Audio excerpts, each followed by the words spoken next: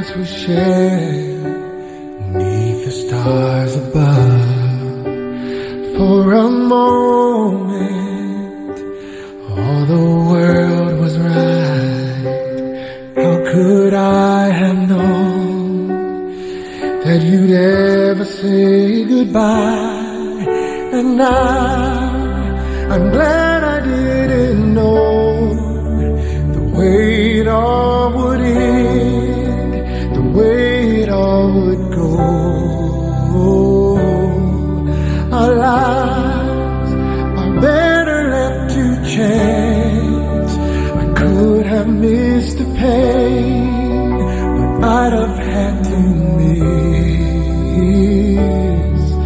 the dance, the dance.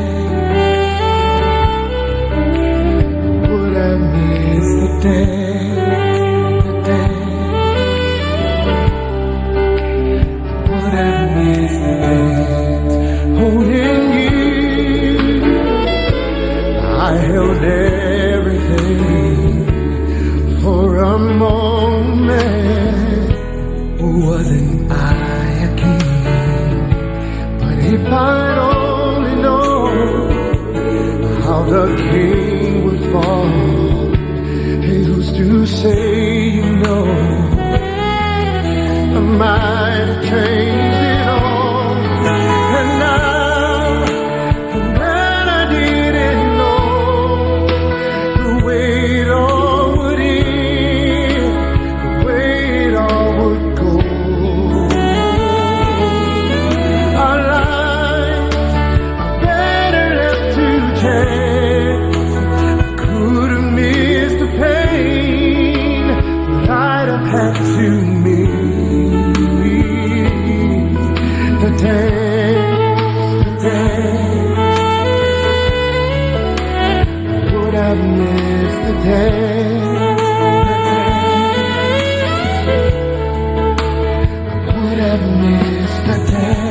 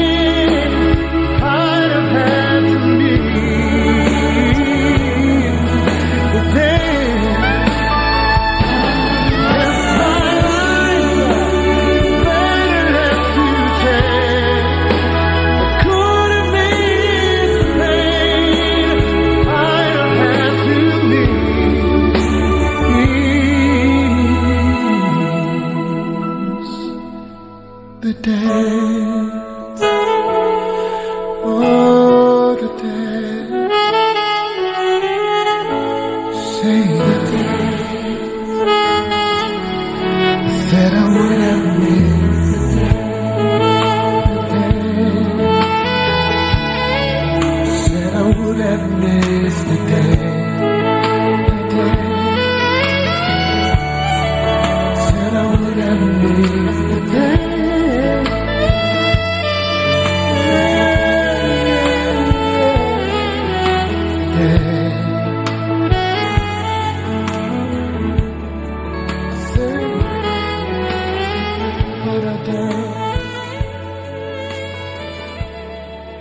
Said I could have missed the day.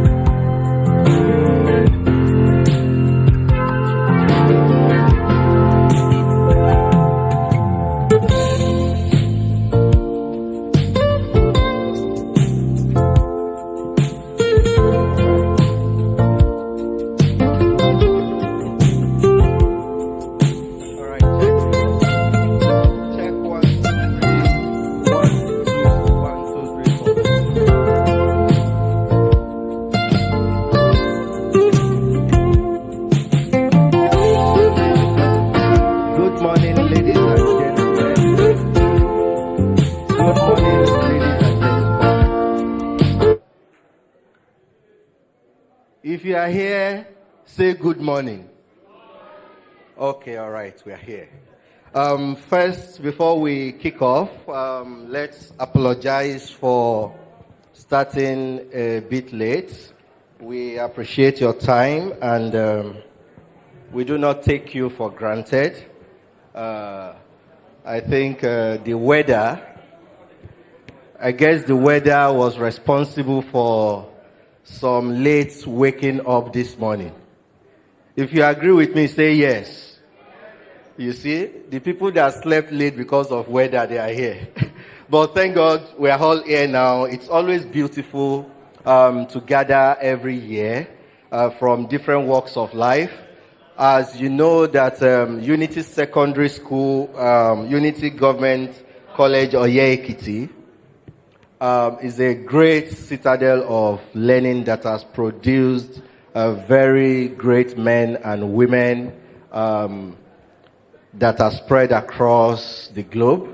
Right now, as we are seated here in this hall, we have members of the alumni that are joining us from Canada, UK. I know the people in UK have woken up already.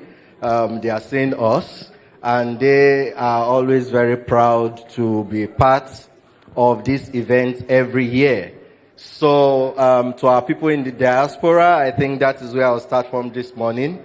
I'll say that thank you for joining, and we are going to be recognizing you in the course of time. So, in order not to waste much of our time again, we kick off straight. My name is Pelumi Aribisala. Emini ọmọ onísun àgìrìjò lọ́rọ̀, ọmọ olírù mẹ́fà létí òsùn, èjì jẹ́ra olé, èjì jẹ́rò ọ̀nà, èjì yòókù ìrètí ọ́nìkà bómi òsùn rámú. Èmi lọmọ olùsùn àmúlóyún, àgànkọ́ bá mómi òsùn ra kèé bí àgbàgàn níyàn. Mo tún lọ straight to Ìkọ̀lé Ekiti nílé ẹlẹ́kọ̀lé ọ̀bálaya aṣọ, ìkọ̀lé run máṣọ ṣe, ọ́tàlàbòṣe. Ọrùn máṣọ ṣe, ọ̀rọ̀ kòkó láṣọ. Èmi lọmọ apajásúlé, polú ọ̀sẹ̀ ìkùlé. Ìyájá ni màá bọ́ jẹ́, máa jolú ọ̀. Thank you very much. I'm from Ekiti State and also a proud alumni member, 1999 set. So we go straight by starting with the national anthem. And, okay, Senior Prefect 1999 said, thank you. So we go straight to the national anthem. Don't worry. I know that some of us don't know the old new. Or is it the new old?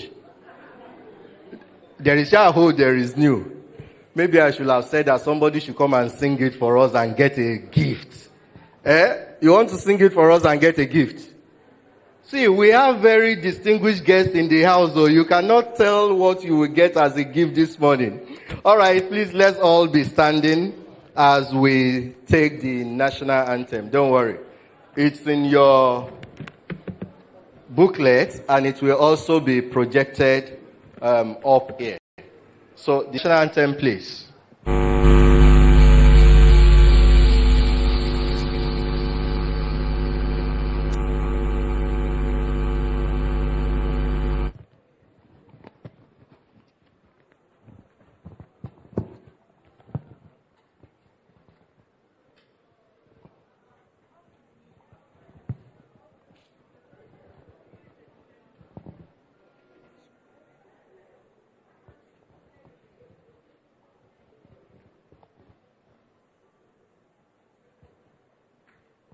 Just a minute for the technical to put it up.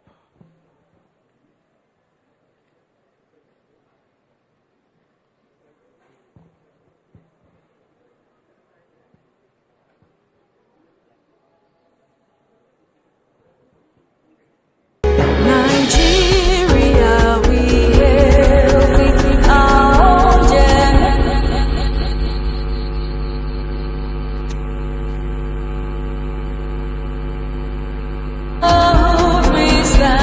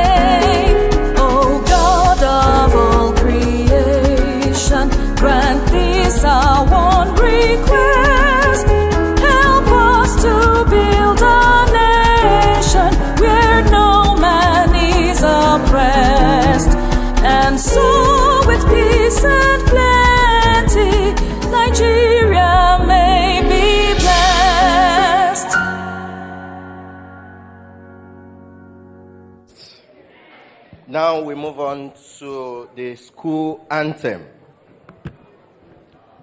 The school anthem, don't worry, it's also in the program. That's on page 2. The school anthem. After the count of 3, 1, 2, 3, go. Unity, oh yeah.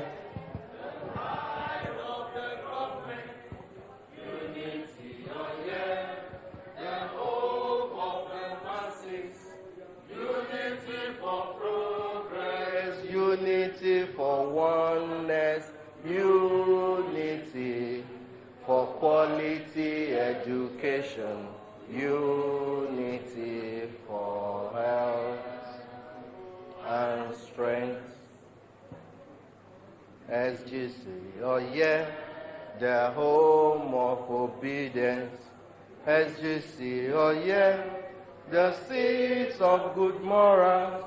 SGC for knowledge, SGC for courage, SGC, the hope of our parents, SGC for love and peace. Shall we take the school prayer? O God, the author of peace, we thank thee for thy love and kindness on us and our college. We beseech thee to be with all students, workers, and those connected with the progress of this college. Bless all those who pass through the college and give us the spirit that will make us uphold only the ideas which will bring honor to the college. Unite us in our desire to build a great nation and give us the courage to face the challenges of life, so that we may grow up to be good ambassadors of the college and to the glory of mankind in Jesus' name. Amen. Shall we take our seat, please?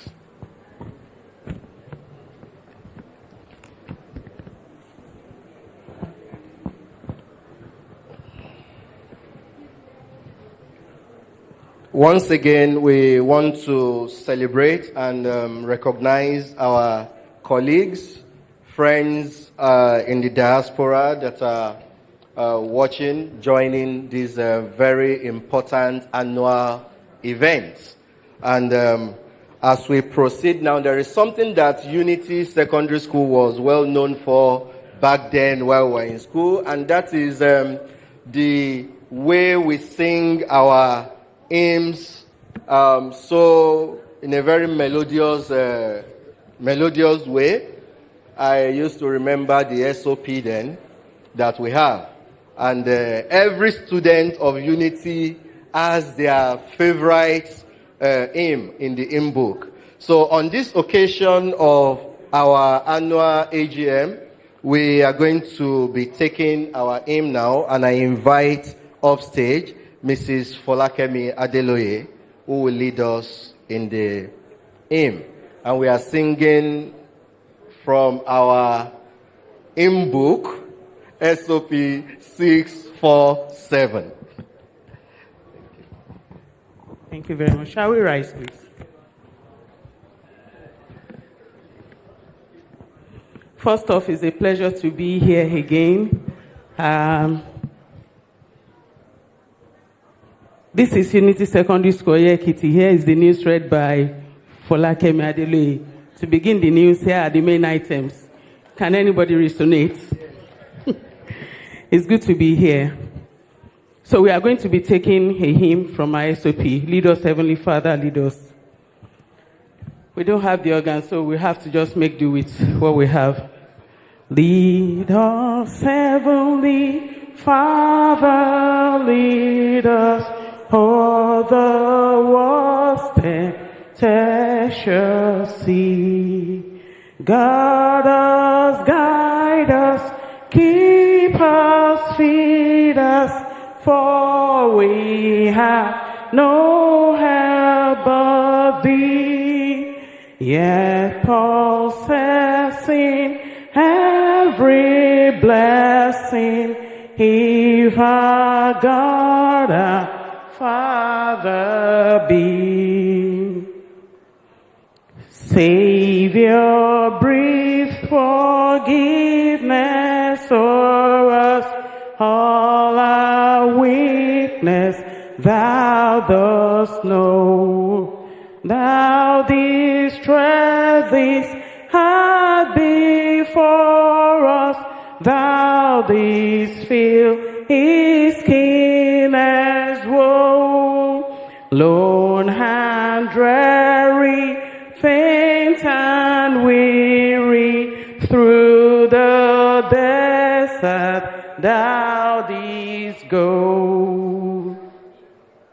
Spirit of our God descending, fill our hearts with heavenly joy. Love with every passion blending, pleasures that can never cloy. Thus provided, pardon guided, nothing can our peace destroy. Amen. Amen. Praise the Lord. Thank you very much. Please, a round of applause for her. A round of applause. Thank you very much. As we progress in the program for today, we are going to be introducing our special guests. In fact, some of them even got here before us. And like I said earlier, we do not take your presence for granted. We really appreciate your coming today. The first person I'll be introducing is Mr. Taiwo Adeniyi, the Group MD, CEO of Vitafoam Nigeria, who is ably represented by Mr. Ola Ogunfeyintimi, who is the Supply Chain Director for Vitafoam Nigeria PLC. Please, a round of applause. Thank you. Thank you. I'll also be introducing to us this morning Mr. Zaid Malouf. In fact, he came very, very early, and that shows that he's a man that really, really values time and appreciates people. For us as Unity SGC to have called him, invited him, and then put aside all his busy schedule for today to be here. I introduced to us Mr. Zaid Malouf. That's the MD 7-Up Bottling Company Limited.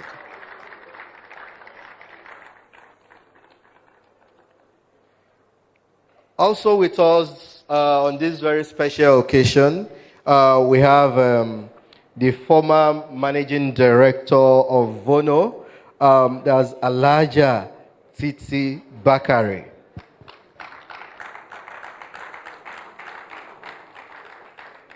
You're very welcome, Ma. I'm pleased to be under the same roof with you for the very first time. We've always heard that name in the papers and on television. Thank you very much, Ma. And, a bird does not fly with one wing, as our forefathers would say. With her this morning is also a very handsome husband, even at his age, still looking very charming, Alaji Bakari. Thank you very much, sir, for coming. And as we go on in the introduction, I would like to recognize every set that is present here today. And don't worry, by their shouts, you will know the most powerful set today. Yes, by their shouts. I don't want to say it is 93 set that is the most powerful because they are the pace setter, or to say that it is the newest that are the most powerful. But as you hear their shout when we introduce them, our guests will judge and tell us the most powerful set. So I'm starting by introducing members of the 1993 set.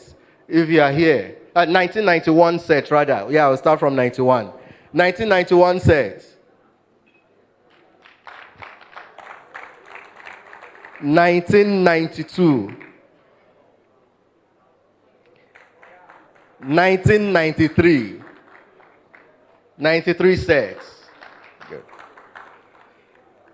Those were our seniors when I entered GSS 1.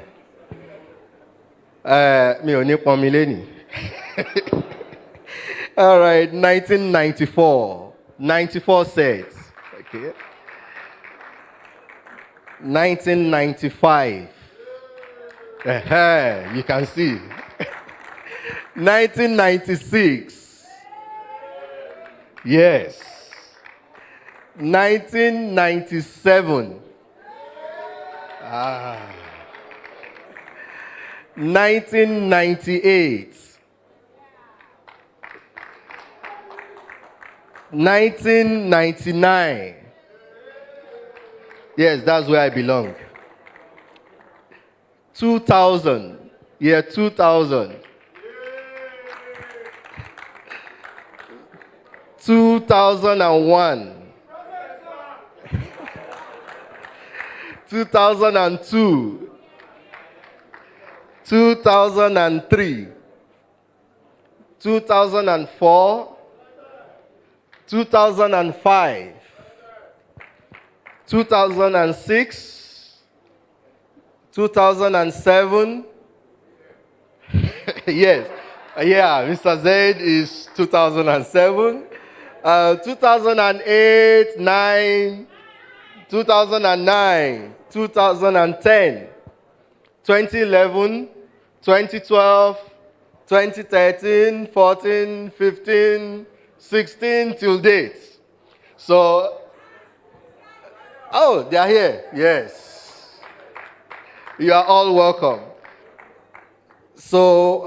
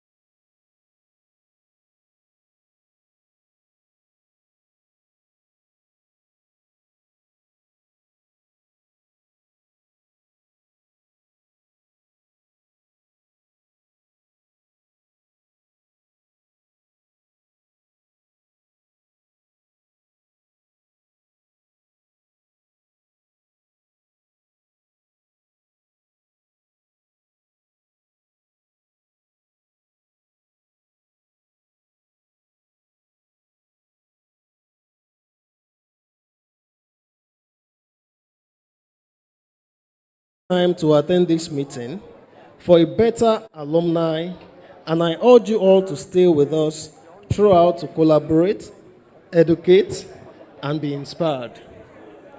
As we remember and identify old acquaintances and all sorts, we hope there will be new synergies that will not change our individual lives, as a reason to change generations to come. To all who made today a reality, from the national executives that gave us this privilege to serve, and to the local organizing committee, and everyone who has sacrificed in one way or the other to see this meeting a success. May the good Lord bless you all and greater heights in your future endeavors. I would like to thank the President especially for his support from the beginning to this far. I pray that God will continue to guide you and give you wisdom and understanding to lead us right. On behalf of the LOC, I say welcome to Ugcoa Akete 2024 AGM. Enjoy your stay in Lagos and have a safe trip back to our various destinations. Thank you all. Thank you very much, Mr. Chairman. We are trying to make the event as snappy as possible, especially because of our colleagues and friends that would want to travel back to their destination, and others who still have some other engagements for today. So join me with a very wonderful applause as I invite on stage the national president for his welcome address. This is the president of the most versatile, the strongest, the biggest alumni association that you can think of in South Sahara. Is no other person than Dr. I beg your pardon, Dr. Omonijo Simi. A round of applause as he comes off stage.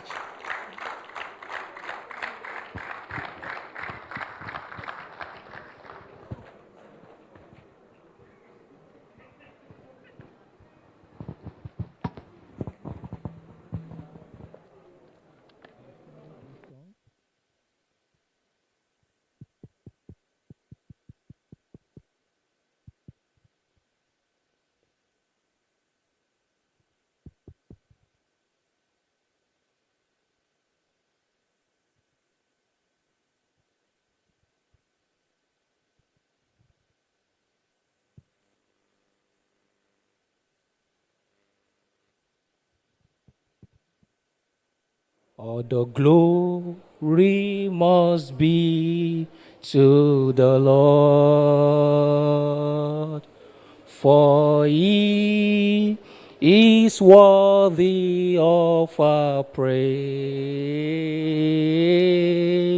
No man on earth should give glory to himself. All the glory must be to the Lord. Mr. Ziad, the MD of 7up Bottling Limited, here present. Mr. Taiwo Adeniyi, the Group MD of Vitafoam Nigeria PSC, here represented by the Supply Chain Director, Mr. Ola Ogunfeyitimi. Alaja Titi Bakare, former MD of Vono Products, with our amiable husband, dignitaries, well-wishers, fellow alumni. On the 8th of July 2023, after a very keenly contested 4 elections in Akure, you overwhelmingly elected me as president of our great alumni. I and other ESCO members are grateful for the responsibility and trust. The last 1 year has been eventful as we went to work immediately. In fulfillment of our electoral promise to visit the diaspora chapters for collaboration and entrenchment of sense of belonging, I visited Canada in September 2023. I had great interactions with our members in Edmonton, Halifax, and Winnipeg. We were able to have the first physical meeting with our members in Winnipeg on Sunday, 3rd September 2024. We have the pictures of that event on the brochure. And it was a great success. The success of the Canada trip had its ripple effect on the UK chapter, which has been growing in leaps and bounds. In fact, the UK chapter will be having its reunion tagged Portsmouth 2024 on 31st August 2024. I am proud to announce that our alumni insurance program has started with subscribers. I think I need us to put our hands together for that. We have noticed that, unfortunately, we are losing some of our members, and that is putting a lot of toll on us as we have to raise funds for their dependents. And we felt like it should be easier if they can make provision for any unfortunate incidents. In as much as we pray, but we also need to apply work. So during the interactions, many of us on the social media platform, we saw it. We had 3 insurance companies, but presently now we are fully subscribed with Ansamansad. Their representative is outside, and we already have people that are subscribed to it. So if you are still interested in subscribing, Ansamansad is outside there. You can just register because we are operating as a pool. So the cost of subscription is very, very low. For as low as 10,000 naira per year, per annum, you can insure your family and they don't need to worry if anything happens, you know. So I will enjoy every one of us to key into that opportunity. Before you leave or during the session, you can just go there and register with the insurance, with Ansamansad for your life insurance policy. By the grace of God, we shall all live long. So I strongly enjoin us to fully take advantage of the opportunities it avails us. At this junction, we lost some of our members during the year, in this past 1 year. I will mention their name. Then after I mention their name, we will just stand up in 1 minute to have a 1 minute silence for our beloved departed souls. During the year, we lost Mrs. Olayinka Oluyi ni Famubode of 1994 set. We lost Mr. Olanrewaju Kayode Ogutuyi, 1995 set. We lost Ajigbola Jirat Kola, 1997. Then we lost Ajiboro Olufisayo, 1992. We lost Fumilayo Omoniyi, 1994. And the recent one, Mrs. Funkeyaya, 1995. So I will just crave our indulgence.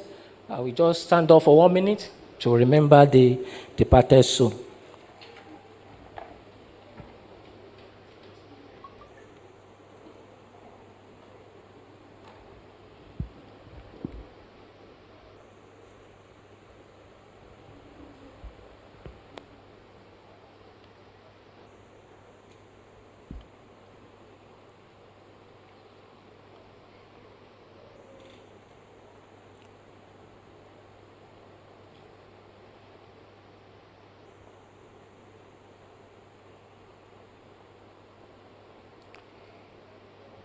May the spirit of the departed soul continue to rest in perfect peace. Please, let's have our seat.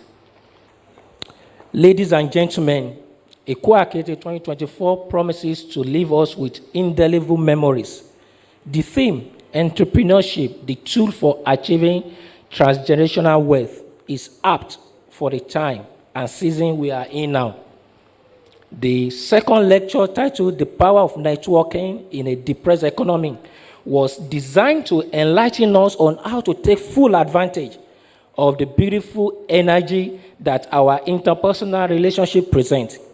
I enjoin us to listen with rapt attention and open mind.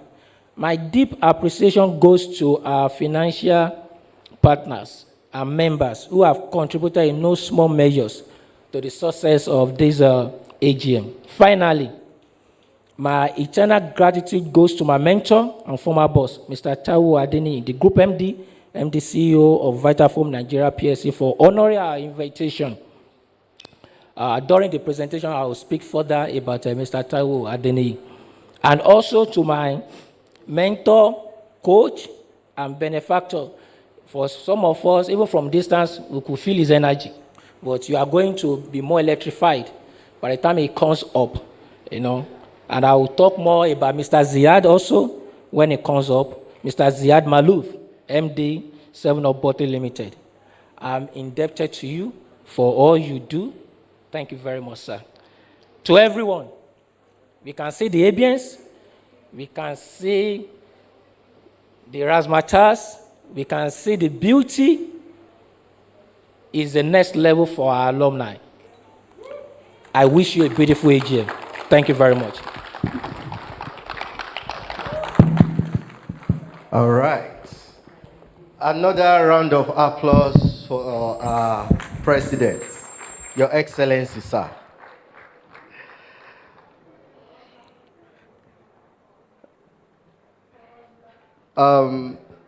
As we do it every year, I want us to take advantage of the opportunity that we have to network, especially knowing fully well that speaking to the junior ones, every set has a junior one. So knowing fully well that you are not going to fetch water today, at least you will not fetch water. You remember how we used to do it then when we go to dam. So when those seniors, there are some seniors that are always, they are like the police checkpoints. You know, when you are traveling on the express, at some intervals, you are meeting police checkpoints, Oga, park, open your boots, anything for us, and all of that. So we have some seniors too that were like police checkpoints. You know, starting from that Mama Matron's house to the boys' hostel. You see them there. They will not send the juniors to fetch water. But you can be sure that the water that you have gone to fetch will not be full by the time you get to the senior that sent you. Because everyone will take a scoop of water. Everyone will take at least a bowl into their home buckets. And from there, they will get their own bucket full. See, it's been long that Nigerians have been very creative. A round of applause for yourselves. So, if you have not done your registration, please make sure you get registered. The registration desk is outside the hall. Make sure you register so that we will know that you are here today. And I want to also use this opportunity to recognize the presence of the press who are covering this event to ensure that the whole world knows what we are doing here today. We have in our midst today Icon Blaze magazine. Icon Blaze magazine. Yeah. We have Lagos City News. We have the Nigerian Times, and we have Vanguard. Please, a round of applause to the press. It's not good for us to have a beautiful event like this, and then people don't know about it. You know, we are doing well. So, we are doing well in Mr. Macaroni's voice. So we should not hide our shine. We will go straight into the first lecture for today. And the first lecture for today has been titled, it's on entrepreneurship, the tool for achieving transgenerational wealth. And I know this lecture couldn't have come at a better time than this, especially where we are in our country. And at a time where we are trying to also diversify, get the youth to be engaged, do more than you have studied in the university or polytechnics, and just create jobs and all of that. So to introduce the first guest speaker, I'm going to invite on stage His Excellency Mr. President, Dr. Omonijo, who will do the proper introduction of the guest speaker for today. A round of applause, please.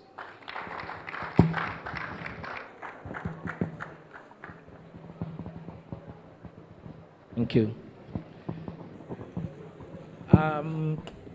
Mr. Taiwo Adeni, for some reasons, he could not make it down here, but he has sent the supply chain director, Mr. Ugcoa.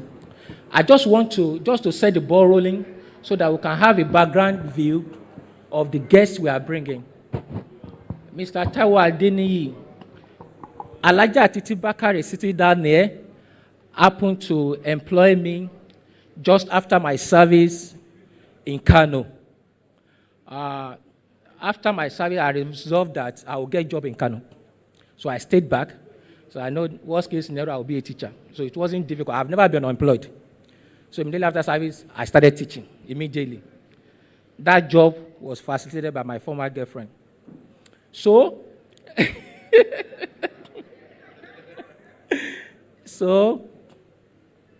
Alaja Bakare came to Kano. There was advert for a production manager then in Vitafoam. So she employed me, and I was transferred to Lagos. And that's how the relationship started over the years.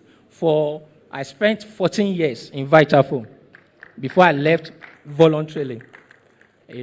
So Mrs. Bakare is here.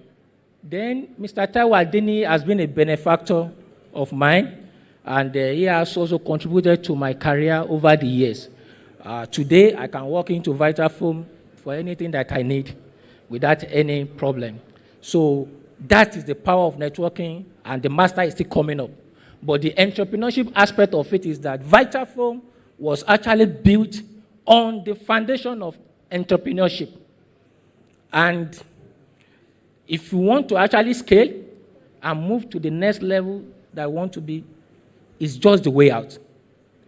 And that was one of the reasons that I decided to resign, that I felt like if I pray to God to bless me, God is already incapacitated because He cannot be promoting me every year. There's going to be a problem. So the only way is that if I'm doing my business and I don't have money in the morning and I pray to God, anything can happen. So God has a lot of options to bless me. So everybody with a standing ovation, join me as I welcome Mr. Ugcoa, the supply chain of Vitafoam Nigeria PSC, representing the group managing director.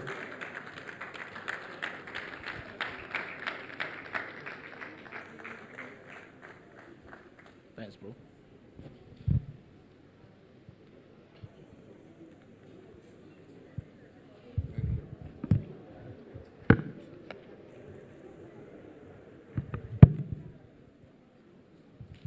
Good morning, everyone. Good morning, everyone. Well, let me start recognizing Alaja Titi Bakare. It's important I do that, and I don't like that Dr. Monijo has actually attempted to steal the shine of me because, he was quick to say that Alaja employed him, and that was my opening, my introduction. I just designed that I would start with that, and he came to steal that show. Well, I will still say it, that Alaja Titi Bakare, you see there, also employed me in Vitafoam in 2008. So my own case is a bit different. When I was joining Vitafoam, it was a bit dicey whether I should go or I should come because I was doing well relatively where I was. But Alaja sat me there and said, Olama worry. It was later that we realized that she uses different styles. She will cajole you, she will do all this, but Olama worry. On that note, Madam, I want to say thank you for bringing all of us here.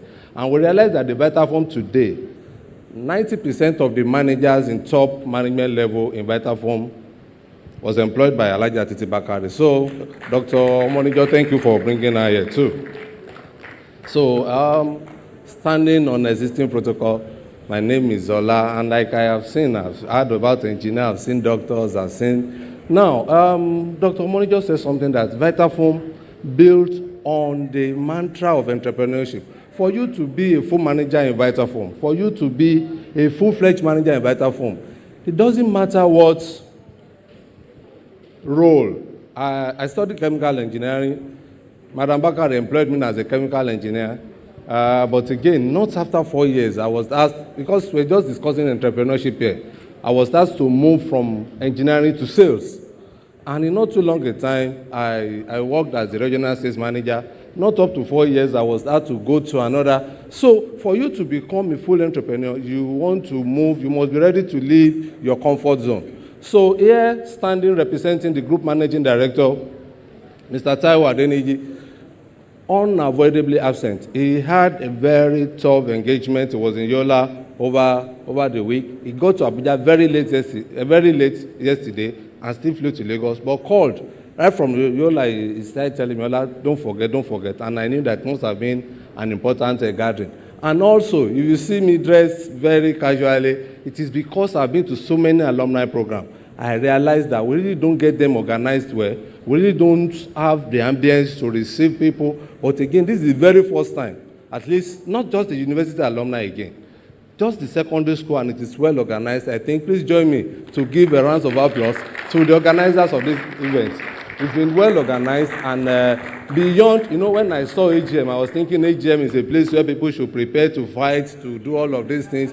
But again, to start with lectures, it must have been, it's been well thought of. So, well, the topic,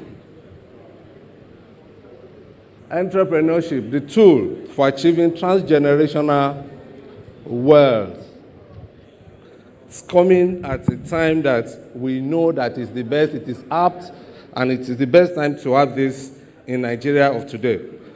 Well, I will attempt to define entrepreneurship. I will want to at least break it down, but beyond that is to say that irrespective of what you do, what you are, what works today is that you must aspire to be one. You must aspire to be an entrepreneur. And again, it is not only when you have a factory that you're an entrepreneur. It is not only when you do buy and selling that you're an entrepreneur. Some people are seated, putting their money where their mouth is, and they are making cool money. Some people invest in stocks, some people invest in so many other things. They are cool entrepreneurs. They make all this money, and they actually enjoy it. I wish.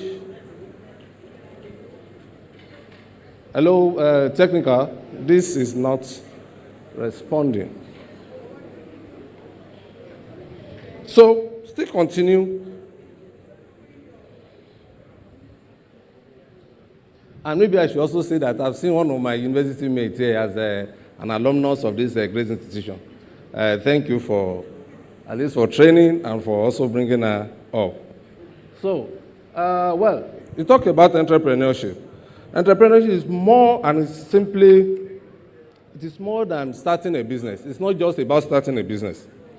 It is beyond starting a business. Many of us will be thinking, let me start my own business. Let me start my own business. Somebody just said, I worked in a place for 14 years. What was he doing for 14 years? He should have just started after NYC and said because he knew that he wanted to start his business. But there's always that time for everything. There's time for brooding. There's time for networking. There's time for preparing yourself. So it goes beyond starting a business. It's a process. It's a process. So in engineering, I said I'm a chemical engineer. In engineering, when you say something is a process, it requires that you start at a spot, at a state of rest. Then maybe you take a step. It is a step. It's a process of taking that steps. And again, the most important thing is that you need to identify opportunities. Now, there are opportunities and there are opportunities. If it is clear that it's an opportunity, almost everybody will be there. But the real opportunity is the opportunity that appears like threats. So when you go for opportunity that looks like threats and you're able to spot it, your reward is always big. For example, when people started selling pure water in Nigeria, we just realized that immediately people saw opportunity in pure water business. Every Nigerian, everybody wants to start selling pure water, and it became a mere commodity. But the real opportunity will look like threats, will disguise like threats. So your foresight to be able to see that this is not just anyhow thing, just like gold, like diamond. If you see raw gold, it will go right inside. You will see diamond to be covered by so many depths, but those who know, they still continue to dig until they finally find it. So, and again, the other thing about starting an entrepreneurship journey is also about the resources. We know that in Nigeria today, this is limiting. The resources is not available. The fund to start all of these things might not be available. Now, and you want to, the other thing that you must do is that you look at it, then you want to create value. So meaning that opportunity plus added resources, these resources might not be money. It could be your time, it could be your intelligence, it could be your knowledge. That is the value addition. Like for example, when we started exporting our products out of Nigeria, now we applied for a program called ETLS, Ugcoa Trade Liberalization Scheme.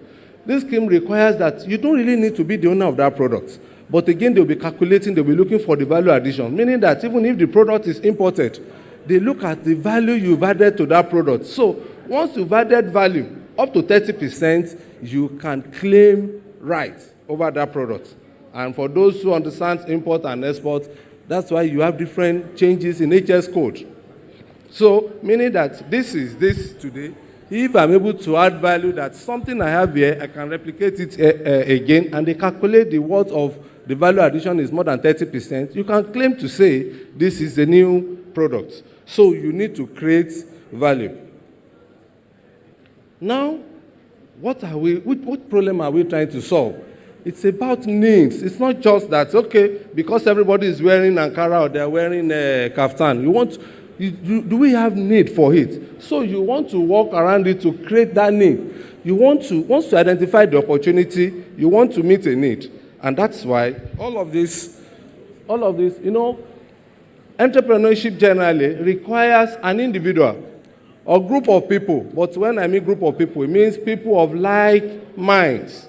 Because you might get this wrong when you now think you want to go into partnership when you've not even gotten it right with yourself. So it requires that you have the people with insight, with foresight, with vision, who are prepared. Those could be an individual with vision, with foresight, and those who are prepared to say, oh, this is what I need to do, and this is what we want to go into. And the next thing is knowledge.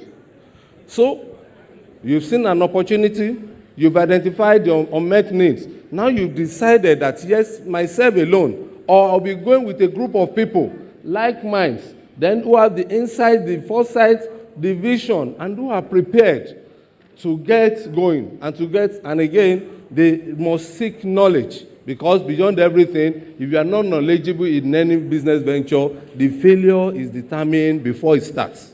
That means you are failing, that means you can announce the mortality of that business before it actually starts. And you need resources.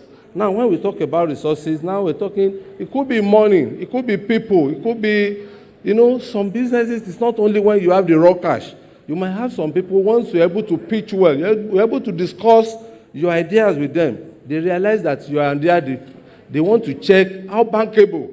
That idea is that this idea you presented, we can invest in it. Then you can be sure that people will pull resources. I remember, it used to be Vitafoam Nigeria PLC, but about around 2024, it got to a stage that the thinkers, let me put it that way, the thinkers within the system realized that there are so many opportunities within the industry where we operate that are largely unmet. And we started coming up with different subsidiaries, and beyond us, we're thinking maybe we don't have the resources. But people of like minds start putting and pulling resources together to start a new business, meaning that you need the right people with foresight, with insight, with good knowledge, and with resources to get going. Then again, network. Maybe I should just decide not to talk about this network, since we have a subject matter expert. The MD of 7up will be discussing network. When you have network, having good network might solve the problem of people. Having good network might even prepare you and can catalyze you for real action. Good network can resolve the issue of around resources. So your network is your net worth. And again, with all of this, you own a business, you add value to the owners, you add value to the employees, you add value to customers. Let me say that entrepreneurship is not a CSR program. It is for profit. Entrepreneurship is for you to make money.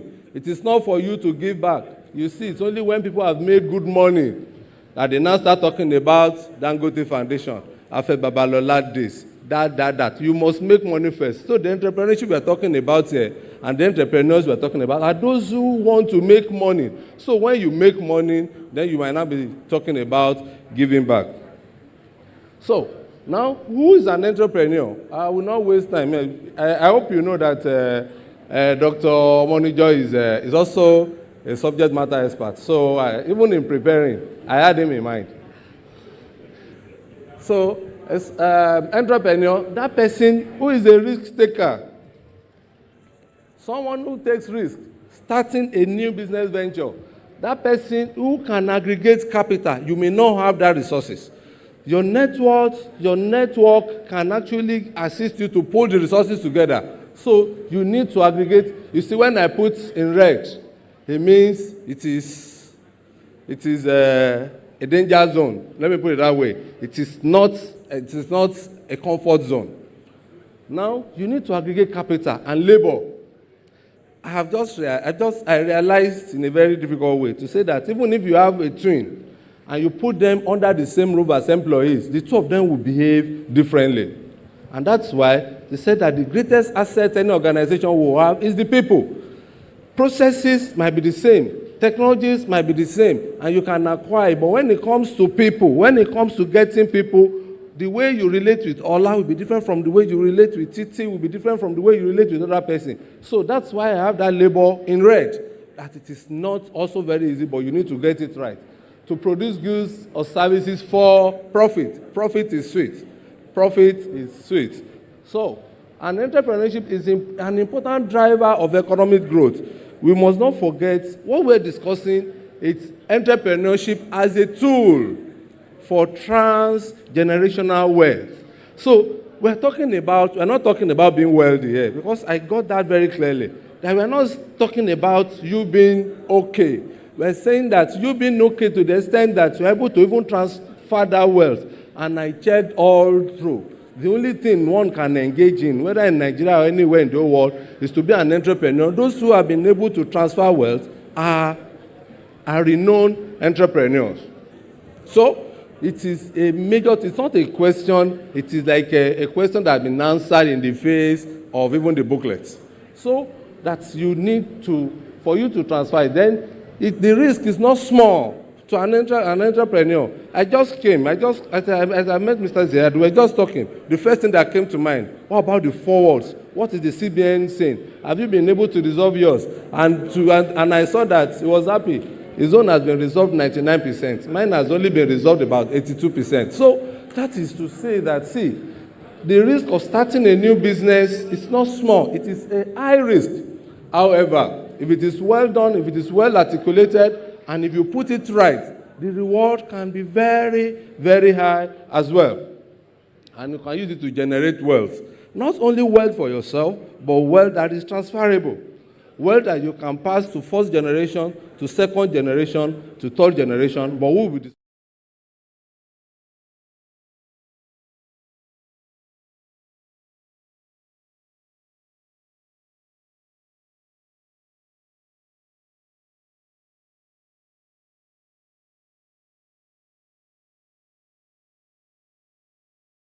To be a successful entrepreneur, you must be ready to execute without excuse. It's about execution without excuse. And you must be ready to ask as many questions. Why? What? Who? When? How? Because you need to know, what am I going into? You must ask that question. You might not have all the answers. It could be 70% answered. But you must answer it reasonably. You must also answer the question of how. You should be able to answer the question of why. You should be able to answer that question of when. That, okay, I'll put the resources together. I need to go to Lagos Business School to acquire knowledge. I need to do A, B, C, D. So you will now determine when is it the right time for me to launch out. You ask all these questions. It's not limited to what, how, why, who, when. You can ask as many questions as you may desire. Entrepreneurship answers all these questions, must answer all the questions before you venture. But please, the caveat here is that it is not a must that all the answers must be 100% before you venture. But ask some questions, provide some answers, then you can launch out. I'm even saying that it's also not practical that you must have all the 100% of answers before you launch out. It's not workable anyway. So, it involves taking action because the mindset is that I want to go into this business venture not as a CSR, but as a venture to do what? To make money. So the common factor with entrepreneurship is money making. I think it's important that we highlight that when you talk about entrepreneurship, it's about making money. Now we are taking it beyond making money. We are now talking about making money that is transferable, making money that you can pass to another generation, making money that that generation can pass to some other generation. So again, it is also about solving problems. You know, when we came, we were just discussing, and Mr. Ziad was like, okay, I have my laptop here, but but again, my presentation will be busy. And people ran around, we were like, okay, how do we do it? Immediately people started thinking, how do we resolve the problem of a rich man that does not use Windows 10 or Windows 8, that want a canvas and but the guys there, they were able to come around him, and that problem is being resolved. So it's about creating problem. I'm sure once they are able to resolve that problem, it becomes part and parcel of them. They might even start a business telling them that, forget it. If you like, bring a pen and let your presentation be in a pen, we'll project it. That is creating and attempting to solve problems. It's about solving problem every day. It brings good people together in one way or the other. It brings good people together and in attempts to do what no one has ever done. See, if you seek to be an entrepreneur and you want to just add value, somebody has taken it to this point. You want to take it from here to that. In supply chain, let me put it that way, we'll call it you are adding value because I've taken 2 steps. You want to take it from 2 to 3. But again, when you do what nobody has ever done, you are starting it all over. The risk is higher, but the reward is higher. It is called only produced. Only produced because nobody has produced it before. You can own, you have the rights, you have the patent to it, and you can make much more money about what you seek to do, what no one has ever done. It involves meeting the needs and bridging gaps. You just see that it's been difficult. I want to move from here to that place. There is a gap between this, but somebody will just come and say, don't worry, we'll come up with a solution that will still not block this place. It's only once you raise your leg, one sensor will bring out a platform. As you jump on it, the other one will go. Once your leg is not on the platform, it goes down for people to move. So that is solving problems. So when you do things like this, you know that you are bridging gaps. Then again, there are some ideas. Everyone here, right from when you were in school, maybe I should, when I went to my secondary school, it was just one excursion that changed my orientation about life. Everybody, everything around me was like, you must study medicine, you must do this, you must do that. But I only made one visit to Coca-Cola. And when I saw the way they were canning things, the way they were, and you see conveyors moving, I saw that process, the process stuck into my head, and I called somebody that, if I want to work in this kind of environment, what do I do? And the person said, maybe you go and study industrial chemistry or you study chemical engineering. I left in SS2, I went back to school. I said chemical engineering. And that was what brought about. So it is about what we see. It is how you internalize it, how you process it, that will lead you to where you desire and you want to go. So it's all about coming up to execute some of those ideas. There's nobody here that does not have one idea that is sitting there that has not been executed. The fear of failure has actually made many of us not to fulfill purpose. You'll be thinking, what if I venture? What if I resign? What if I resign? Like Dr. Moni just said, he worked in the system. He was not asked to go. But at some point, he got to a stage, he resigned, and today he's richer. He's richer. Some of us as employees, he's richer. So, you know, we know. So it's about getting all of these things done. It's about execution of ideas. Those ideas that you have, attempt, venture, launch out. Use anything for it. Just start. And again, there's nothing like failing. There's nothing like failing. What has actually changed or shaped my career the highest are the moments that I did not do well. At some point, when some people will look at me and say, maybe he's a super manager, but I realize that it's not that one is a super manager or a good manager. What projects one as a super manager is the inefficiency of people that you work with. Because if you're 5, this person gives 20%, 30%, 40%, 50%, and you're only doing 55%. 55% is not a good grade, but you are the best.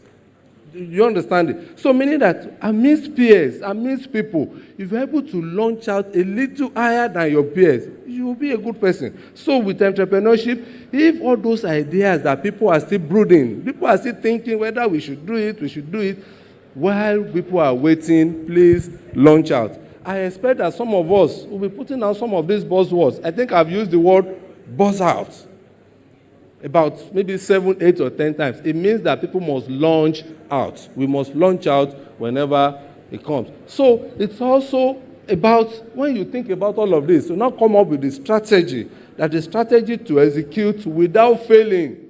The strategy to execute without failing. And if you execute without excuse, the summation of all of this will be what? A business success. So, let me not deceive you. I am not saying that starting as an entrepreneur or entrepreneurship does not have its own recurrent crisis. Yes, it is laden with all those bottlenecks, with all the crises. You know, look at all the ideas. Over maybe about 20 ideas that you have in your head. But by the time you put all these ideas in the bottle, the struggle, survival of the fittest, like they taught us in biology, the struggle, all of those ideas will be conflicting with the other one. The struggle, it's only one. And you know that the one that is launched out will also prevent the one coming from going out. So that is how. So it is not that it is a roller coaster or it's a tea party. Entrepreneurship is a big and it's a serious business. It's a serious business. It is not very easy. There might be so many problems depending on how you want to see it. Fundraising it might be a challenge. Some people will have big ideas, but they get limited. The ideas will die in them only at the point of thinking, how do I fund it? They just think about it. How do I fund it? So many crises. Some of them will now say, I think I should do this, I should do that, but I don't have the knowledge. I don't have the knowledge. Some might even think, how do I even keep up with technology? Where is Kodak? What has happened to NIPOST? You know, when you are still waiting, some people, when they came with a mainframe computer, they came with all the things. People are not even interested in computer. Before, when you have a manager, you didn't buy him laptop. It will be as if you have not done well. But some young guys now are even saying, don't give me laptop. At least it happened today. We asked the MD of 7-Up, let's have your laptop, so that we say, no, I use Canvas. I said, oh. So, meaning that things are changing. You need to keep up with technology. And technology can be limiting. You've been using the last 5 years to write a business plan. Only at the point of execution to realize that the business has moved. Do you know that somebody told us a story recently? You know bunk beds. All those who went to boarding houses. You know bunk beds. You know the mesh. The mesh at the heart of it. Mama T knows better. That mesh requires it's high expertise. And it got to a stage that in the whole of Ono and maybe in the whole of Nigeria, it was remaining only one person who has the expertise to use the mesh. You remember the bunk beds with that mesh that would be bouncing like this. But it got to a stage that it was only one person in Nigeria that understood how to do that thing. Immediately the man died, that technology died. And that's why you see mesh today. What do? They put steel over steel, they weld it. They just try as much as they can to improvise. But knowledge is key. Knowledge is even money. Knowledge is money. And you must keep up with technology at every point in time. The people problem, I really don't know. Maybe Mrs. Bakare will be allowed sometime. People problem in every business is a major problem. But most times we underrate it, thinking that once you get the fund, you know what you want to do, You have the technology, don't worry, I will get the people. Maybe you start with the people before thinking about all those. People problem is a major problem in every business venture. When you don't get it right, when you don't get the people problem right, all the good ideas will just go into limbo. So it's important that we address all of these things. Now we're talking about not just ordinary wealth, but wealth that is transferable. Transgenerational wealth. How about this? Now, I don't know, maybe I should say, who can we say this tall man is in Nigeria? Can we, that man that wants to breathe the breath of life on all these small kids, who can we say that person is in Nigeria? Anybody? That person, eh? Thank you, sir. God bless you. So we can say this man is the Dangote of today, that he just decides that we kind of wealth as a mass that, see, once he breathes the breath of life, people, wealthy people, billionaires are created. Like recently he was interviewed, and he said he does not have any house outside of Nigeria, but he's aware that people that he employed, many of them have houses outside of Nigeria. That is the type of thing we're talking about, that you are not only wealthy, but you can transfer wealth. So it means having maybe assets that you can pass from one family to the other. Something that you own, you have used, you are no longer, you think, yes, when you die, you pass it to another person. Maybe it could be an investment, it could be stocks, it could be maybe a factory, anything. And again, it means transferring of business. You pass it down from one generation to another generation to safeguard. You know, there's a way my dad used to tell us that all he's trying to do, that yes, as a farmer, that what he's trying to do is to see whether he can stop poverty in his lineage, that he will do everything to train all of you. So maybe poverty will stop. So it's like somebody trying to transfer the little he has to see whether he can grow the next set of people who will be able to terminate and stop poverty in a family. So more like it, that is what we're talking about when we talk about transgenerational wealth. Creating generational wealth helps to break the cycle of poverty. Almost everybody, imagine, is it not an irony? Those who are very rich, they are not even ready to have many children. But the poor will tell you, I have 5, I have 6, I have 7. But the rich, they will tell you, I have 2 children. Some 1. Some were even begging them. If Dangote wants to help Nigeria, he should go and have 500 now. Because he has the money to take care of them and make all of them wealthy. But again, we need to get all of these things right. We need to do everything. Entrepreneurship helps to break the cycle of poverty. And again, statistics has it. You know, this is very funny. A very poor person, like I gave an example of my dad, a very poor person would do everything to pass wealth and to make sure that the children are bigger. That's the first generation. First generation will now do, it's a funny cycle, a vicious cycle. This will work so hard, pass wealth to the second generation, but the second generation will do everything to destroy that wealth. Those people will be poor again. They start all over. You begin to think, why is it that it's not been easy to pass wealth from first generation to the third? Some will be so rich. By the time you move on, you see those who have been very rich, but today they have started from where somewhere 100 years ago. So it's a very funny cycle, saying that statistics indicate that it is highly likely for first generation wealth to be significantly eroded. First generation, by the time it is in the hand of the third generation, a trend that will continue into the future if you continue to repeat the same mistakes. You will be poor, you do everything to get rich, you transfer that wealth to your children, but they will do everything to destroy all that you have done so that you continue that poverty cycle. It's more like it. You must ask all the questions. How? You want to create generational wealth. How do you do it? How do you get it done? It is not enough to ask how once. Maybe you ask it 1 million times for you to be able to get there. So to create this wealth, the first step, you need to understand that this process is continuous. You can't just think about a business, you launch out, then you retreat. No. It requires continuous. When you plant a seed, you have to water it continuously for it to grow, for it to germinate rightly. It requires that you get all of these things done. It is not a one-time achievement. Transgenerational wealth is even taking the shine off the rich. Because they are saying that you are not a rich man until you're able to transfer that wealth to people, to generation after you. Because that is what this is talking about. That the kind of wealth that you can transfer to another generation, that is what is meant by transgenerational wealth. It requires dedication. It requires very high level of discipline. And it is not short term. The problem with some of us youth now is that we want to plant, we don't want to, you can see that many people don't engage, even in agriculture, they don't want to plant cocoa, they don't want to plant cola nuts because they know that it takes years before you start reaping. You now see them going around maize, they put it in March, by June, because we don't have the endurance. If it is short term, your reward is also what? Short term. If you plan a business that is going to grow long term, the reward is also going to be long lasting. So it is not a one-time achievement. It requires dedication. It requires good understanding of how money works. Some of us, we think we know how to do it. You need very good knowledge of how money works, financial intelligence. Some people will stay, some people will sit. I saw a friend of mine, had little fund, and he went to buy about 5 keke and gave it to people. He has 2, but in less than 2 years, all went down the drain.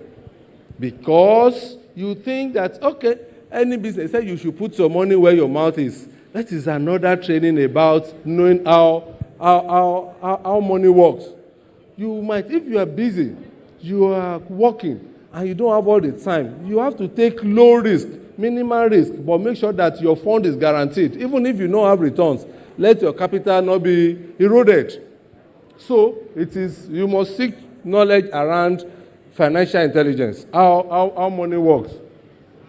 Education is key. You don't know it all. He said the anointing of yesterday is not good enough for the kind of work that is needed today. So you'll be thinking that, what I know yesterday will be sufficient. No. You need to keep improving. Continuous improvement is the rule. Continuous improvement is the rule. It requires understanding. It requires that you must educate yourself about budgeting, savings. That's about financial intelligence. And again, for that legacy to last, commitment and hard work is required. That's the only way you can have it a germinated seed. Can you see, laden with coins or money, and it's being transferred to another generation. It's only when you can fulfill all of this that you can achieve what is called, but again, there are drivers. There are basic drivers to create wealth. Entrepreneurs, they play serious role to accumulate wealth. But the last one, there's one successful entrepreneur leading to an increase in their personal wealth and transferable wealth. When you do your own very well, when you execute entrepreneurship the right way, then you can rest assured that yes, you can transfer it. Then again, look at this Jeff Bezos. Almost every time he's been abused, or you see it on social media, this one will say you are not doing well, you did that. But again, that guy was able to get Amazon. Today, all businesses now, even some of us, hello. So you realize that some of us, even businesses that are bulky, we're now thinking about how can we make it. People are no longer in the past. We used to take supply chain as a support structure that once you produce and you have the finance team and you have this, you have that. But again now, you have not done well until the customer says that we have received it. So, and that is the problem he saw, that some people will think we know how to produce this. Some people will say we have the expertise to do this. But again, how do you get the final products to the consumers? It was the need that Bezos saw, and he created Amazon to aggregate. He's not producing anything. He will collect my product, collect this product, collect that product, and he will put a value that even the owner is not getting. He will sell it at a margin that the manufacturer is not getting, and he's making all the money. So it's about meeting needs. It's about bridging gaps. So to be able to accumulate wealth, you have to do what no one else has done. Then again, beyond accumulating it, you want to now distribute it. In distributing wealth, you have to grow it. You have to do a whole lot. Then again, look at manufacturers. Look at what Dangote did with Obajana cement. Obajana was just in a remote area nobody knew. But with that investment in Obajana, so many millionaires, you can see the value chain along what it does in Obajana. You can think about it. You create wealth for the community, you create wealth for the people, and again, you can stimulate local economies. There was a time Kogi state government was having an issue with Dangote cement. It was the people that they were going to government house to protest. That see, Dangote is not the one suffering, we are the ones suffering. So in the interest of the people, that issue was resolved. So please, it's important that we take note of all of this. It's also about you achieving financial independence. It is not every time you need 20 naira, or let me say 20,000, because if I say 20 naira, some of you say, what is 20 naira in Nigeria of today? Maybe you need 20,000.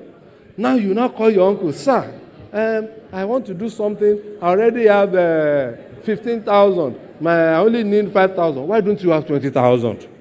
Meaning that it is not, whether you are asking for 5,000 to make up 20,000, you are still begging. You are still begging. And it is also one of the reasons why some people don't even make it. Because if you are the only rich man amidst so many, you'll be perpetually poor.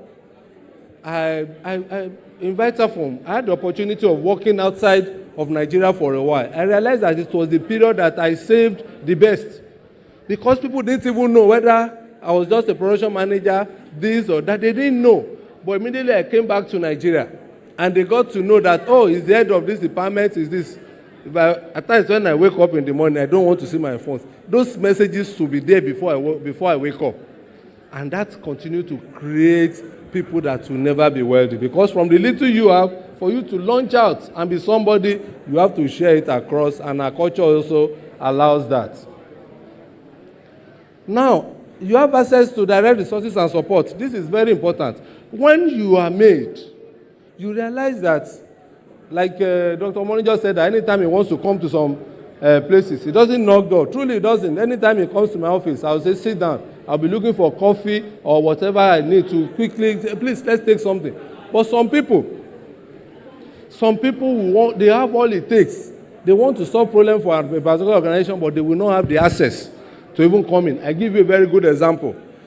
When I knew that I've been well trained, that I know how to do this job, I came with my CV. Mrs. Bakari. I came with my CV. I gave the security at Vitaform. My uncle also collected it and gave it. They didn't allow that CV to get to Mrs. Bakari. It was 2 years after that maybe I just met one of the top organs in one of the functions.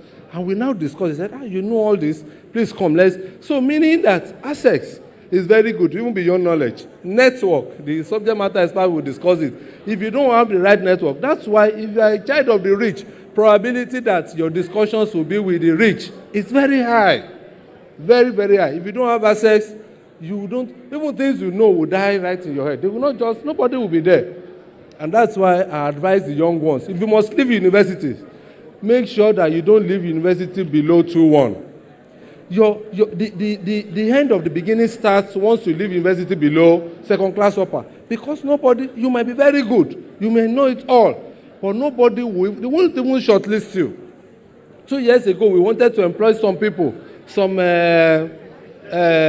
graduate trainees. So we needed just 10. But in less than 2 weeks, over 2,000 Nigerians have applied. So we now have to use computer system. People with so out. People with so out. People with so out. So begin to use. So if you don't have opportunity to be asked, what do you know? It's also a big problem. So you must help yourself first before people will help you. My time is running out. But again, when you talk about FOBs, family-owned businesses that have done well in Nigeria, you'll be seeing names like this. You see, and even beyond Nigeria, you see that some family, because when we're talking about entrepreneurship and passing the wealth, we're talking about family-owned businesses that you might now need to formalize later. You'll be talking about this. Without writing the names, you can relate with all of these numbers. You can relate with it. These are all family businesses, but they get them structured to the point that it's now bigger than the family that actually started them. So, look at this Aliko Dangote story. You might, because of our time, you look at it. Yes, his father, a trader, relatively rich. But again, Dangote today sits as the richest man in Africa. He built his fortune from not just all the businesses. It was the Dangote cement that gave him money. Do you know that in 7 years, I like to use Vitafoam. In 7 years, Dangote cement had paid out 1 trillion naira between 2013 and 2019. 1 trillion naira in dividends.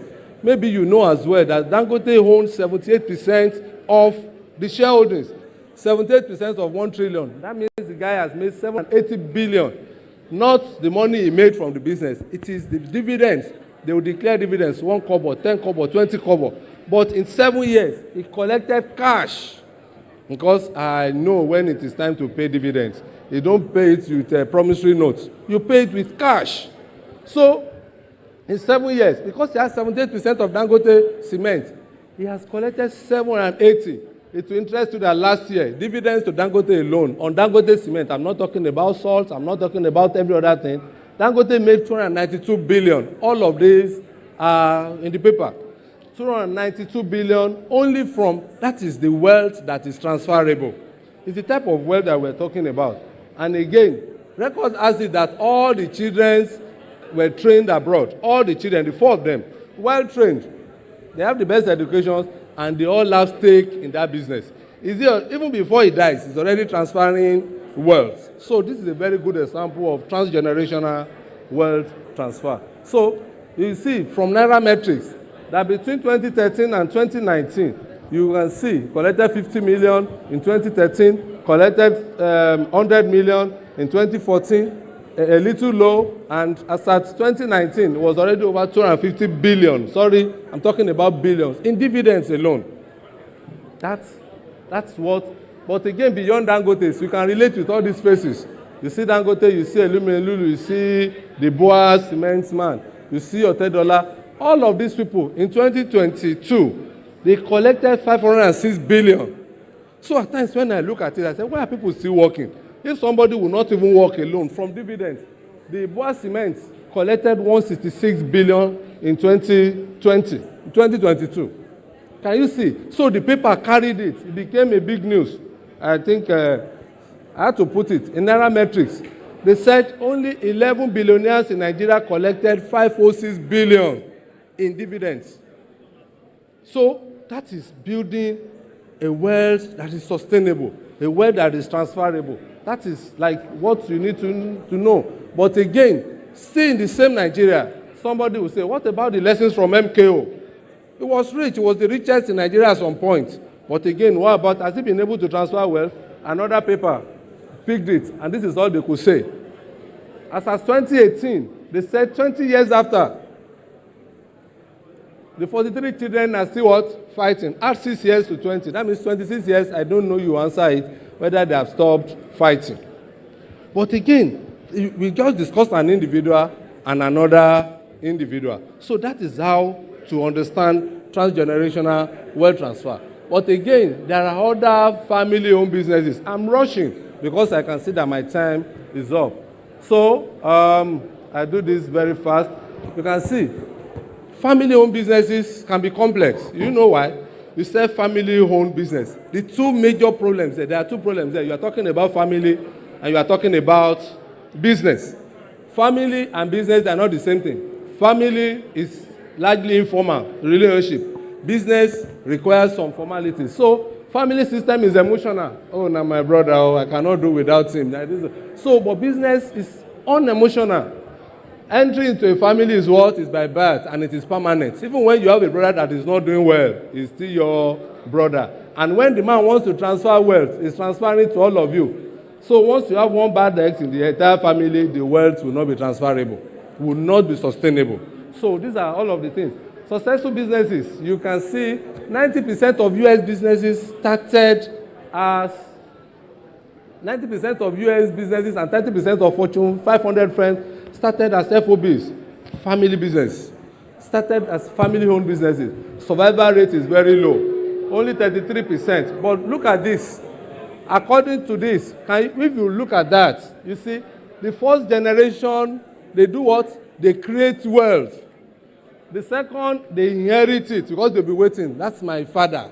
That's my father's money. They will inherit it, and the third generation, what they do, they destroy it. So we call it from rag to riches, and from riches back to rags. That is how some of these things work. The problem, founders fair, limitations, all of these things. I'll share these slides with the team so that we can all have it. We have some FOBs in Nigeria, family-owned businesses that have failed. The Abiola Group, the Oditola Brothers, the Nwanko Groups, some of these businesses. But the way forward, there is a book I read about entrepreneurship in a changing environment. They proposed this LIQS. They call it limited, institutionalized, quoted, and social cause. It is only when you're able to drive it along this path that you can build a business that you can transfer. Maybe you see all of this, use all of this and the business that they can actually and truly transfer. Why do many of these people fail? Misalignment with the goal. Even when you transfer it, some will say, give me the money. Another person will say, let us run the business together. So many of these businesses will fail. No cohesion, no connection. Some, they have entitlement mentality. It's our father's business. That is why some people are still getting houses to buy in Ikeja. Because as soon as the owner dies, they will fight to the extent that they will now sell the house to somebody who is rich. All of them will move to one bush. Because they will not be able to manage their estate. That is why you still see land. People are still buying. Because the owner will die, the people will disagree. And they will say the way forward is to sell.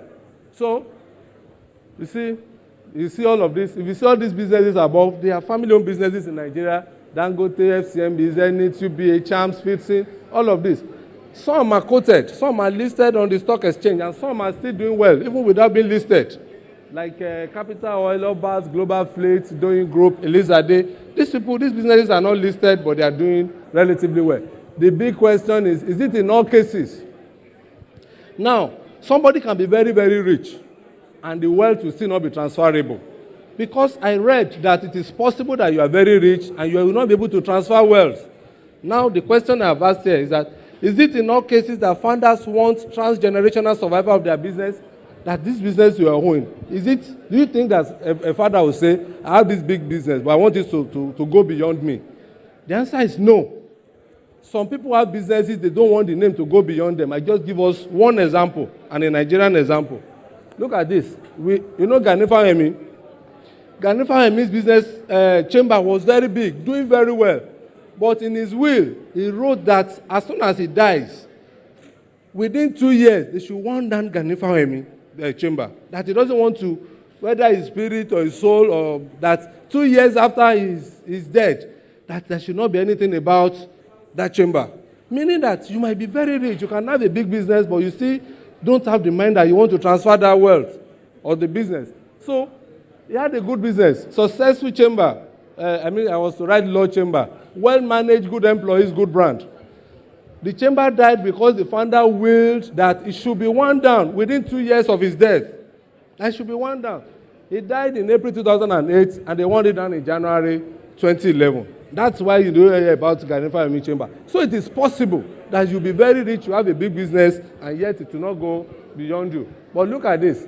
This framework is important. It's only saying that for you to have a business that can go beyond you, make sure it is registered. Some people will just be doing business with mouth. They don't have it.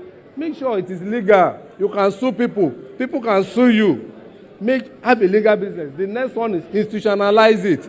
Don't say because you are the owner, you must be the MD. Because you are the owner, you must be the production manager. Because you are the owner, you must be... Put people together, institutionalize it, and allow people to run it properly. I've looked around. I don't know so many of these people, but I think it's only Dangote that has succeeded in doing this. So that you can say, now businesses that will have ISO certification, SOP, corporate governance framework, and they have all of these things done. If you can, another way to make sure that the name goes beyond you is to get it listed. Don't be selfish. You have made all the money, but you can still list it and let some people buy into it. As you are getting tired, some people will be praying that the business continues. So, in all, the mindset of an entrepreneur is important. And again, what do you need? You need leadership. The function of leadership is to produce more leaders. Attitude is a little thing that makes all the difference. If you think you can, then you can. Then if you think you can't, you are very right. Once you think you cannot do it, you are correct. You can't do it because it's coming from you. So, in all, please note, you can note all of these things. The energy of the mind is the essence of life. Positive thoughts and actions create positive feelings. Just a nugget for us to thank you and thank you very much.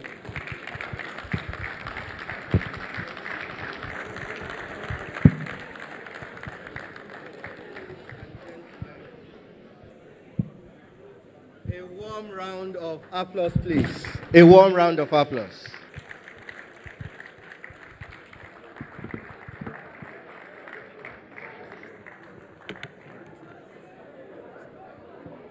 Thank you.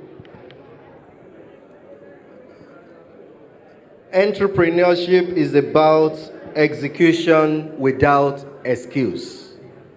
That struck very, very well. Entrepreneurship is about execution without excuse. And ladies and gentlemen, as the guest speaker was dishing out those very powerful information, I could relate with it. Well, many of you know that I'm a farmer. We are not rich, because you may think because food is expensive now, we are rich. No, we are still building the wealth that we can transfer to the next generation. You know, it's so unfortunate that in this part of the world, transgenerational wealth has a lot of challenges.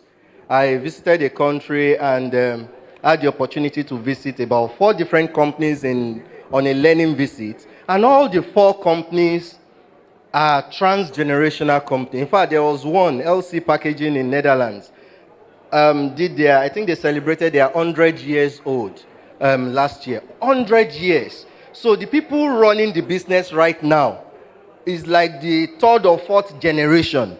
And they were able to take us through when it started. Even some of them that didn't know their great-grandfather. The way they were speaking, you would think that the great-grandfather was right there with them. But I think that there are a lot of information that has been shared with us today. Thank you very much, sir. He has said that the slide will be made available, and I know that through the National Executive we'll get it. On this note, let me recognize the executive of this very wonderful association, this Alumni Association. We don't just gather. We are able to gather and do all of these things because we have a leadership that is steering the affairs of the association. And please join me in recognizing the National Executive, ably led by Dr. Omonijo. Please, a round of applause for the National Executive. You will agree with me that every year, the AGM is getting better and better and better. The highs say aye. The highs say aye. The highs have it, no nay. Thank you very much. Before we go to the next lecture, please, I want to enjoy us to be very attentive during the lecture. Please, you know, we have been commended that this is a well-organized event. So please, don't let the scorer reduce our mark. We already have 100%. So the next lecture is going to be very interesting, and I don't want us to miss anything. So please, during the lecture, let us be very, very attentive. The next thing we want to do now is to take some goodwill messages from our members in the diaspora. Like I told you when we started, we have members that are joining us from different parts of the world, and some of the messages will be shared with us now. They are going to be giving their goodwill message, and after the goodwill message, we'll go to the next lecture, and at that time, a new anchor, my co-anchor, will be taking over. So when I'm stepping down now, you should give me a good round of applause. Eh? No, not now, when I'm stepping down. All right, thank you. So it's time for the goodwill messages. Are we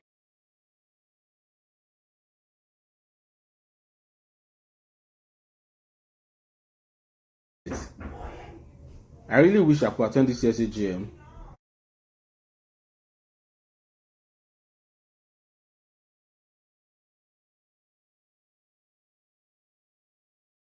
Hi everyone.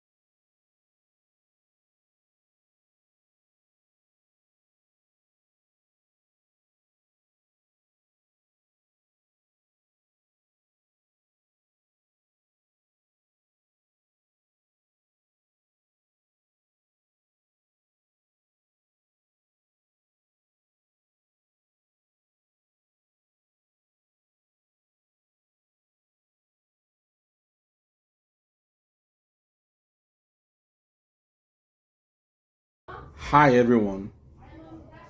My name is Bukola Ogunshakin, 95 sets.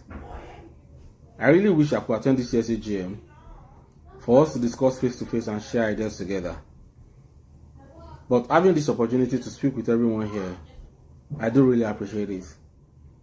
I want to salute the President, Dr. Timio Monijo, and the entire schools for successfully organizing this year's AGM.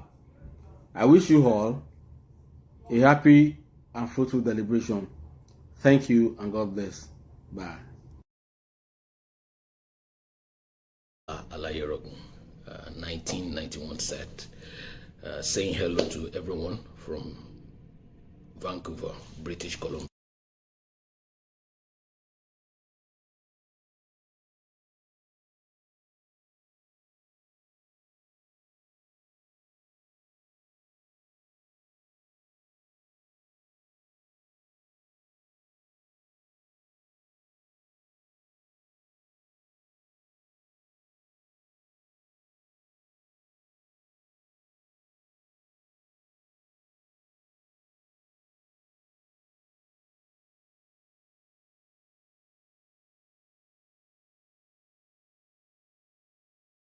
Ugcoa, 1993 set, and UK chapter coordinator. Congratulations to all of us for this annual general meeting. We'll do more of this in Jesus' name.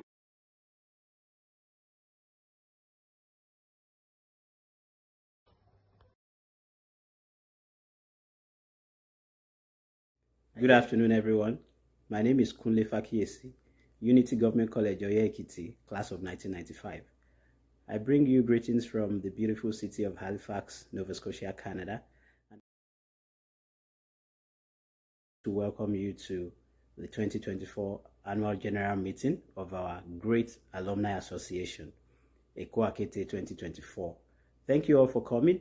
And I would also like to use this opportunity to thank the EXCOs and leadership under the able management of Dr.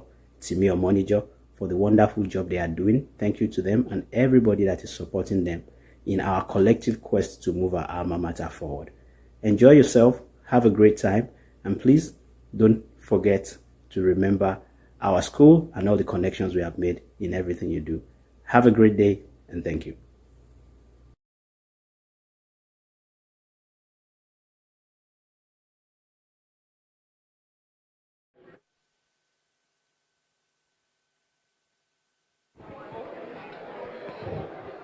Please, let's put our hands together one more time for that awesome presentation.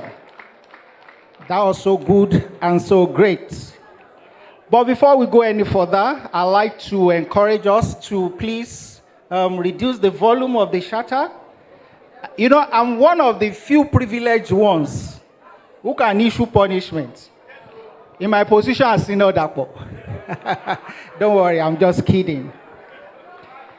Before we go any further, please let's put our hands together for ourselves, for being so awesome, for being so wonderful, for being here today, for all the obstacles you crossed to be here today, the sacrifices.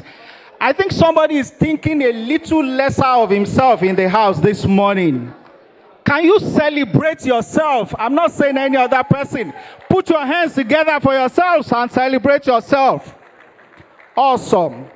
I want to say a big thank you to the organizers of this annual general meeting under the leadership of the able president, the one and only Dr. Timi Omonijo. Please, let's put our hands together for him.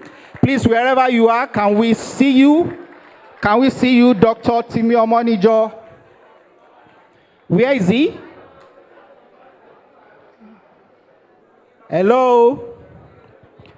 All right, I'll do that again. But before he makes his way back to the hall, I'd like to appreciate every other member of the executive board in no particular order. Okay, I could follow a particular order. Please, let's celebrate our Vice President, Akpesin Oyeyemi Fafoluyi. Please, let's put our hands together for him. Thank you for the good job you're doing, and also for the Secretary General in person of Pastor Pius Ogunjobi. Let's put our hands together for Pastor Pius Ogunjobi. Please, can you be on your feet? Let's see you. With a wave, with a wave. Awesome. And Mr. Akpesin, where are you? Where are you? All right, I think most of them are busy. And also our organizing secretary, Ambassador Oluwayomi Oluwapelumi David. She was somewhere around there earlier. All right, great, great, great. And the treasurer is Oluwabukola Ayegbusi. I think she was around there earlier too, or on the move. All right, Amore. And of course, the financial secretary, Afolabi Sholakwe. Nice to have you in the house. Not forgetting the public relations officer, Adeshoro Oluwaseun James. I saw her by the door earlier. And of course, the Assistant General Secretary is Adepoju Evelyn. Adepoju Evelyn, all right, great job you are doing. And in no way the least is our ex-officio, Engineer Bimbo Adebayo. Nice to have you. And if you go through the bulletin, you will see all the set coordinators listed there. For the lack of time, we'll have reeled out the names, but you can have their names in there. Any moment from now, we'll be going to the second lecture of the session. And I know the person who is coming up is here to take us 7 steps higher. You can decode that. But for a proper introduction, I would love for someone who knows him more intimately to say some words about him and bring him to the podium. Please, let's make welcome our own president, Dr. Timi Omonijo, to come and do the honors of introducing him. You're welcome, sir. I believe we are having a swell of time, and I'm really excited about the faces that I'm seeing here today. We have people that flew in from UK for the first time here. We have Ajaja here, who is attending this AGM for the very first time since we left school. We have Folakemi that is attending this AGM for the very first time also, and a lot of faces. And my very own brother, Dr. Ife Omonijo, is also attending for the very first time. Please stand up for recognition, Ife. Where is he? That's my younger brother, Dr. Ife Omonijo. Many people have accused me. We are going to remove you, brother, does not come to this AGM. He's also a pastor, but I'm not a pastor. I just believe in God. Praise God. That's it. Please, I goofed when I was doing the protocol. I have here with me also my beautiful wife. I didn't introduce Mrs. Busayo Omonijo for recognition. She has always attended the AGM with me, except the last one, for obvious reasons. I count it honor and privilege also to introduce our former presidents from inception, Dr. Aribamikon, the first president of this alumni. Please stand up for recognition, please. Dr. Aribamikon. The second president, Mr. Demola Dere Daramola. Please stand up for recognition, please. The third president, Engineer Maxwell Adebayo. Please, can you stand up for recognition if you are here? Okay. Now, the flight has taken up, but it's moving to the clouds. So I have the honor to introduce the next speaker. Mr. Ziad Malouf is a Lebanese, but I've never seen anyone that believes so much in Nigeria and Nigerians like him. I've never seen anyone that has passion from lifting people up, using his position, using his wealth of experience. I've always known him because I do just for 7UP, but I always know him from afar. But from the first time I attended his training, he was able to remove a ceiling over my understanding. You know, unconsciously we put some limitation over ourselves without knowing. But when you meet some people who are able to, via knowledge, you know, the Bible said that the journey of a foolish man weary them because he does not know how to enter the city. So through his training, I will just go back home and I will be thinking, what is happening? How can somebody attend Mr. Ziad's training? And Mr. Ziad asked him, what was your turnover? He said, 1.8 million. He said, next year, what do you want your turnover to be? He said, 18 million. And he said, you are not supposed to be here. You are not the people I'm looking for. Is it that wonderful that you are doing 1.8 and you are scared to 18 million?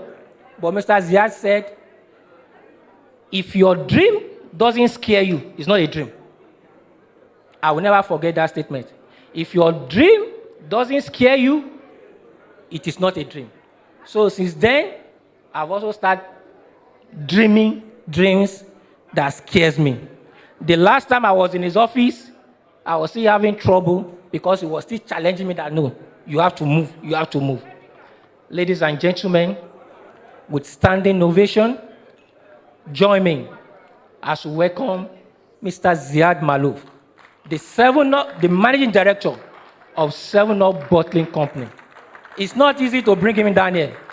Now, when you look there, that's my conversation with him when I invited him. He said, good morning, Ziad. And you caught it. Okay. And look at his reply. He made me an Oga to me. How can I say no to you? Please help me thank him. Put your hands together for him, please.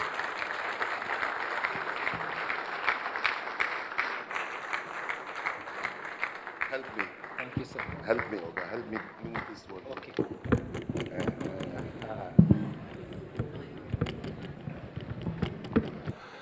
Good afternoon, everyone. I'm so honored to be here with all of you and remembering the good old days at our unity. I'm set 2007, I'm sure.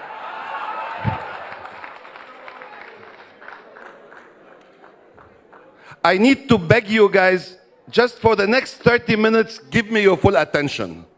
I know you missed each other, you're talking a lot, but it's something that's very interesting. Before I start, I need to acknowledge one person that was not acknowledged yet. That person I met 7 years ago, and since 7 years up till now, that person became my shadow. That person started as my executive assistant and moved along the ranks, and now that person is the business excellence manager at 7UP Bottling Company. That is the role, the name of the role. But in fact, that person contributed a lot in making me what I am now. That person is my secret bearer. All my secrets, there's nothing hidden to that person. And that person, everybody knows, is my protector. I don't know how that person has the sense When I meet people for the first time, she says, that person you can trust. No, that person be cautious with. And what pains me a lot is most of the times that person is right. So Ifeoma, please, can you stand up? That lady in yellow there.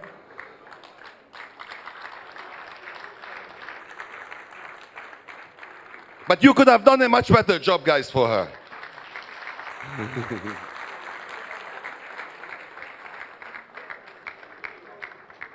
So today we'll be talking within 30, 40 minutes about an important topic, the most important topic in your lives, no matter what you are doing. Whether you are an entrepreneur, whether you are an employee, whether you are, whatever you are, networking is the most important thing that you can do, and I will prove that to you. The thing is, you can read lots of books about it, you can watch lectures, you can watch videos, and the only thing that will happen to you is you'll get more and more complicated. It is such a simple thing. Let me give you a quick background about myself. I graduated with a master's in business administration at the American University of Beirut. Then I moved across all the big universities in the world. I'm on continuous executive education. I never stop education, and every time I go to a course, I feel how ignorant I am. I worked with some of the biggest companies in the world. I worked in 7 countries. I couldn't last in any country more than 1 year and a half. I couldn't find myself in any country till the time I came to Nigeria. And I've been here for 17 years, and I'm planning to stay some 30 years more. So I was introduced as the managing director of 7up, but I play other roles. I am the managing director of 7up, but at some point in time I felt that it's boring for me to keep focusing on sales and profit and this and that. So I said, because this country has treated me so differently than any other country, the people of Nigeria have treated me in a way which I never imagined I could be treated. It's time for me to pay back. That is when I became the chairman of the Food and Beverage Alliance, Recycling Alliance. This alliance involves all the CEOs of all the big companies that are dealing with waste. So all of us, we are working hand in hand to make Nigeria a cleaner country, a more environment-friendly country. And recently I embarked also on the most interesting journey in my life, which is called SME Scale-Up. And the objective of SME Scale-Up is to create jobs for 1 million Nigerians by 2035. 1 million Nigerians. The only disadvantage of SME Scale-Up is that's where I met Mr. President.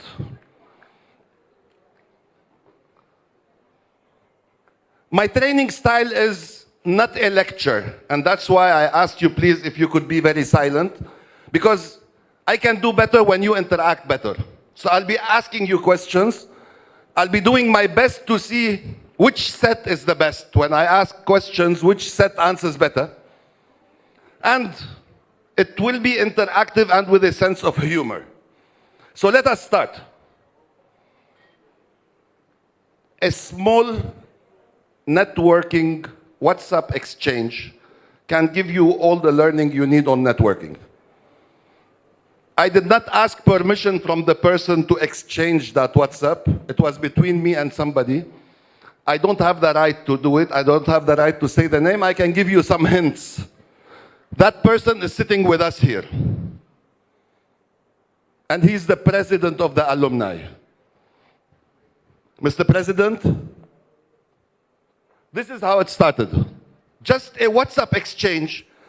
Focus on it, and I will be asking questions about it after that. Good morning, Mr. Ziyad. Trust you are doing great. We are having the alumni AGM of my ex-school on the 13th with 200 members present. If I find a favor in your sight, I will be pleased if you deliver a lecture on power of networking. Deeply sorry for the late invitation. I summoned courage to do that. So far, so good? So who would expect any answer? Who can help me now? Do we have a mic? These were the messages. I hope you know the pictures that you see there. What would the answer be?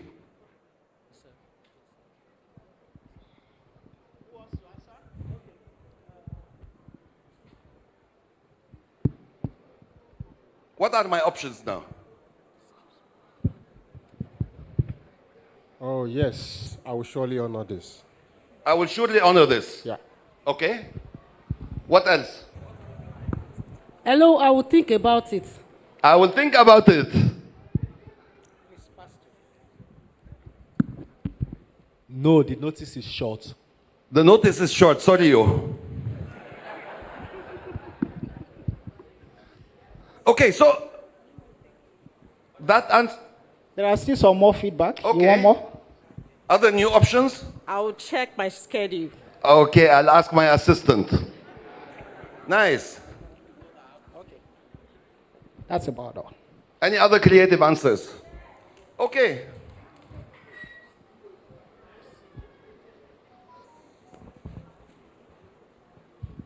Oh, sorry, I would have loved to attend, but the notice is short. Okay, nice.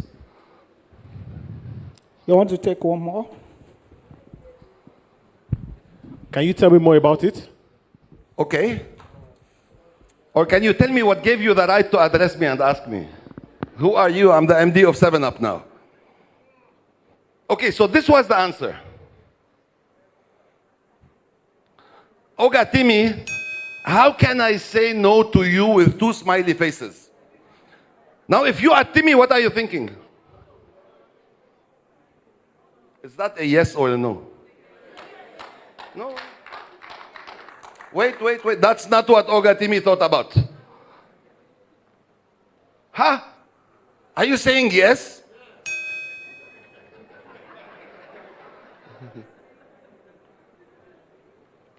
So I responded, if I cannot say no to you, then it's definitely a yes. Wow, I'm deeply grateful, sir. God bless you, I feel honored. Now, this is the WhatsApp that happened as is. But when I was looking at it, it could be a training session on networking. What are the things you see here? Now, when somebody wants to answer, say which set are you so that I can take notes. Okay, 97 set. My name is Tomi Fashola. Wow, you are 10 years older than me? Hey. Okay, I can see relationship here. You know, this communication is based on the relationship you guys share. Okay. Look at an important factor that's on the side. Time. You know there are some very busy MDs, you send them a message today and you receive after a week. Look at the time.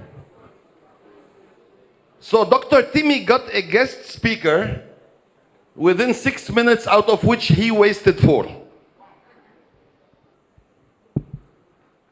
What else do you notice here? Anybody from set 2007? Hey, I'm the only one. Okay, so who has any comments on what you see here? Yes. Good communication from both sides or no? Why do you say so? I understand good communication from my side, but from his side?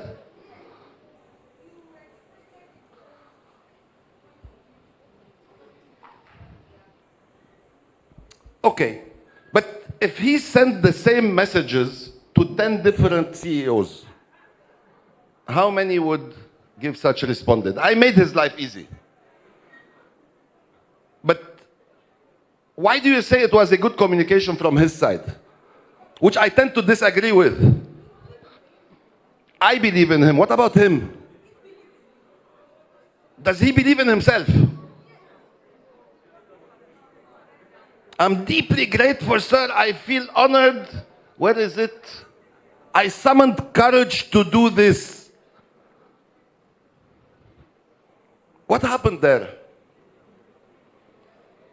My Oga, you wanted to say something. I want to say something.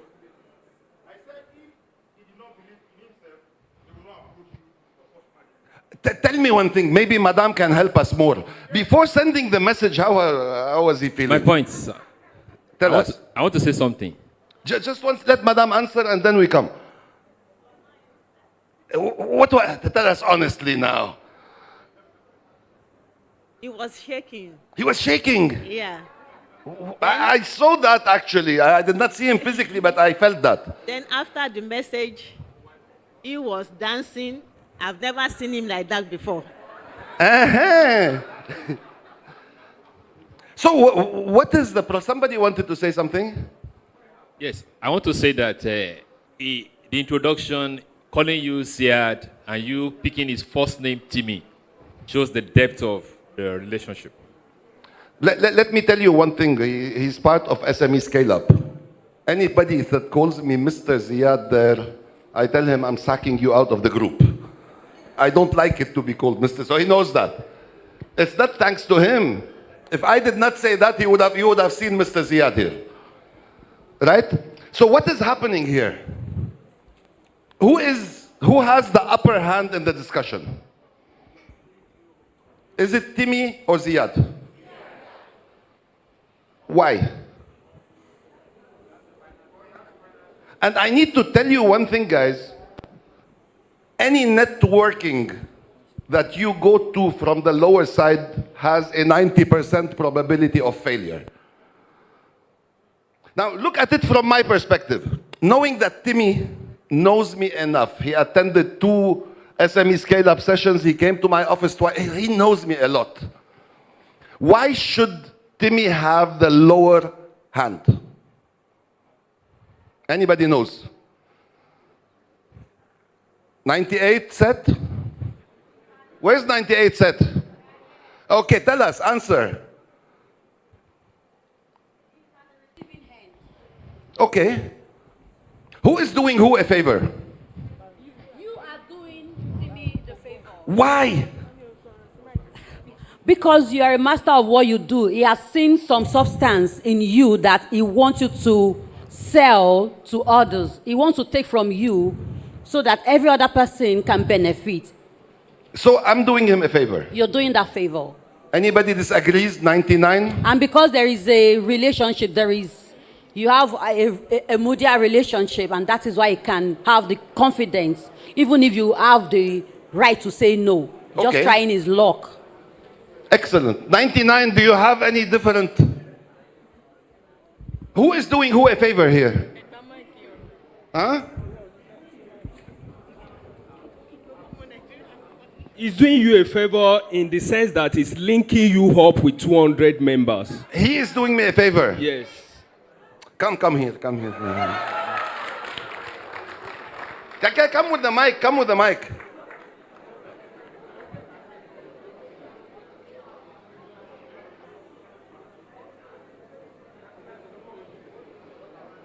You are 99, huh? Yes. Guys, so far 99 are winning.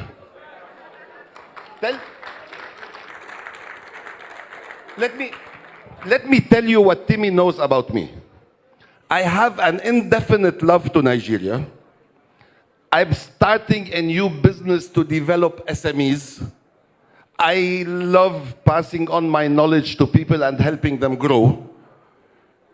And you have such an event. Can you send me a new messages now? Now that you know what I told you about me and he knows it. Yes, I have a business opportunity for you. Ding.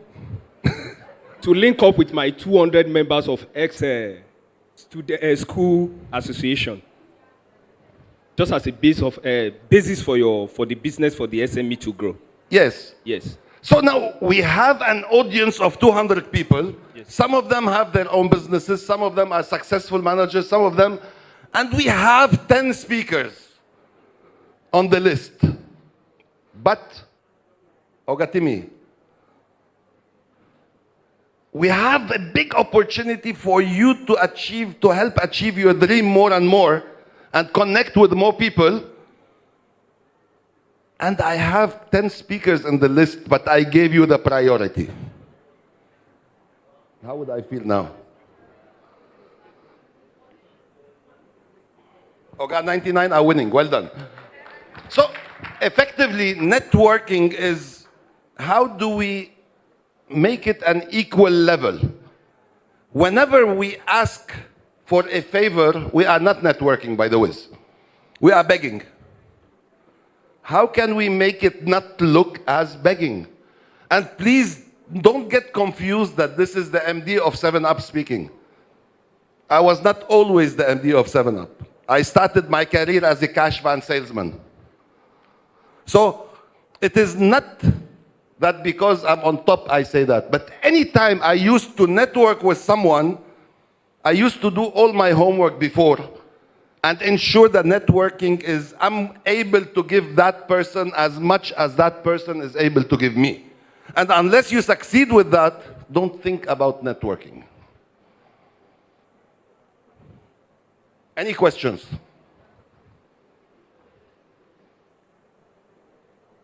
Okay. So, networking, you can read lots of books about it, and people can tell you a lot about it. But definitely, it's not a one-sided thing. It's a two-sided. Now, if I go back to this, there's one thing that is very important, and I will mention soon. Tell me one thing. If after this discussion that you have seen, 6 months from now, I need a favor from Timmy, what is the probability that Timmy would tell me no? So what did I do? The problem with us is I'm seeing it even here. Some people come to me, you are the MD of Salah, give me your card, I want to come, I want to ask you for this, that. This is not networking. Networking is creating what you can give first before you ask. Look at it. Oga Timmy, how can I tell you no? What am I telling him now? Anything for you. Only God knows, because he's part of SME Scale Up. Next year, year after, he might be the Aliko Dangote my brother was talking about. I might need him then. Anybody can say that he will tell me no for anything I ask. So, definitely networking is not a one-sided thing. I network with you because I need something from you. Unless at some point in time you can give me, I can give you, this is not network. And we always have something to offer, no matter how small or big we are. We have something to offer. It's not about collecting business cards. Many people ask me for my business card. I said, I don't come with my business cards. It's not going to events and introducing yourself. This is all what it's not. And it's not begging when you need. Because when you need something, you are at the weakest point ever. I need something, so help me. And when you are weak, the other person gets much stronger. And the tendency of a no becomes much bigger. So it is genuine relationships built on trust. And this is the most important thing you must learn about it. We have a Zenith Bank account where we put and withdraw money, but with every person we deal with, we have an emotional bank account. If my emotional bank account is 0 with Timmy, how can I withdraw? I will go in negative. So, effectively, what did I do in this transaction with Timmy? So what did I do with my emotional bank account with Timmy? We did a deposit, a big deposit. The problem with emotional bank account, it cannot go negative. Going negative means now we are enemies. So effectively, without costing me anything, I just made a big deposit with him that he will never ever forget. So my account with him is positive. Anytime I can use that money.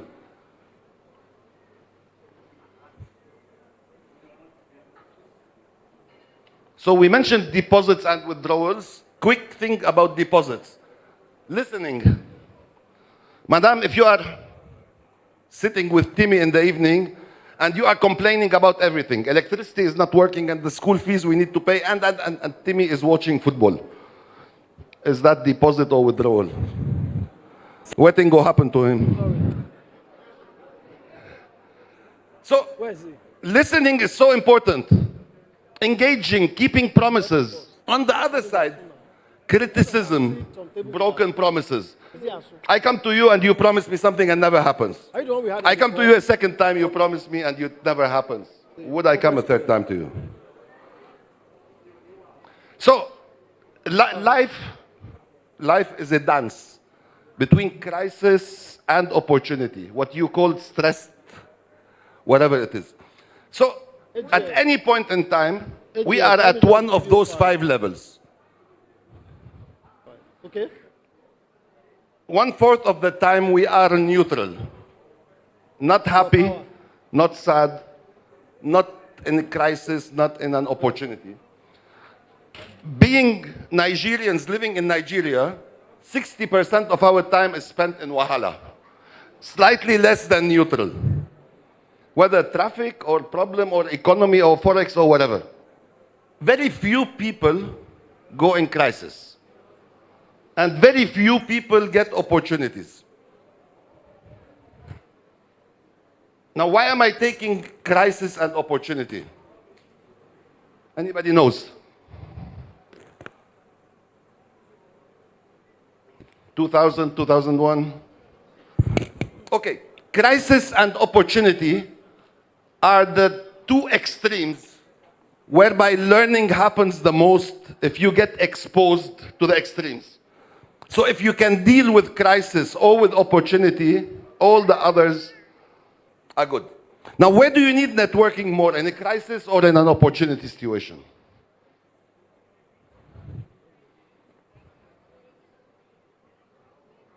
Crisis or opportunity? Crisis, why?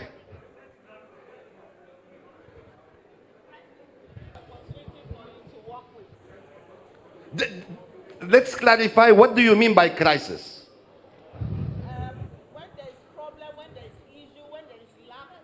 Okay, so do you need a network more in crisis? Yes.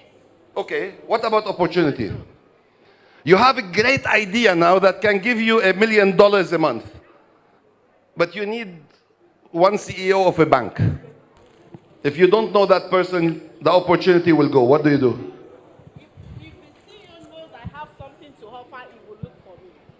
But you don't know him, you cannot reach him. The opportunity, the crisis I'm bringing, when it has solution to it, definitely will connect. Okay, excellent. So, unless you are rich and famous, you are defended on the crisis side. Usually crisis, and I will tell you now what crisis really means. Crisis tackles the rich and famous and whatever. But opportunities, all of you have it. Within SME Scale Up, I met with 150 SMEs, out of which around 6 or 7 of them now, I estimate they will be billionaires next year. So everybody has opportunities.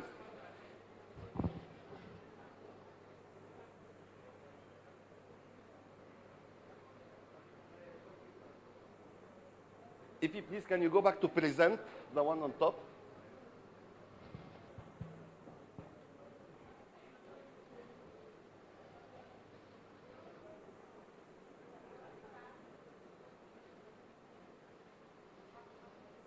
Okay, let's look at the crisis side first. I hope and pray none of you goes through crisis, but if you want to grow rich, trust me, one day crisis will find you. So it's an unexpected event. something that you don't expect and came blow in your face. It is significant disruption. Crisis is not Timmy waking up in the morning and his wife telling him we need to pay 100,000 naira for the school. No. It has significant impact. It is high stakes, very big. And you need to stop everything and attend to it. So, Ziad in 2017, and now I'm giving you lectures on networking. In 2017, I needed lectures on networking. I did not know anything about networking. So I didn't care about networking. I focused in my business. I'm focusing on operations, on whatever. I focused inward. I assumed everyone has good intentions. And if he can testify to that, I'm never prepared for a crisis. At that point in time, there was a devaluation and I don't know what. And as part of my executive education, at that point in time in Nigeria, in soft drinks business, it was Pepsi and Coke. That year, we had more players coming on board. Big Cola, Big E, RC Cola, and everybody came in. So I said, let me go because it's a new system for us. And there's a world terminology called A brands and B brands. So A brands are the brands that focus most on brand image, on advertising, on quality, on whatever. So usually, their prices are higher. And there is B brands that have a very successful model, but they say we don't advertise much, we don't go fancy things. What we do is we plug in everything in the price. So usually they have a lower price. It was not there in Nigeria before, so we said, let me go to Harvard, see what they have to offer and learn and come back to my team. So I came back to my team and said, this is how we are going forward.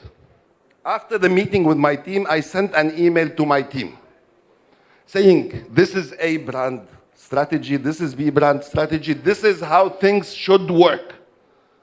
And this is how we should compete with B brands.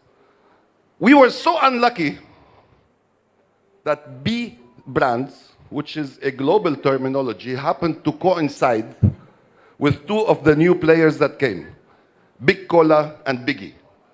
And it was understood as if it was a direct assault on one of them.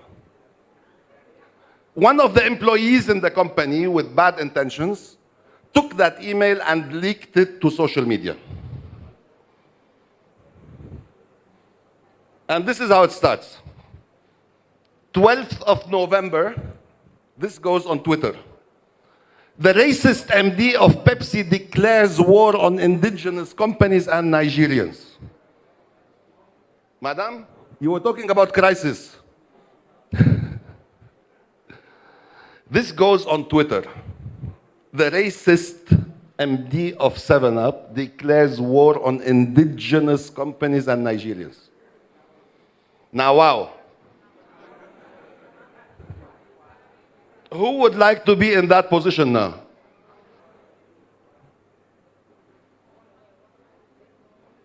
After that, it goes from Twitter to all social media, and this is one of the comments.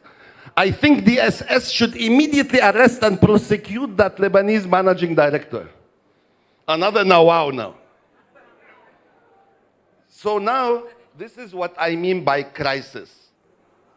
If I was not the managing director of a 7-Up, if it was just a small sales manager who sent that email, nobody would care about it.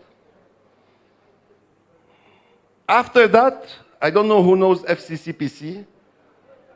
FCCPC is the regulatory body that regulates competition and fair and unfair competition. Just for your info, FCCPC has the right to penalize a company if there is any anti-competition activities by 10% of revenue. For 7-Up, it would be in big billions. And then blogs and newspapers. Madam, how do you like this crisis?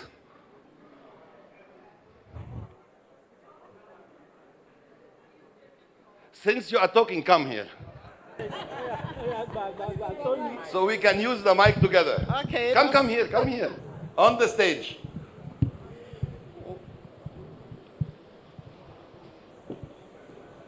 So 97 assume sets now, 19? 7 sets.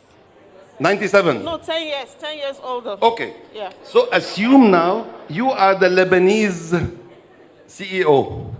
And this is what's happening. Okay. How are you feeling now?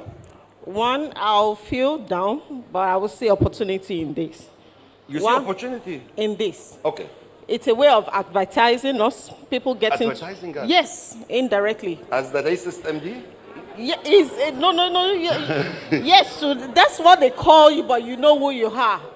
I know who I am. You know who you are. But 200 million Nigerians out there don't know. But because we are Nigerians, one will be skeptical. Guys, please give us attention. Because we are Nigerian, we'll be skeptical to buy your products. One. Yes. Initially, you may be running at a loss, but if you can fight this through, then you're going to come out strong. Okay, excellent. You're trying to fight, and then you have a protest in front of 7-Up, asking for arrest or deportation of that racist MD. Now, where's the opportunity? You still find it? No. You are not doing the physical fighting. A body has written to you. Yes. You're dealing with the bodies, and the protester doesn't even know what is going on underground. So this is just a background noise. Okay, let's continue. Somebody with very good intentions send all those links to PepsiCo in New York, saying, look at what your MD is doing now. You need to sack him, he's destroying your image. No, they will call you to You order. still find opportunities. No, they will call you to order. What order? They will call you to order and ask questions. Yes. But a reasonable person or for your parents' company will Please, guys, understand. can we have attention? I beg. Your parents' company will understand that you are working something out to make the brand to make the brand goes up or your sales improve. And while you are there, new sets of articles started. And then petitions go against you while you are finding opportunity to police, to ministries, to DSS, to army, to FCCPC, saying that you are a threat to national security. So, I thank God Ify was there with me. She was the one who lived all that experience. But at some point in time, you ask, why? What's happening? Of course. And then, definitely, when they receive petitions, they call you. At that point in time, I did not know what DSS means. You know DSS? Has anybody been jailed by DSS before? You are still beginners, all of you. So I went for an interview at DSS. I did not know anybody there. And the director there, they have their own ways. The director there, before he sat me there, and then he put a lady, he was interrogating her and said, I can keep you 2 months underground. Now, wow. And the cherry on top came at the end. A petition was sent to the Senate, and I was called for a public hearing at the Senate. Who attended the public hearing in the Senate? A non-Nigerian sitting in a public hearing in the Senate. At that point in time, all this happened, and I never thought that this could happen in any lifetime. So serious, and this is exactly minute by minute. Living it is not like telling it. The good thing is, for networking, you have to be genuine. So I had nothing to hide. On the contrary, anywhere I went, DSS, police, Senate, anywhere, I built friends of a lifetime. Because when they know what I am, what my intentions are, what, they become very good lifetime friends.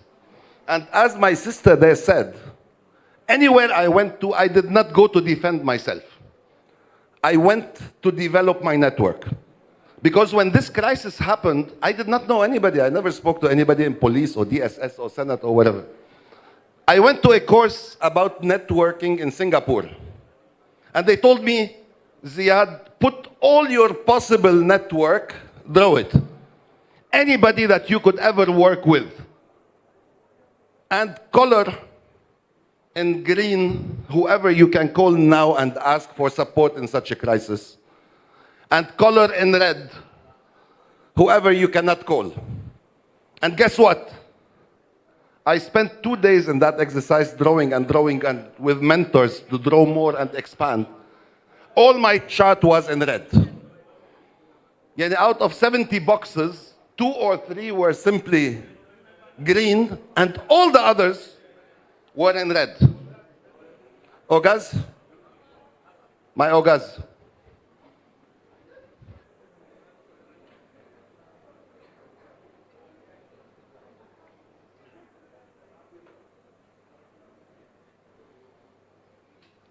So during that experience, we had to draw all the network, and I urge each one of you to draw the network that you see not for your business or your job today. Think 10 years from now and draw that network. It would be a big one. If you want to become rich, draw the network of a rich person. If you want to be famous, draw the network of a famous person. When I looked at that network that I drew, I was really scared. Because it was all red. And what it meant, that with that crisis, I will not live to see the end of it. So during that course, we set a plan. I had a mentor. And that mentor said, you go to every place. And every place you go there, you need to change the color of that box from red to green. And that was my objective, even at the Senate. We have a problem. Anybody has questions since the time they fix it? You want to ask something, I felt.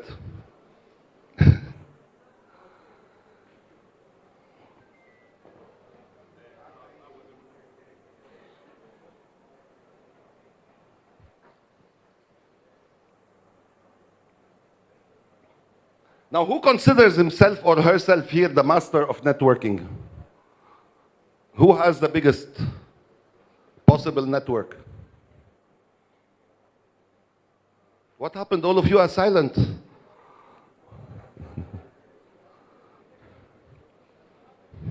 Okay, shall I select? Oga, come and tell us about the network you have.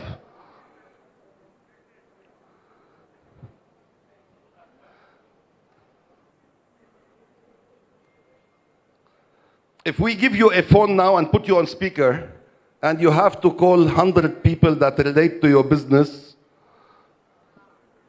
that can tell you, how can I say no to you?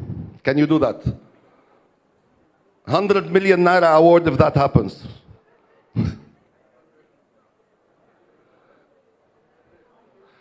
How much do you feel your network should be? Come to my side so that we hear you.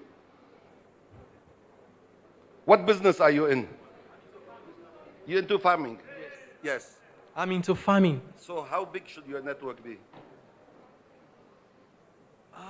Into really? farming, you need the governor. I don't need the government. I don't need the government. You don't need the government. I don't. Within my circle of influence, Yes. I think I can go as far. I can go as high as like 100 million 100 million what? naira to raise. If I want to raise within my network, What if you need 10 billion? 10 billion. What if you need a big piece of land? Yes, within my circle of influence, a big piece of land is achievable. Okay, so now you can get 10 billion naira of funding, a massive piece of land, and you can import cattle from outside. If you can do those now, I'll go partner with you. Based on what Timmy said, that I should have a dream that will scare me. This is scaring me.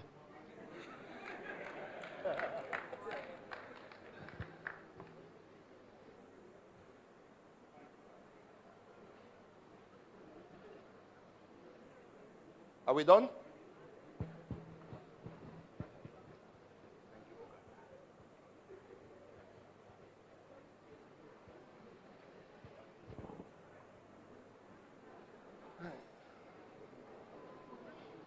So anyway, let me continue without the screen. Before the crisis, who was the network on my side? Who can guess? Internal stakeholders.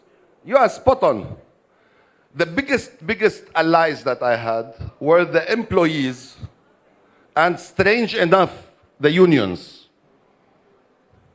I always, though there's always fights between management and unions, I don't know who works with unions, I always ensured I have a very solid relationship with the unions.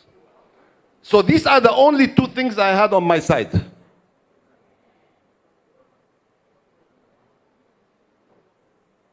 Okay.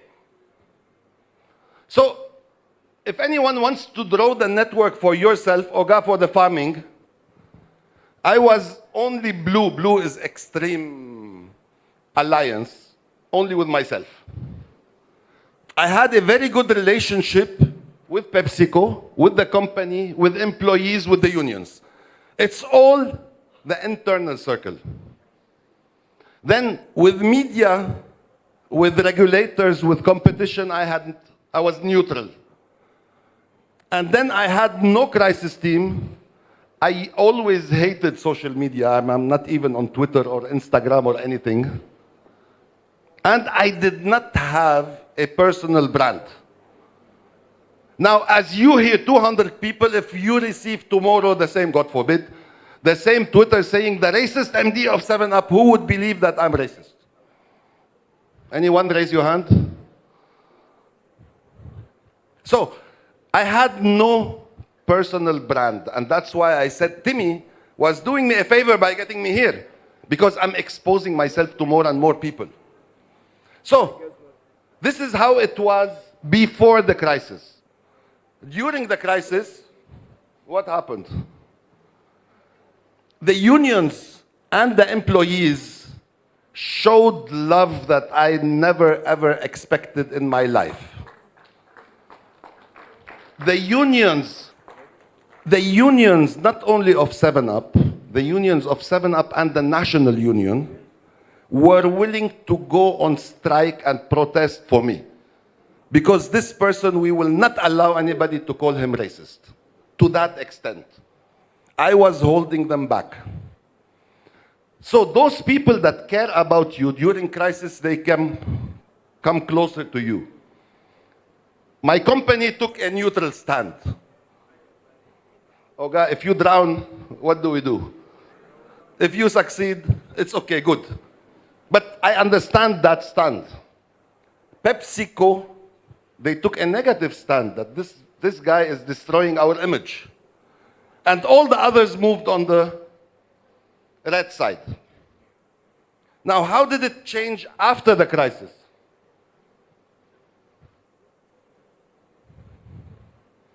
The only thing that I'm still stuck with is social media. I'm not willing to learn or budge there or start to love Twitter or... This is the only thing that is in orange. But everybody is on my side. The most important person, because that petition that was raised against me to the Senate and DSS and whatever, was raised by Biggie. And I never ever blamed Biggie for what they did, because they were bad intentioned people talking to them. And in the end, I did not consider this case closed till the time I built a network of all the people that invited me, and on top of them, the CEO of Biggie himself. Now I can proudly say that the CEO of Biggie is a brother to me. In that last session of SME Scale Up, Timmy was there. I was facilitating that session with the CEO of Biggie. And we were both laughing and joking about each other. Where did we beat them? Where did they beat us? This is the spirit of competition. Now the question is, if I was much more prepared before the crisis, if I had a public image, I go public, I speak, I engage, I this, and it goes on Twitter, the racist MD people will say, now wow, we know this guy. It doesn't work. If I go to DSS and they know who I am, they'll tell me, come, let's have coffee together and go. Crisis, as I'm telling you, is not something that might hit you today or tomorrow. But if you, and I believe you are planning to grow big, you need to build for those days.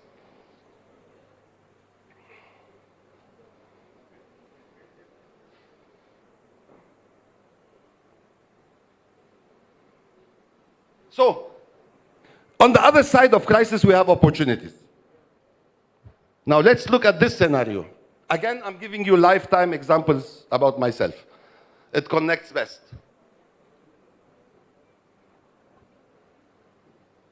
My lifetime opportunity, all of you see me as big as 7-Up and this and that, but this is not what I dream of. I dream of that dream that scares is if 2035, I can proudly say I helped in employing 1 million Nigerians. Now, this is a scary dream. And how do I do that? Not by employing them myself.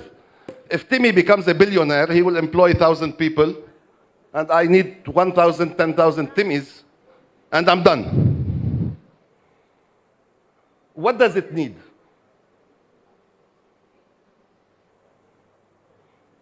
So, employment for 1 million Nigerians. Can I do it alone? Who would say yes? No. What does it need? It needs network and alliance. A big alliance.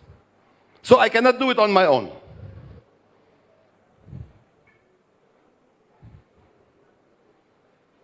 So this is a game changer idea for me. I have the experience to do it. I have the passion to do it. And the world needs it. We have 40 million SMEs in Nigeria. They all need to grow. They did not start the company to remain small companies. Am I correct? Who has SMEs here? Who's an entrepreneur here? All of you are employed? Okay. So anyone who starts a company with intention to grow big. So I had all the requirements to grow big.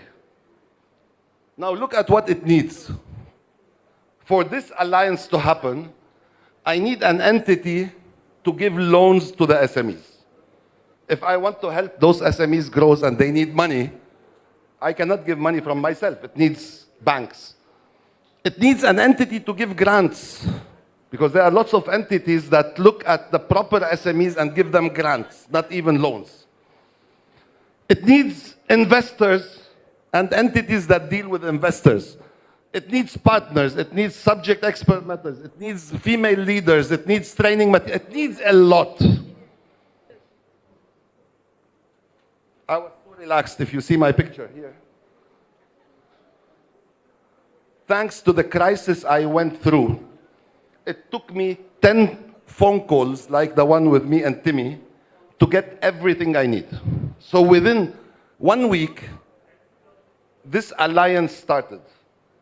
With Zenith Bank, with 7-Up definitely, with United Nations, with IOM, another part of United Nations, FSDH banks, and Cadbury. Because I needed a female CEO to be there. That's the CEO of Cadbury. It took 10 phone calls. Who can do that within 10 phone calls?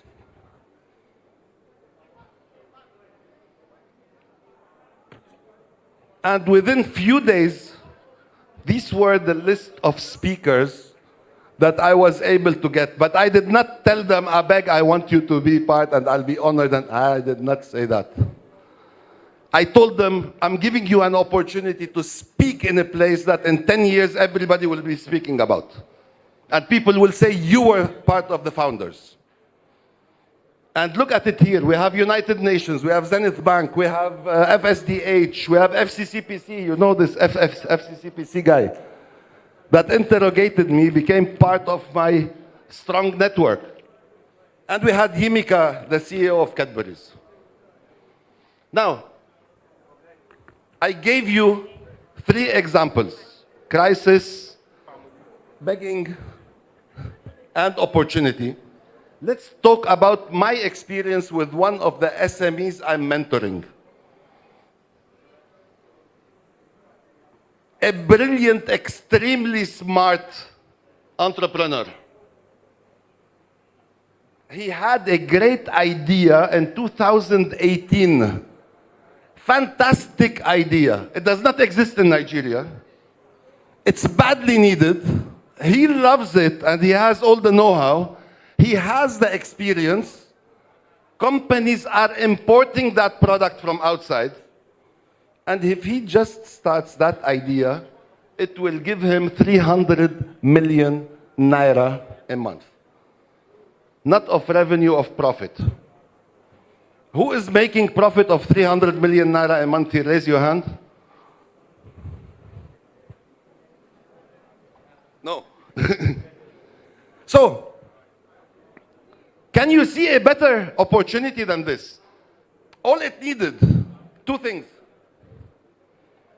He needed 3 mega customers to sign a 3-year contract. And he needs 1 bank to finance.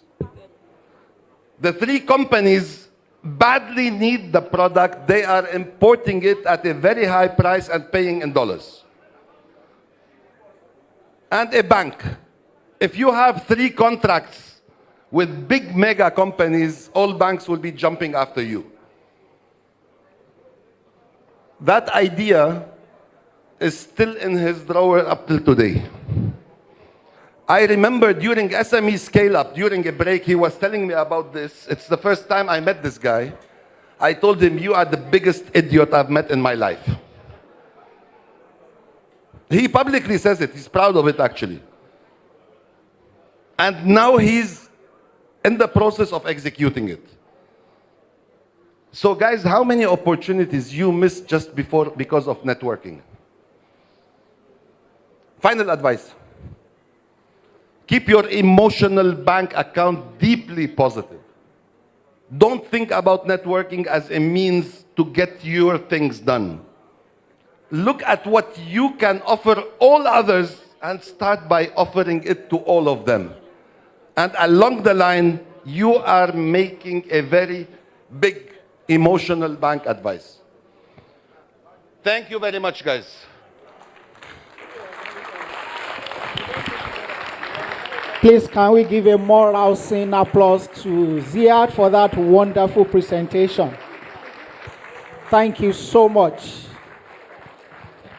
Thank you so much. We'll give him some time to catch his breath, and after then, we'll have a session, a panel discussion session. Thank you so much for that. And like it was said, that you always break something on the table of the hearts of people, and that you have just done excellently well. Before we go any further, we want to recognize one of our own who has shown love over the years. Please, let's make welcome Honorable Toluige, the Majority Leader, Ekiti State House of Assembly. Please, where are you in the hall? You're most welcome, sir. It's a pleasure to have you in the house. All right, the musicians, you can use this time to do your sound check, please, while we get other things in place.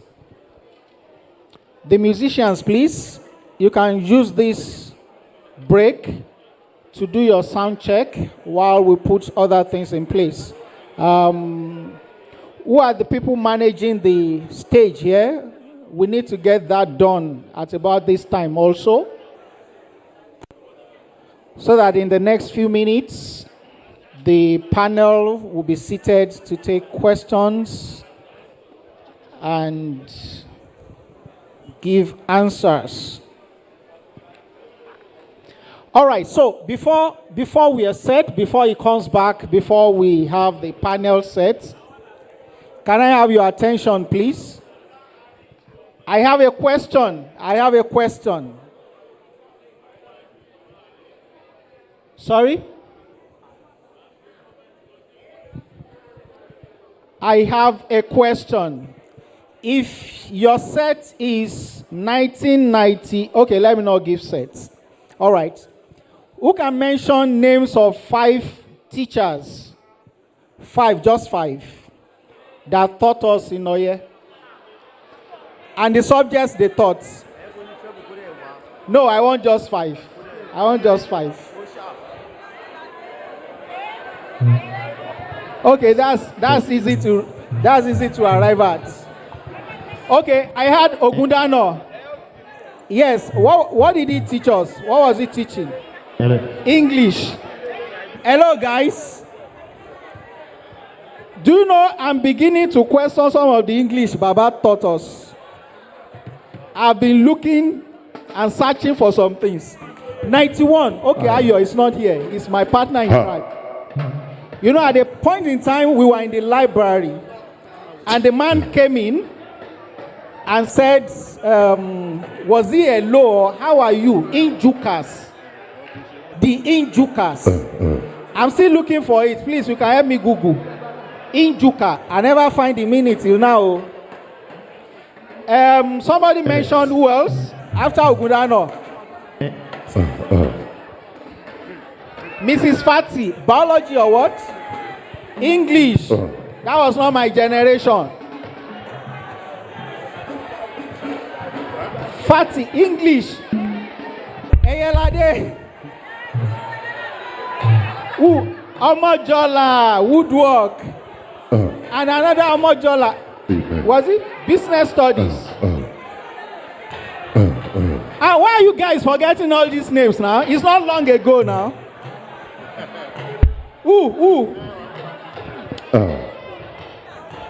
You never come, you never came, you never came to labor, Mr. Dada.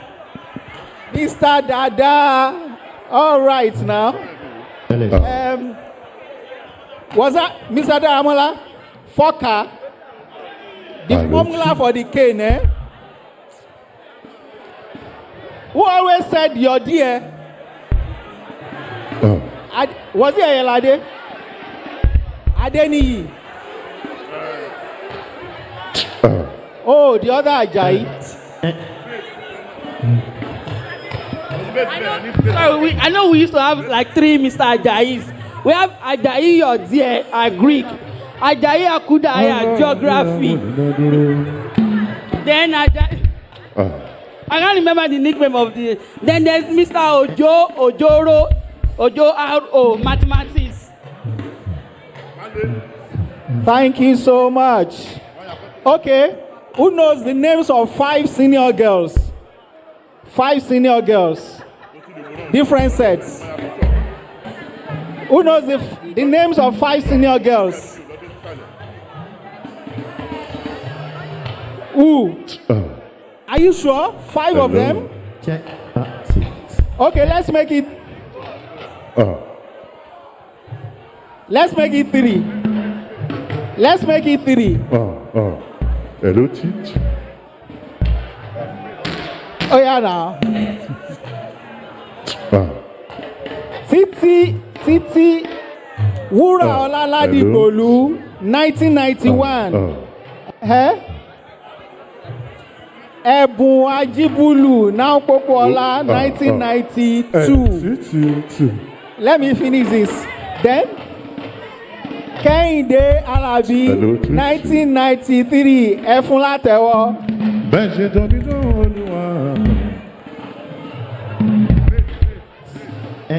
Dayo Shayo Fashiku, 1995. Awoda. Who? Okay, Rocky Omolara, 1995. Yeah, I remember another question. Who was the fastest female athlete? 1991 to 1996. Who was the fastest female athlete? And 222. And sound check 2. And 222. Hello.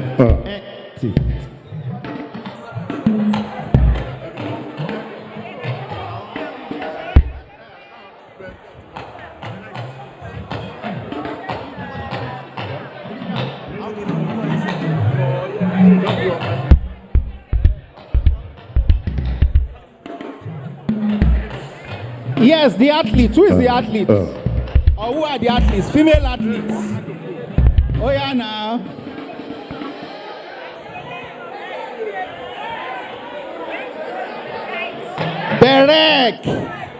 Berek. But before Berek, there was Bumi Akonle. Yes.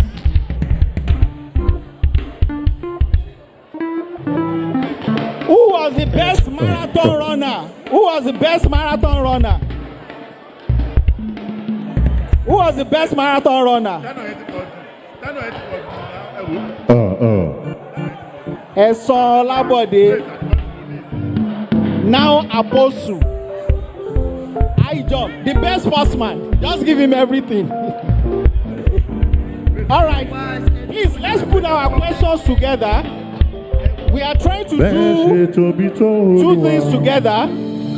Giving them time to do their sound check while we are preparing for the panel session. Mr. Ziad is almost on his way out, and we want us to draw as much as we can from him. So please, if you have questions, please put those questions together so that we can go to the panel session in the next 5 minutes, please. Please put your questions together from either of the sessions, and let's have the question and answer session. And I can see that Ziad is still having a timeout there.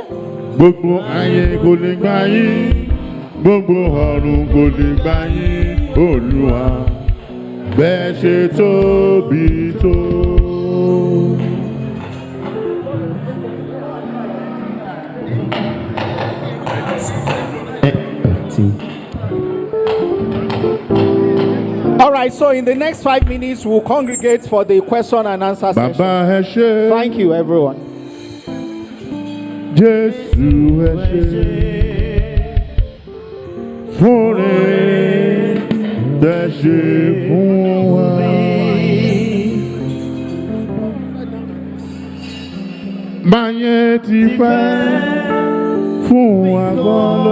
Please, if you are in attendance and you have not registered, please kindly step out and register. Please. It is very important. We need to create that database. Step outside and register. Thank you.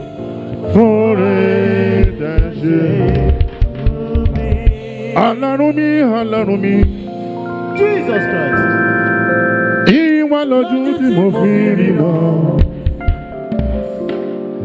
Ìwọ ni kọ́kọ́rọ́ tí mo fi ṣílẹ̀kùn. Ìwọ lórin tí mo ń kọ́. Iná ayé ẹ ò jẹ́ ọjọ́ mi. Kí ni mo ní tí mo lè mú wá o? Mo wólẹ̀ mo yíyan bàbá. Ọlọ́run mi. Òní Ọlọ́run mi, Ọlọ́run mi, ìwọ lójú tí mo fi ríran, ìwọ ní kọ́kọ́rọ́ tí mo fi ṣílẹ̀kùn, ìwọ lórin tí mo ń gbọ́. Abímbọ́lá máa gbọ́, iná ayé ò jẹ́ kó jó mi. Kí ni mo ní tí mo lè mú wá o? Mo wólẹ̀ mo yíyan bàbá. Ọlọ́run mi. Mr. President, mo ní Ọlọ́run mi, Ọlọ́run mi. Ìwọ lójú tí mo fi ríran. Ìwọ ni kọ́kọ́rọ́ tí mo fi ṣílẹ̀kùn. Ìwọ lórin tí mo ń kọ́. Iná ayé ò jẹ́ kó jó mi. Kí ni mo ní tí mo lè mú wá o? Mo wólẹ̀ mo yíyan bàbá. Ọlọ́run mi. Mo lẹ́mi náà rèé, Olúwa ṣé mi náà rèé Olúwa alẹ́ mi náà rèé Olúwa ṣé mi náà rèé Olúwa mo wá dúpẹ́ oore àtọdúnmọ́dún ẹ̀yin ará Ọ̀yẹ́ mo ní mo wá dúpẹ́ oore àtòṣùmọ̀ṣù àní mo wá dúpẹ́ oore ìgbà gbogbo ṣé mi náà rèé Olúwa ní gbogbo ọ̀nà ẹ ṣé ní gbogbo ọ̀nà ẹ ṣé o nítorí president ní gbogbo ọ̀nà ẹ ṣé ọ̀nà láyé mo bá ròde ní gbogbo ọ̀nà ẹ ṣé o. Ìsàlẹ̀ lẹ́ṣẹ̀ láyé mi iṣẹ́ ńlá lẹ́ṣẹ̀ láyé mi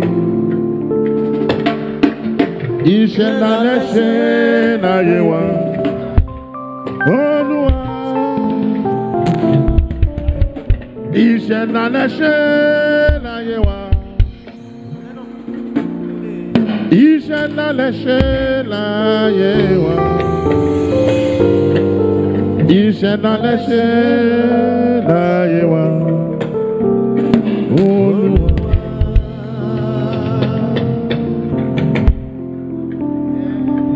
Jesus Christ.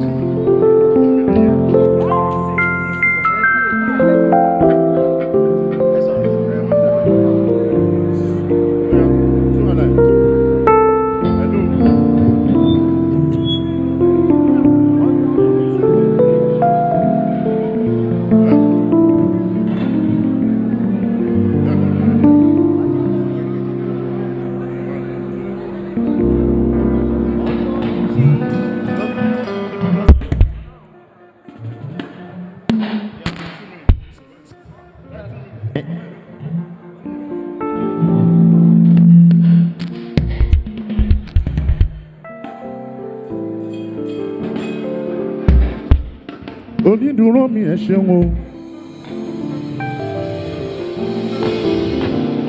Bójú ènìyàn ló dúró ní bá ti padà. Bójú ènìyàn ló dúró ní bá ti sálọ. Bójú ènìyàn ló dúró ní bá ti máa sí. Onídùúró mi ẹ ṣeun o.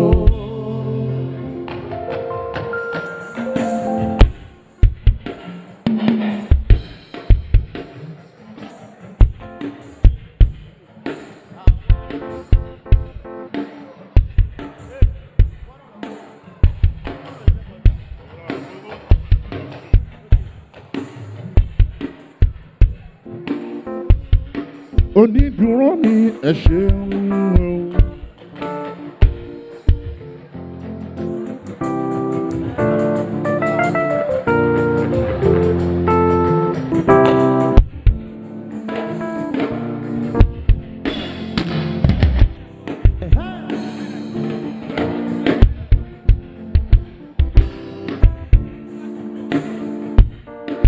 Onídùúró mi ẹ ṣeun o. Bójú ènìyàn ló dúró ìbá ti padà.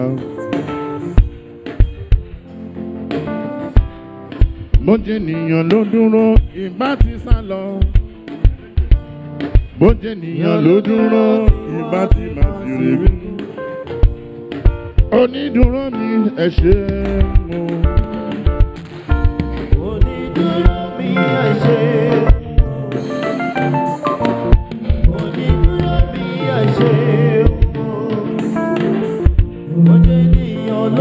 Lódúró ìbá ti máa sọ̀rọ̀. Bójú ènìyàn ló dúró ìbá ti sálọ. Bójú ènìyàn ló dúró ìbá ti máa sì rèé.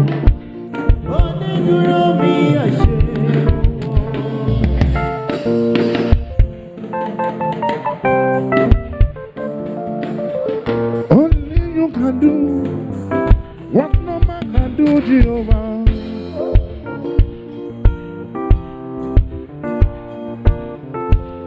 Only you can do what no man can do, Jehovah. Only you can do what no man can do, Jehovah.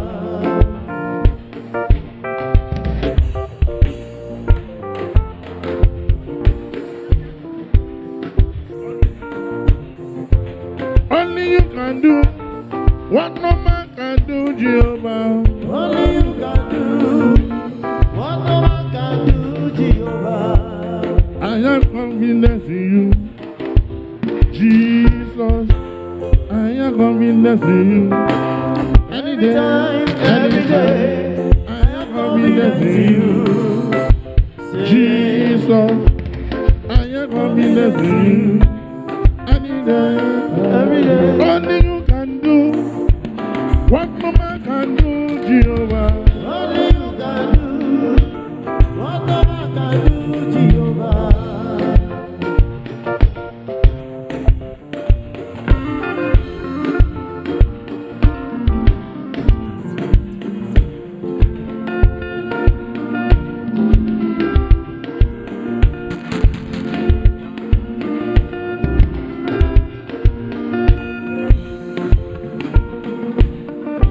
Folúwa fògo fólúwa fòlóyà òye àánú rẹ̀ kò láfiwé. Fi folúwa fògo fólúwa fòlóyà ó tóbi òye àánú rẹ̀ kò láfiwé.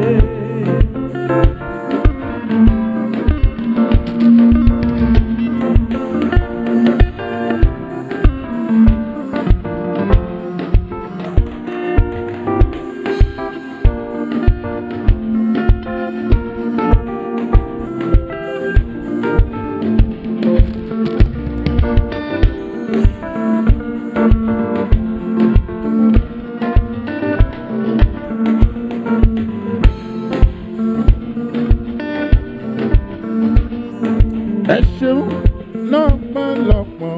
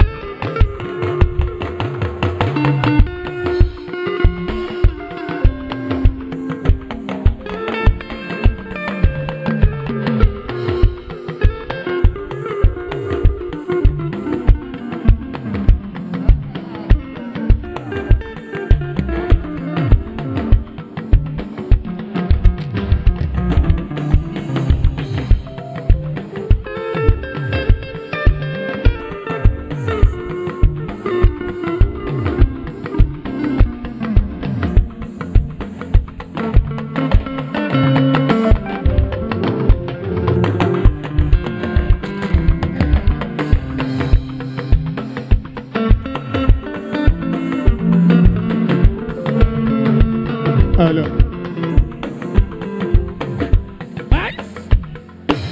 Má bàjá o, má bà bínú, ọ̀nà Ọlọ́run bá ti lẹ́yìn ẹ̀, Jésù bàjá o. Ọ̀nà Ọlọ́run bá ti ṣe tiẹ̀, Jésù bàjá o.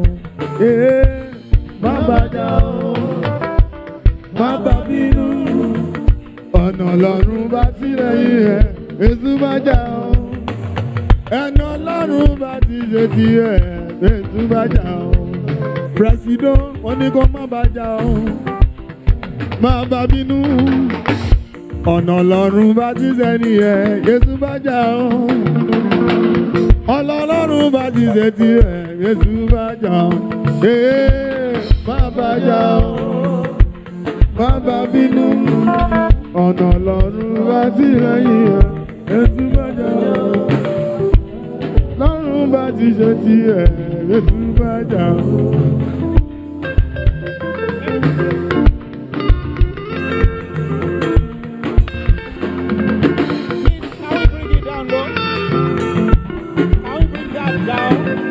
Thank you so much. Thank you so much. That's a teaser of what is to come. At about this time, we are going to have our panel session. We are going to entertain a few questions, and thereafter we go to the other session of awards to some people, category of people. So to make up the panel,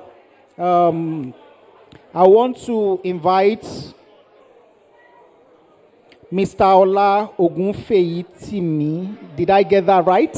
Thank you so much. The very, very capable representative of Mr. Taiwo Adeni, the Group MD CEO of Vitafoam Nigeria Limited. Please, ladies and gentlemen, let's put our hands together for Mr. Olu. Thank you for doing that. You might have to take the center so that the questions will come directly to you.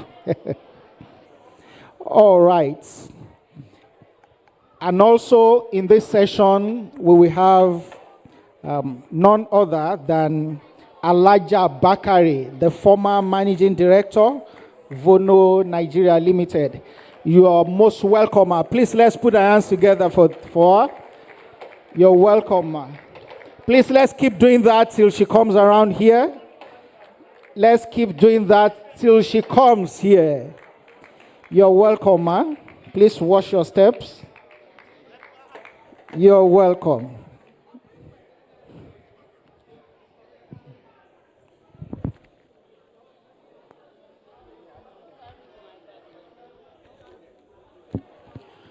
All right, and also in that list, I hope Mr. Ziad is free now. Mr. Ziad, please, we would love to have your attention here. I guess he's having some engagements out there. Please, could you please get word to him that his attention is needed here? And while we are waiting, if you have any questions, please bring it forth now or signify so that we have those questions and move on without wasting too much time.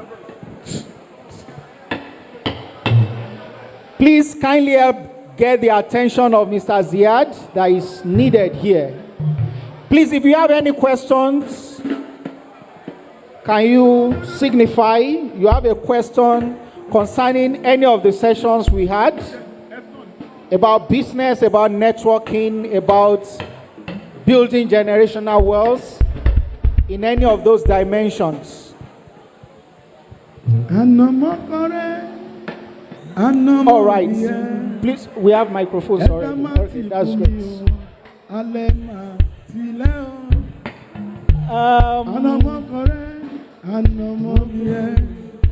I think we would love for you to give us a little more time, band. In a while from now, we'll open up and you have the remaining part of the day is your own. This is the last part we want to do here.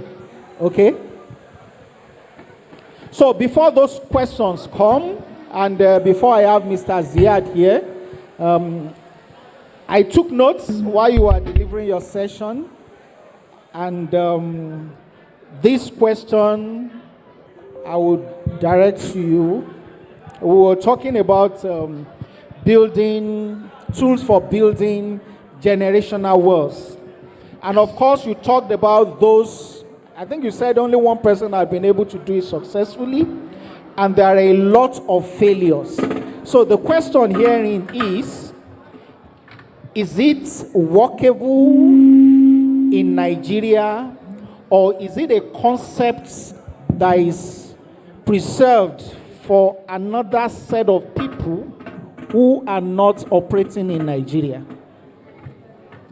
Thank you. Well, tools for building a generational wealth.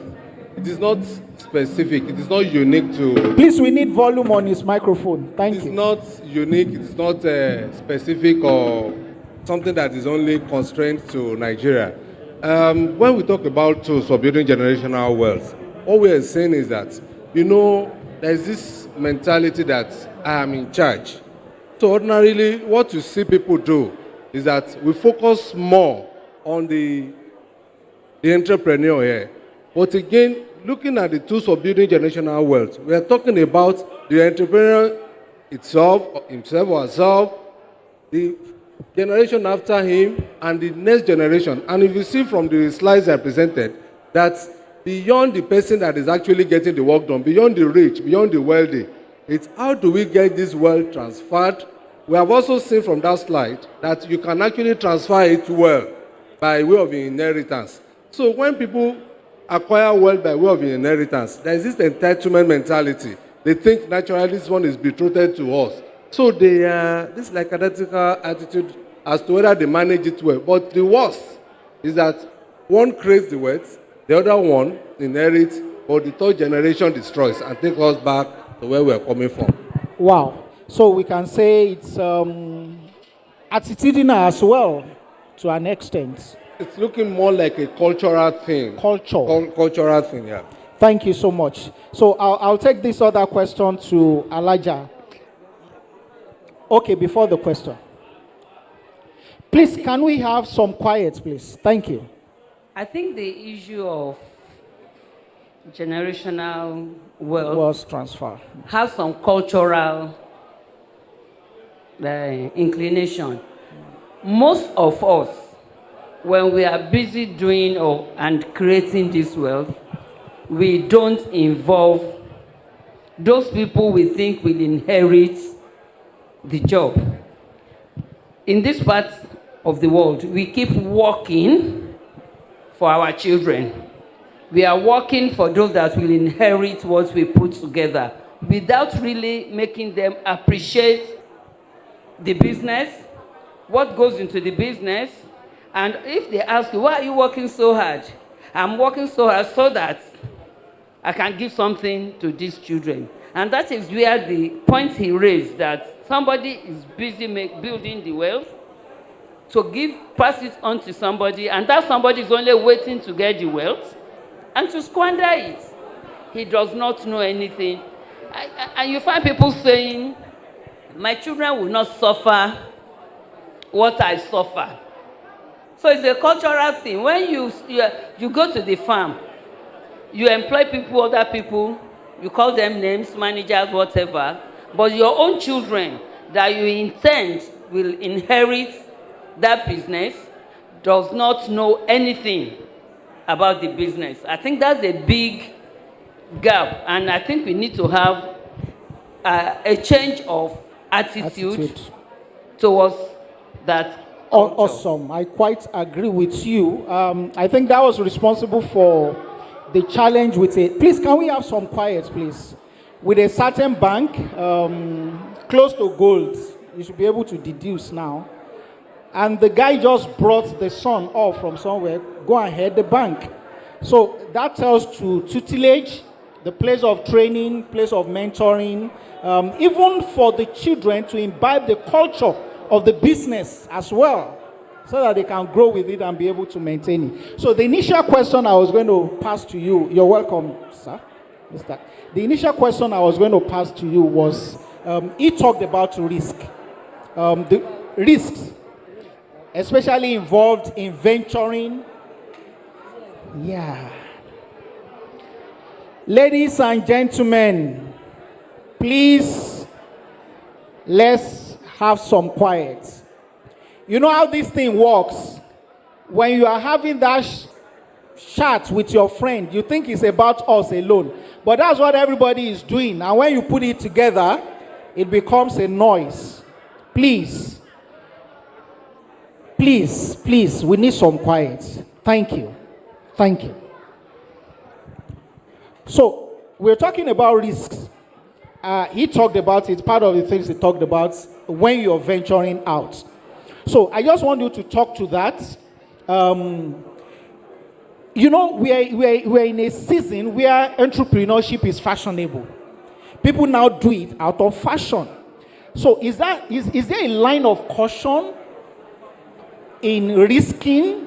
Is there the place of informed risk, intelligent risk, or we just jump all the same and say, hey, let's get it done?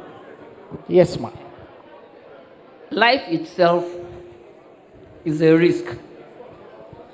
You come to life, you venture. What will be the end, you may not know. And because of that, risk is part of life.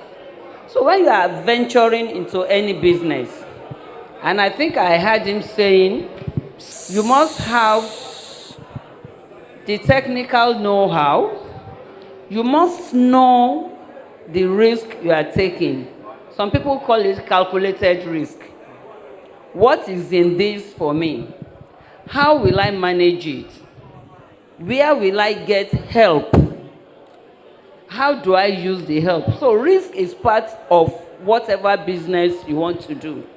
And when you go into it, be ready for it. There are challenges everywhere, but you must have a safety guard. Like I can hear one or two people talk about farming. When you say what as entrepreneur, yeah, the risk in farming is huge. Yeah. You could even plant after doing everything, and whether some natural effects that you have no control over will come. You must be ready. And I think another important thing in managing risk in this climb is the involvement of the government. I think I want to bring that in for entrepreneurs. In other climes, there are something you put on board for them to fall back to. There's no fallback position in Nigeria. You are on your own. The banks will not give you a loan if you don't have somebody to recommend you. They should be able to take you on your personal, and that's why I think I appreciate what BOI is doing. I don't know whether some of us here have enjoyed facilities from BOI, but if you watch their program, you see the way they are relating with entrepreneurs. Just send a good feasibility study of what you want to do and what it involves, and you get across to BOI.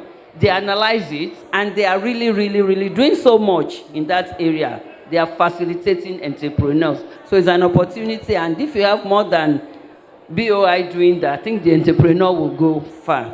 Thank you so much for that. I think we should put our hands together for our panelists. So far, they are doing awesome. And the next question goes to Mr. Ziad. Now, this is the question most of the people here have on their minds. And I'm going to ask it. And you've been around long enough you might have heard it. But we just want that inside information. Now, the talk on the street is that Nigerians are leaving Nigeria. And if you have a flight coming into Nigeria, it's majorly filled with foreigners. So the question most have asked is, what is it that you see? I'm not only talking about Ziad. I worked with some of your nationals before too. If I mention their names, you may know them. So the question is, what do you see in Nigeria that makes you to function here and Nigerians on the average are not seeing? Instead, we leave. You come. What is that line? Can you demystify that for us? If at all, it's a mystery. All right. Please, we need to get maximum impact from this session. We need to maintain some quiet, please. Please. Let's just do that. Just the two lips coming together. That will do it. Okay? Just like that. All right. Jokes apart, please. Let's have some quiet, please. Thank you. Yes. So that question you asked is extremely important, and I always ask myself the same thing. Nigeria is the land of opportunity. Guys, please, can we have silence?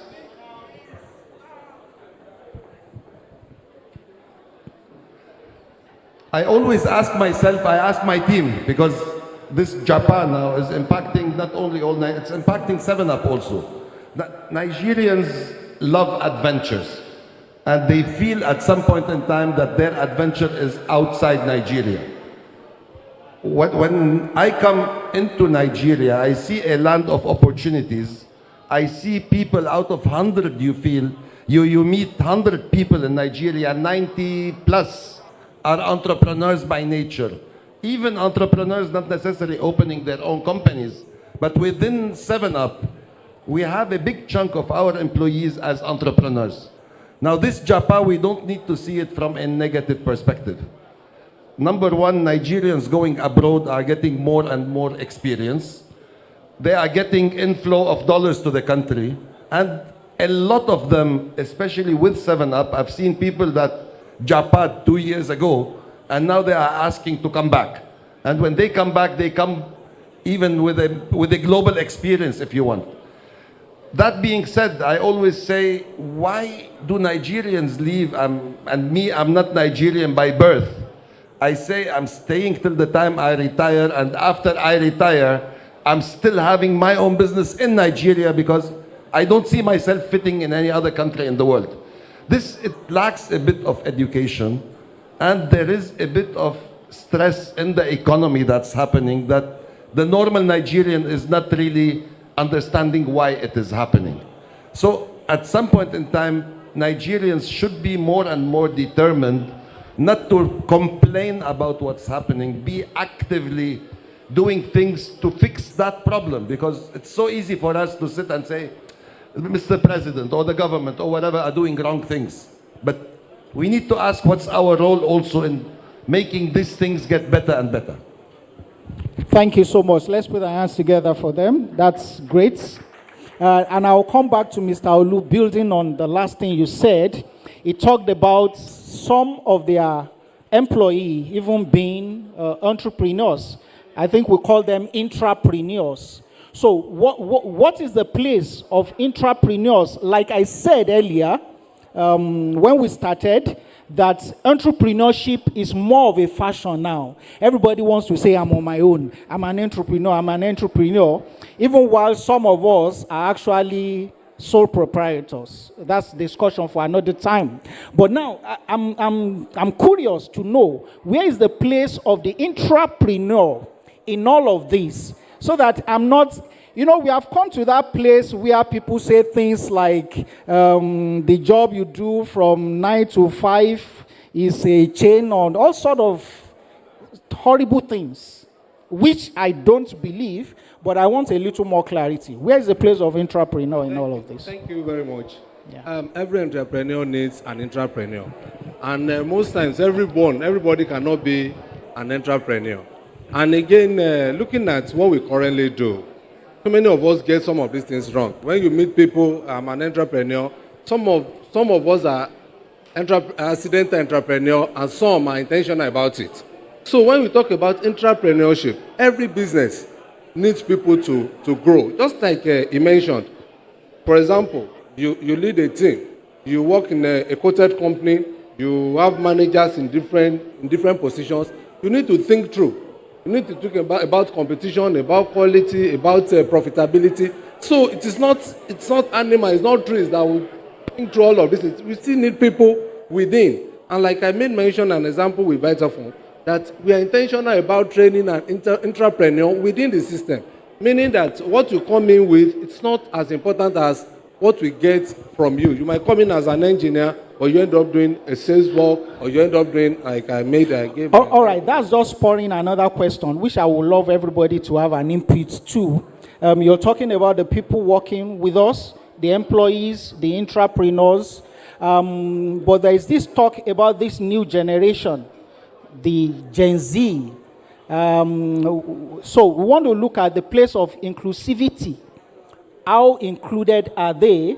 And to also manage their mindsets with the expectation of the organization or the culture of the organization. These are people in different languages who have also been described as digital natives. Okay, they are not on the slow lane. Okay, nobody is on the slow lane, but they are not on the regular lane. These people are fast. So how do you ensure that inclusivity in the workplace? I would love Mr. Zia to also react to that with passage of time and Elijah. With that, change is constant. Just a moment, please. Please, can we have some quiet? Once we are done with this session, there will be the award session and the floor will be open. So please, let's exercise a little more patience and dignify ourselves with silence. All right? Thank you, everyone. Thank you. Well, on the very question, I would say that change is constant. And looking at the way things are, like you made mention of the Gen Z, we need to come to reality that these people, they're on a fast lane, they're on the fast speed. And these are the people, because like if you check every organization now, you realize that about 40-45% of every management team, they are within this age bracket, meaning that if you don't want to change, they will change you. Yes. And again, ordinarily, many businesses, when you have a business that has been around for over 50 years, there are things, we have different types of approaches. We have the traditional approach, we have the fast lane approach like the Gen Z will present. But again, what I think works at this very present period is the hybrid. I read recently in a Harvard Business Review, a particular family, they brought in a very young manager, and the guy increased turnover and profitability by about 200%. But when the board met, the MD was fired because they told him that you cannot replace every human being with robots. You cannot replace every human being with that we need to create commonwealth. It's the word that is common, whereby I have a business, I'll be able to give you, you give your family, I give her, she gives her family. But the people are on a very fast speed. They think about machine, artificial intelligence, but again, for you to grow a business that is sustainable, you still need people, and ordinarily, we also need to adjust so that we work with their pace. All right, thank you so much. Elijah, you want to react to that? And then we'll take Mr. Zia. In any organization, I think a mixed grill is the ideal thing. Yeah. There are some people who we jokingly call custodian of culture. Negatively and positively, you will take it as this is how we do it.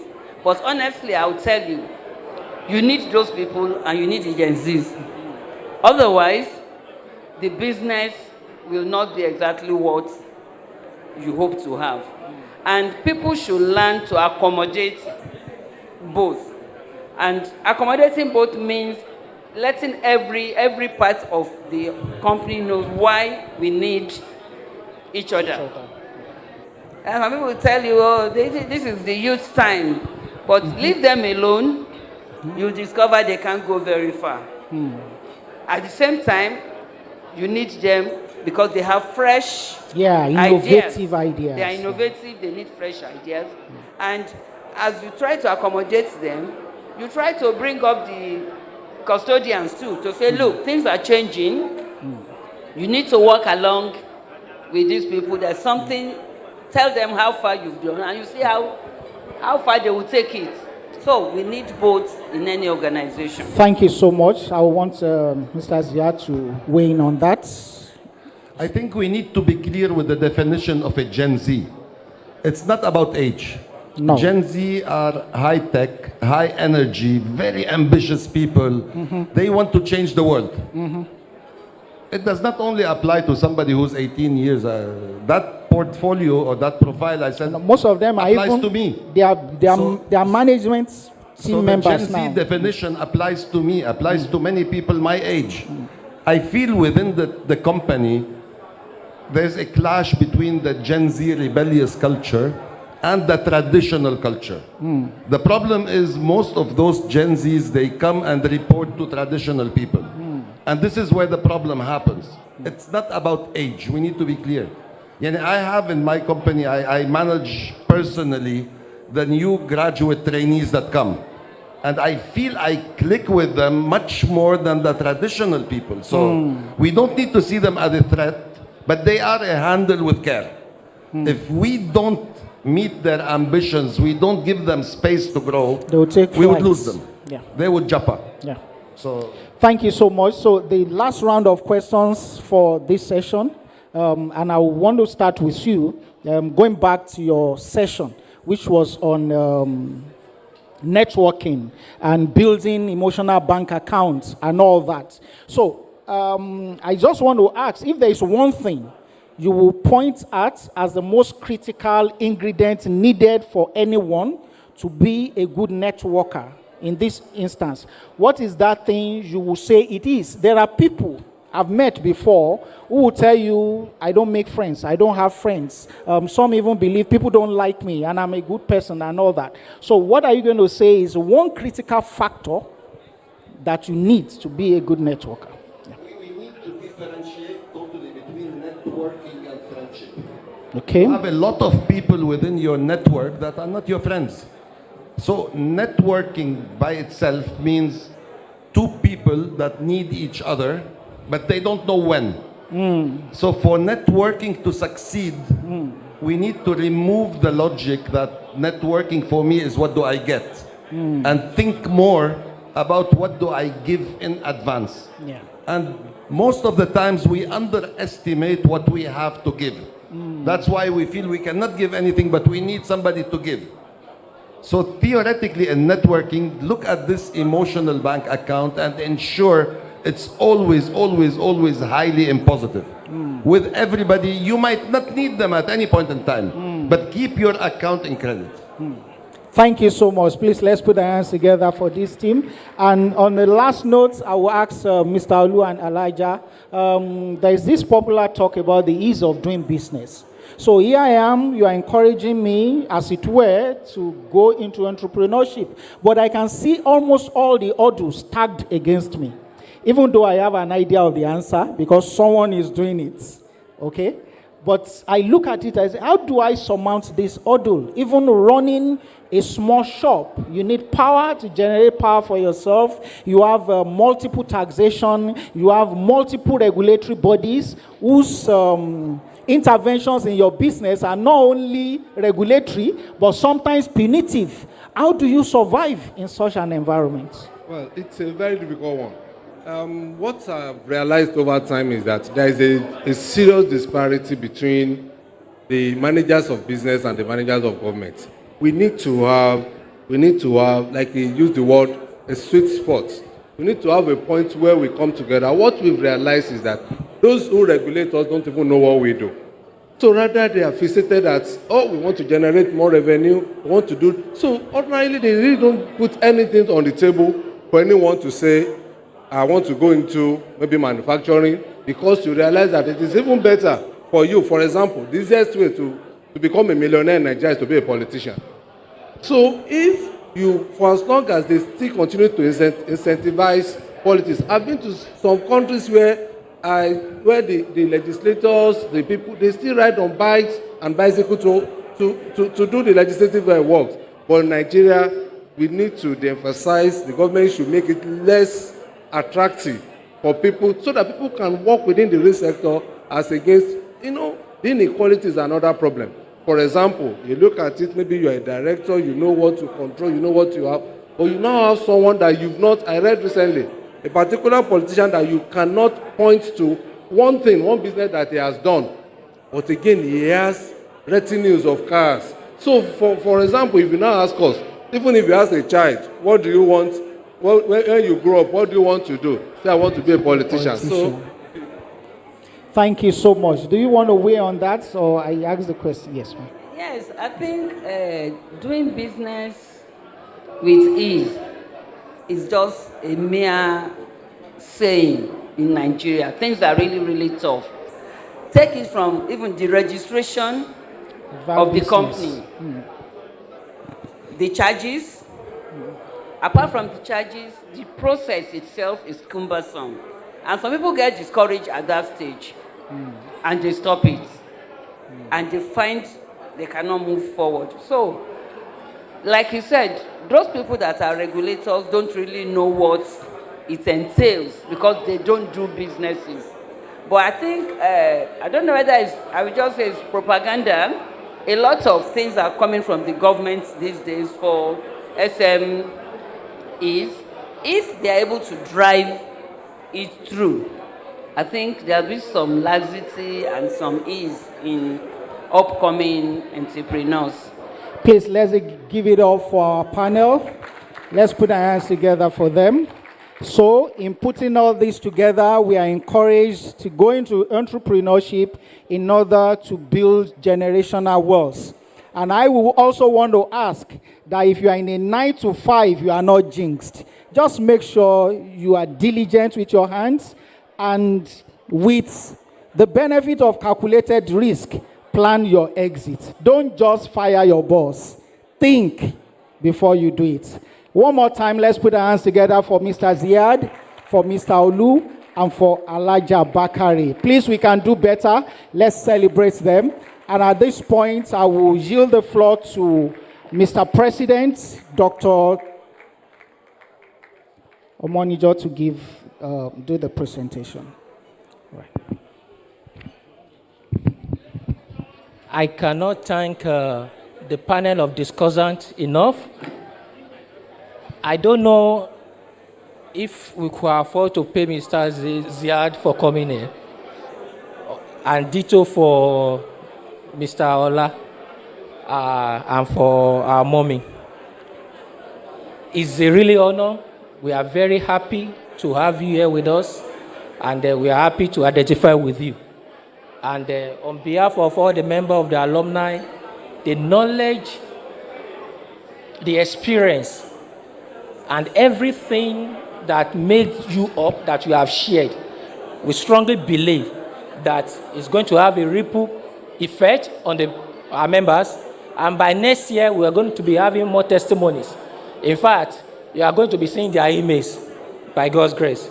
So on behalf of the National Executive Committee, Council of our alumni, we present this award as a token of appreciation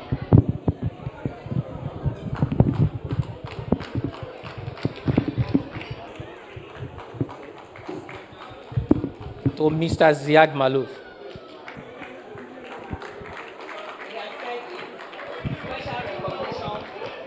For a job well done, this is presented to Mr. Ziad Malouf. Thank you very much.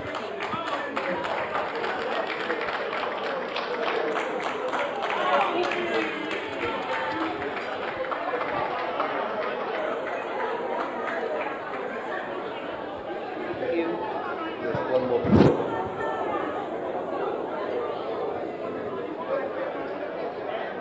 Thank you very much. You're welcome very much. I really appreciate it.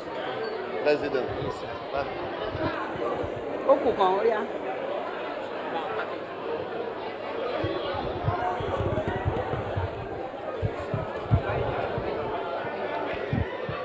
The second award goes to Mr. Taiwo Adeniyi, the MD of Vitafoam Nigeria PLC, ably represented by the Logistics Director, Mr. Ola Ogufe-Itimi.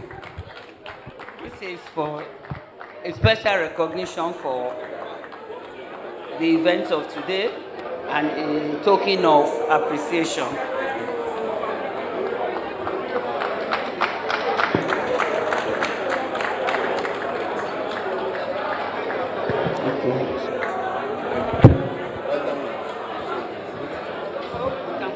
Yes, yes. Let me have my own picture before they leave. Have you taken, are you done with the awards? Yes. Okay, can we stand?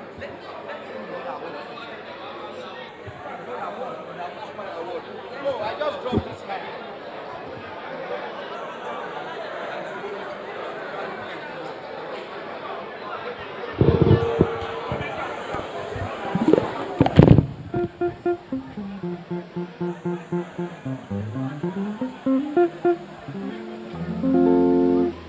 Thank you.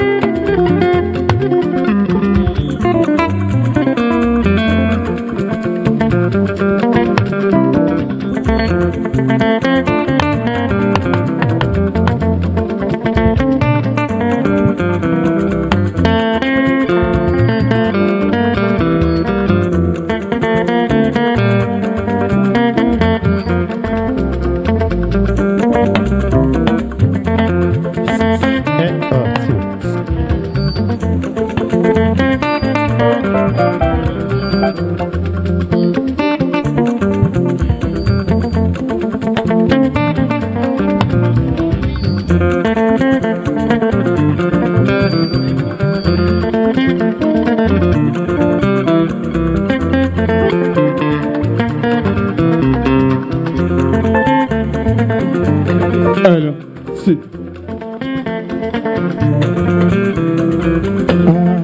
Èmi àdúpẹ́ oore rẹ o. Èmi àdúpẹ́ oore rẹ o. Èmi àdúpẹ́ oore rẹ o. Mélòó ṣàìdúpẹ́ oore rẹ o.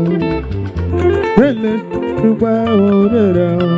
Bàbá kí n bá èmi àdúpẹ́ oore rẹ o. Okay, please. Cover your food if you're a member of the LOC. Cover your food and please quickly step forth.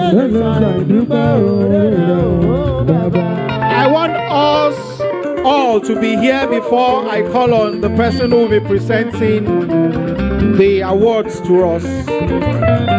Yes, Pastor, please step forth. Who are the other members of your team?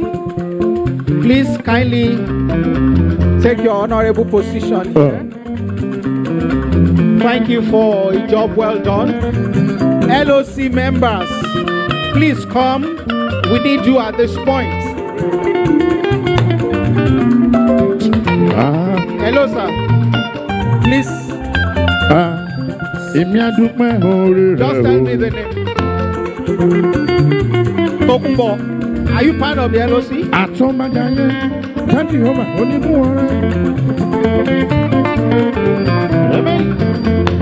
Ọba tó ń jẹ mímọ́ tó ṣe mímọ́ tó ṣe mímọ́ àbúrò bí aṣọ. We are still expecting 4 other people, 3 other people now. Please, let's be quick. Engineer Bimbo Maxwell, please. Please make your way to the podium, please. Okay, Tayo is coming. Engineer Maxwell. Adudu Yemi, Amani Doni Mongesi, President. Members of the LOC.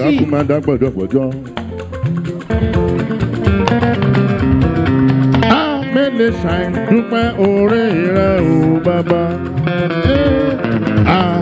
Èmi á dúpẹ́ oore rẹ o. Èmi á dúpẹ́ oore rẹ o. Mele shine, dúpẹ́ oore rẹ o. Engineer Maxwell, please come up. Oore rẹ o bàbá.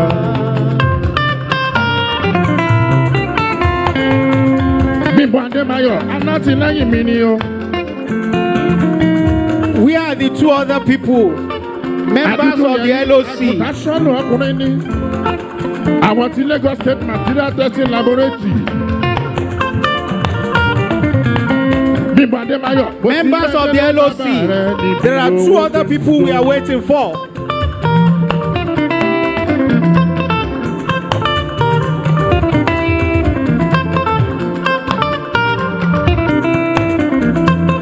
Nítorí Dr. Jimmy Ọmọníjọ́, àwọn Abímbọ́lá Adébáyọ̀.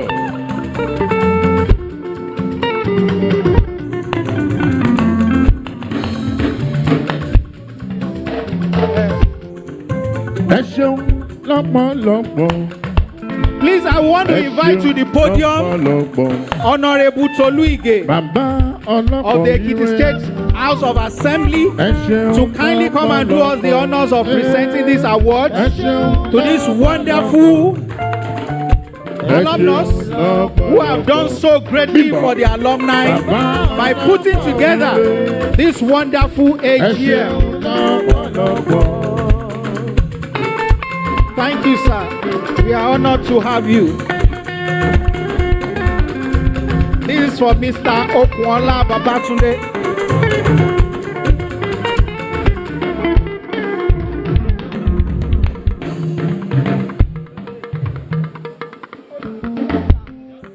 Thank you. I want to use this opportunity to greet my seniors, my classmates, and my juniors. It's a nice one seeing all these faces again. You are all appreciated. Thank you. I'd like to present this meritorious award to Pastor Architect Ugcoa Babatunde, the member of this LOC, on appreciation and recognition of your contributions and commitment as a member of the LOC of the 15th Annual General Meeting, Ugcoa Akete 2024 of the Unity Secondary School, Government College, Ekiti. Thank you.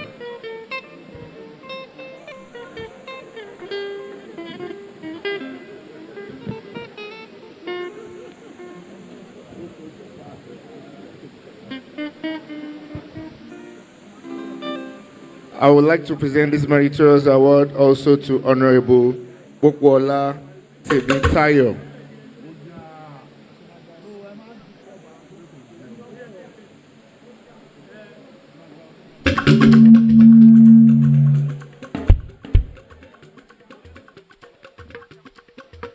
Thank you very much. I would like to present this meritorious award to Honorable Ugcoa Temitayo in appreciation and recognition of his contributions and commitments as a member of this LOC of the 15th Annual General Meeting, Ugcoa Akete 2024. Congratulations, sir.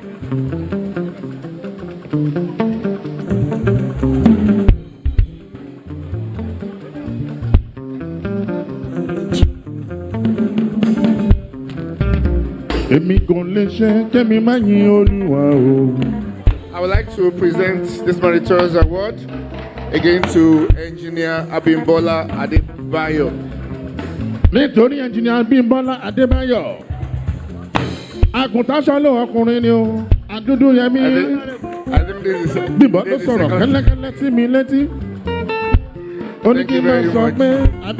I would like to present this award to you in appreciation and recognition of your contribution, numerous contributions and commitment as a member of the LOC of the 15th Annual General Meeting. Congratulations. Bàbá mi ló jẹ́ Ọlọ́run àgbàlagbà o. Bàbá mi ló jẹ́ Ọlọ́run àgbà òye. Èmi kò lè ṣe kémi má yìn Olúwa o. Hallelujah o. Èmi kò lè ṣe kémi má yìn Olúwa. Bímbọ́ Adébáyọ̀ ọmọ bá mi. Àgùntàn sálọ ọkùnrin. Bàbá mi ló jẹ́ Ọlọ́run àgbàlagbà. Abímbọ́lá. Bàbá mi ló jẹ́ Ọlọ́run.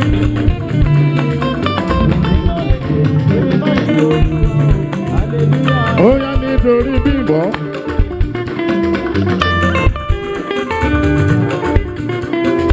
Thank you. Thank you.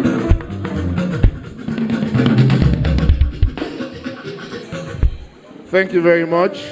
I think we have a very bubbling performer. We're going to dance. A lot of us are going to dance here, so Don't be in a hurry, please. I would like to present this meritorious award to Mr. Omiyale Adedotun, who is the chairman, LOC, Ugcoa Akete 2024, in appreciation and recognition of your contributions and commitment as a member of this LOC. Thank you very much. Congratulations.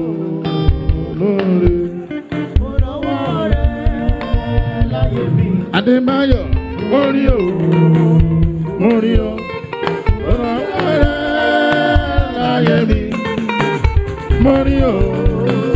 Morio, Bimosi la kere o anudani, Ashe o, Bimosi la kere o anudani, Ashe o.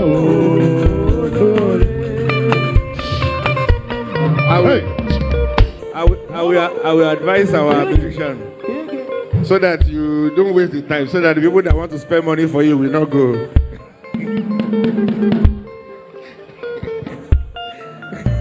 Thank you. I would like to present this meritorious award to Mr. Jide Ogunleye in appreciation and recognition of your contributions and commitment as a member of the LOC of the 15th Annual General Meeting of Ugcoa Akete 2024. Congratulations.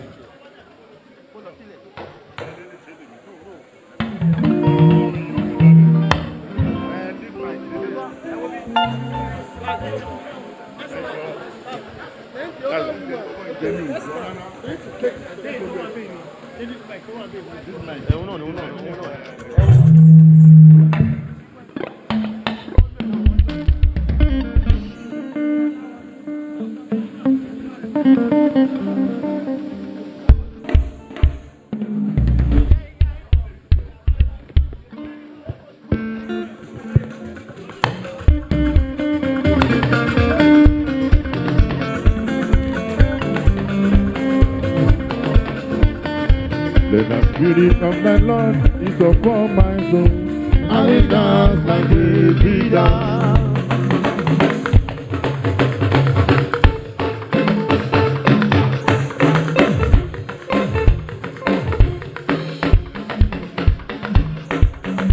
Let the spirit of the Lord is upon my soul.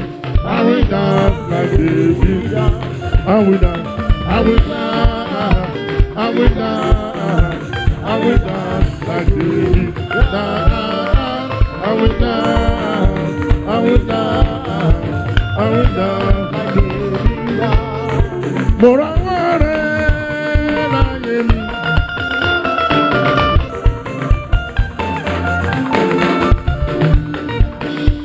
Morio, Morio, Morishere na yemi. Morio. Morio, bí mo tilẹ̀ dé ó bá gbà mí. Ẹjẹ́ olóore, bí mo tilẹ̀ dé ó bá gbà mí. Ẹjẹ́ olóore. Nítorí àpèsè òye yẹ mí, ó máa lọ ní mẹ́lọmẹ́lọ.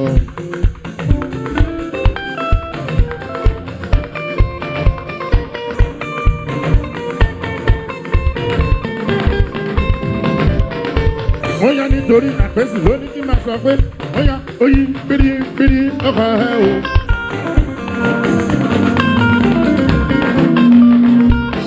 Oyin bírí ọkọ̀ ẹ̀ o. Àpèsè ọlá oyin bírí ọkọ̀ ẹ̀ o.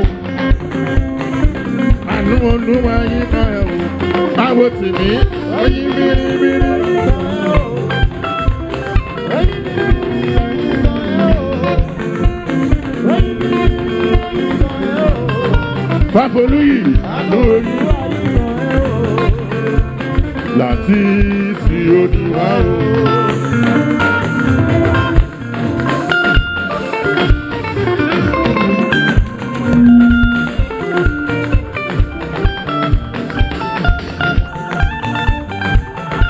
Nítorí àpèsè Fáfolúyì láti sí oníwà o. Láti sí oníwà lèmi tí ń dégbé ọ. Olúwa ni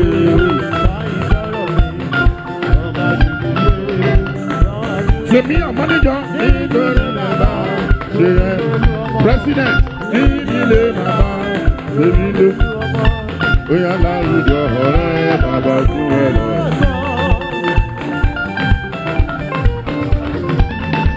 Báyọ̀ sọ̀kún dọ̀bí, ó yá lélẹ́lẹ́lẹ́lẹ́ lélẹ́lẹ́lẹ́. Lélẹ́lẹ́lẹ́lẹ́ lélẹ́lẹ́lẹ́. Kí wọ́n má ṣe mọ̀jì. Kí wọ́n má ṣe mọ̀ya. Kí wọ́n má ṣe mọ̀jì.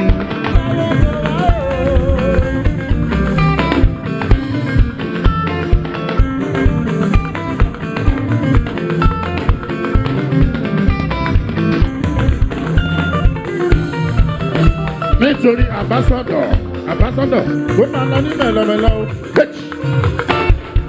Ambassador Olúwayọ̀mí ó máa lọ ní mẹ́lọ́mẹ́lọ́.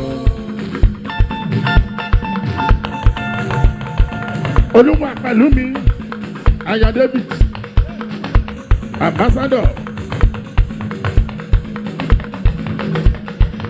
Nítorí ambassador Olúwayọ̀mí Olúwa pẹ̀lú mi David, oya Olúwa tanná ọ̀tá rẹ̀ lóhùn orí. Nítorí ambassador abọ́gbẹ́mu rẹ̀, àní Olúwa tanná ọ̀tá rẹ̀ lóhùn orí. Bó má fẹsẹ̀ kọ́, ẹ̀gàn gbòdì gbẹ́dì, yìí arúgbó, ṣé Olúwa ẹ̀ má ju òkòtò yìí. Oya sele zabarigo.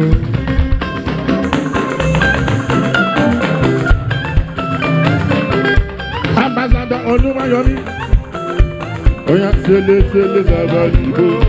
Oya súnmọ́ mi ní sele zabarigo. Ambassador sele zabarigo. O ti na fáìlì o. Ògùn Olúwa mi yọ, ó yọ lára rẹ̀ o. Ambassador Olúwayọ̀mí, àwọ̀ president mi ni o. Tìmí ọmọ níjọ, àwọ̀ Abímbọ́lá Adébáyọ̀. Ó ti lọ fáìlì o. Ambassador Ògùn Olúwa mi yọ, ó yọ lára rẹ̀ o. Ó yá bínú bómi àbínú.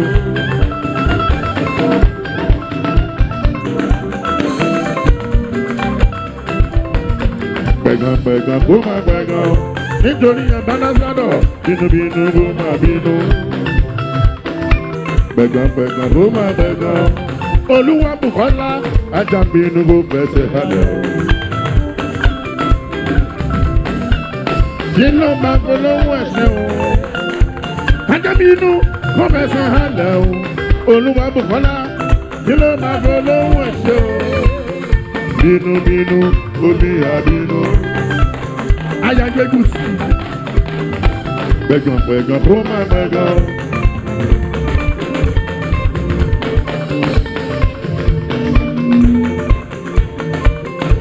Nítorí Olúwabùkọ́lá Ayájẹ́gùsì. Ọ̀yá ìwọ ló ní ijó rẹ̀ ló láyọ̀ rẹ̀.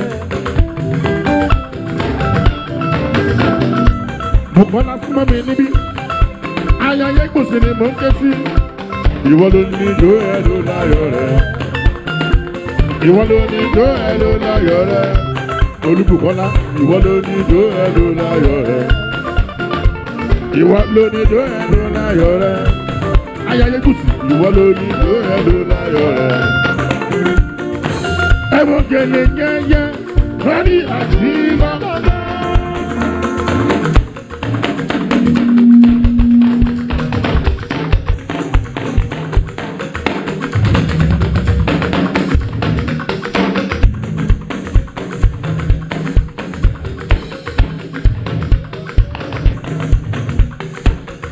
Ọba tó ń ṣoore fẹ́yìn tí o mọ̀lẹ̀, mo wá yìnyọ́ o bàbá.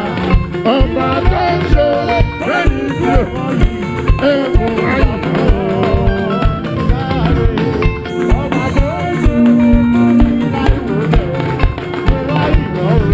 Nítorí Olúwabùkọ́lá Ayájẹ́gùsì.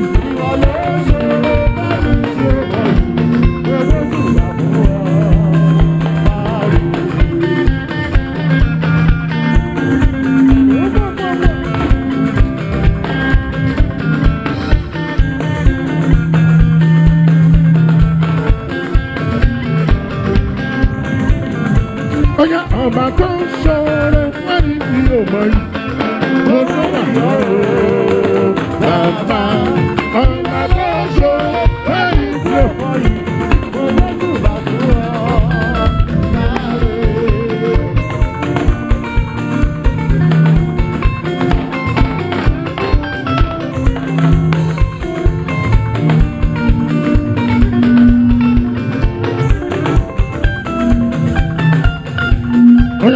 Olúwa Olúwa wa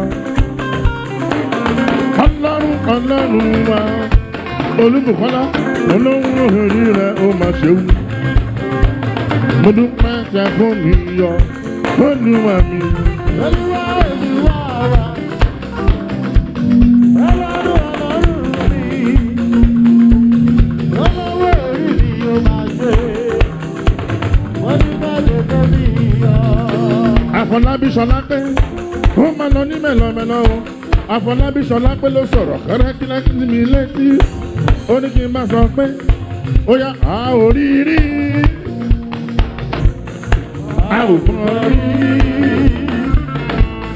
inú èrí hàn sí o àkàwé rẹ̀ sọ̀rọ̀ o ẹ̀dá bí o bí o bí o.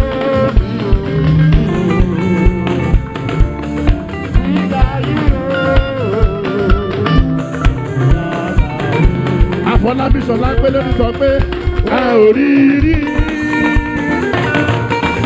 a ò gbọ́ rí irú èyí ò sí o àkàwé rẹ̀ sọ̀rọ̀ o ẹ̀dá bí o bí o bí o.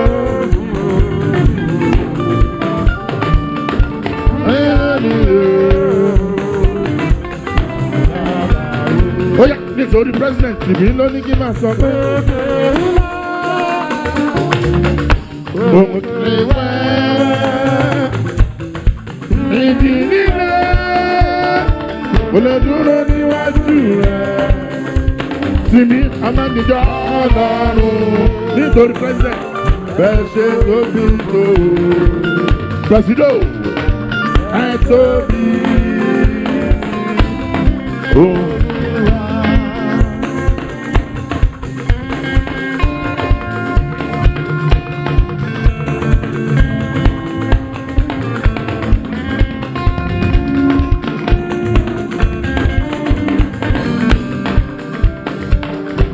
Ọ̀yá nítorí tìmí ló ní máa sọ pé pẹ́ńsó onídùúró mi ẹ̀ ṣeun o.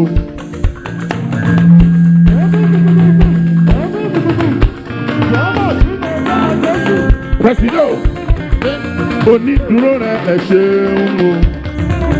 Bójú ènìyàn ló dúró ìbá ti padà. Amáníjọ́ bójú ènìyàn ló dúró ìbá ti sá lọ.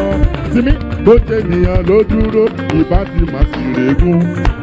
Onídùúró rẹ̀ ẹ̀ ṣeun o nítorí president. Pẹ́sìdò ló jó lọ́wọ́lọ́wọ́.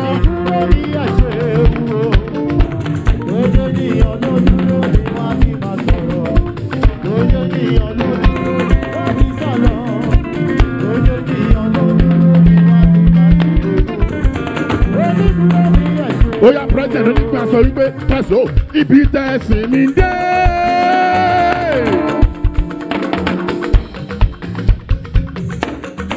Nítorí tìmí amáníjọ́ mẹ́ẹ̀má pẹ́ mo lè débẹ̀ o. Wọ́n yíyan lógo o. Wọ́n yíyan lógo o. Wọ́n yíyan lógo o. President ibi tẹ̀sí mi dé. Mẹ́ẹ̀má pẹ́ mo lè débẹ̀ o. Wọ́n yíyan lógo o. President àtìlẹ́yìn tójú máa ti ní òyìnbó o. Àtìlẹ́yìn tójú máa ti ní òyìnbó o. Àtìlẹ́yìn tójú máa ti ní òyìnbó o. Ẹ wo president bó ṣe ná mi lọ́wọ́ alátìlẹ́yìn mi ni bàbá. Àtìlẹ́yìn tójú máa ti ní òyìnbó o. Tìmí Amáníjà ni mò ń ké sí dókítà tó mọ̀ yé ni. Àtìlẹ́yìn tójú máa ti ní òyìnbó o. Àwo Abímbọ́lá Adébáyọ̀ kó má lọ ní mẹ́lọ́mẹ́lọ́ o.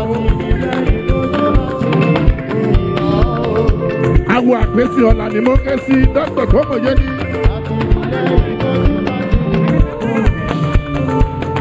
Amani Àjọsìn Káyọ̀dé ẹ̀sùn mọ́ mi níbí.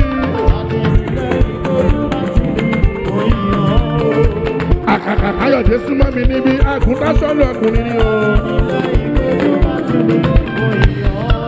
Àtìlẹ́yìn gbọ́dúmọ̀ tì ní mo yàn ọ́ o.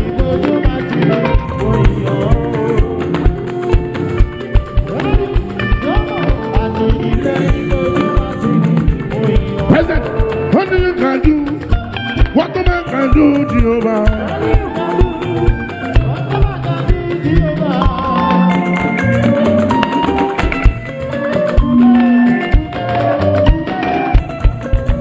Only you can do what no man can do, Jehovah. I am coming next to you, Jesus. I am coming next to you, any day, anytime. I am coming next to you. Only you can do what no man can do, Jehovah.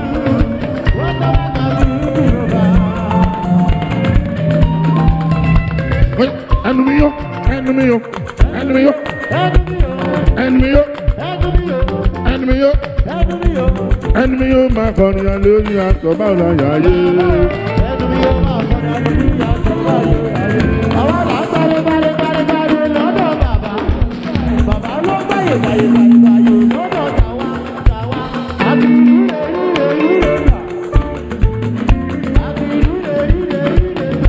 enemy yo, enemy yo. Enemy, enemy, enemy, enemy, enemy, oh my God, hallelujah, so bad,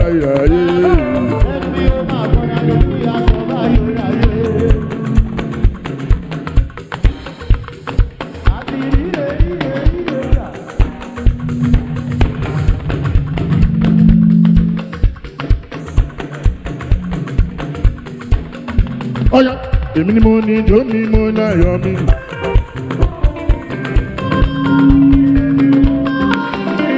Ìwọ ló ní jó ẹ ló láyọ̀ rẹ̀. Ọ̀yá máa jó. Ìwọ ló ní jó ẹ ló láyọ̀ rẹ̀. Ìwọ ló ní jó ẹ ló láyọ̀ rẹ̀.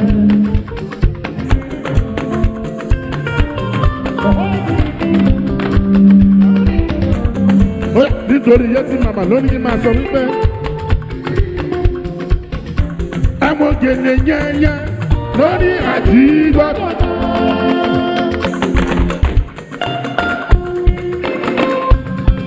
Ẹ̀wọ̀n yẹn tí màmá ẹ̀mọ́ gèlè yẹ́nyẹ́ lórí àjígbọ́dọ̀.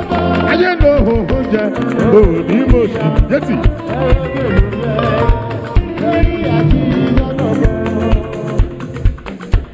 Yẹ́tì ló ní kí n máa sọ pé Ọlọ́run tí a kò lè dá dúró.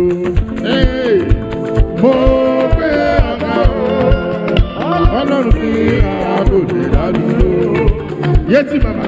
Mo gbé ọ̀gá o, Ọlọ́run tí a kò lè dá dúró. Presido.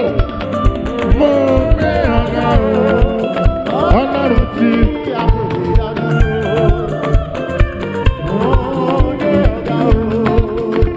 Let the spirit of the Lord is upon my soul, and we dance like a big dance.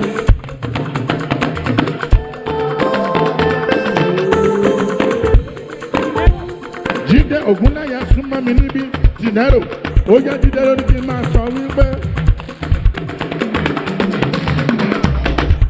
Jíde, Ọlọ́run tó gbà mí náà o, tó múnú mi dùn, tó pa mí lẹ́rìn ayọ̀. Aládé ìmúra o, àrímáyé o, àsọ̀rọ̀ máa dà sí.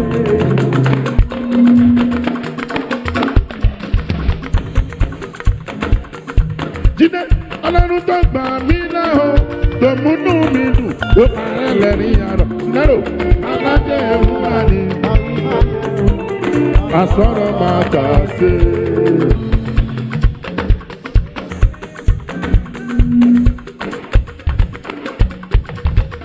Nítorí president lónìí kí n máa sọ wípé òkè ńlá,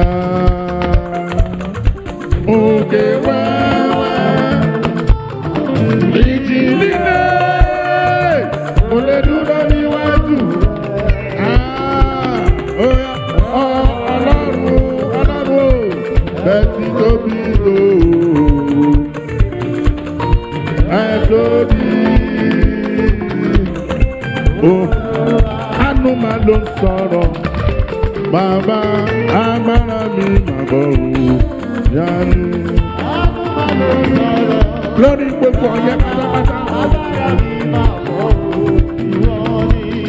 Àánú máa ló ń sọ̀rọ̀, Jimmy agbára mi máa bọ̀ ọ́ yé.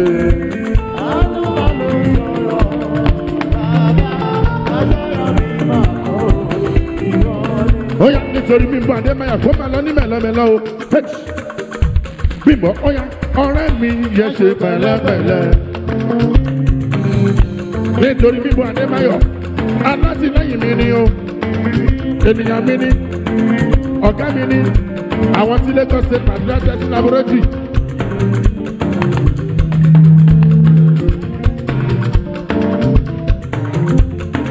Nítorí Abíọ́dún alátìlẹ́yìn mi ni o.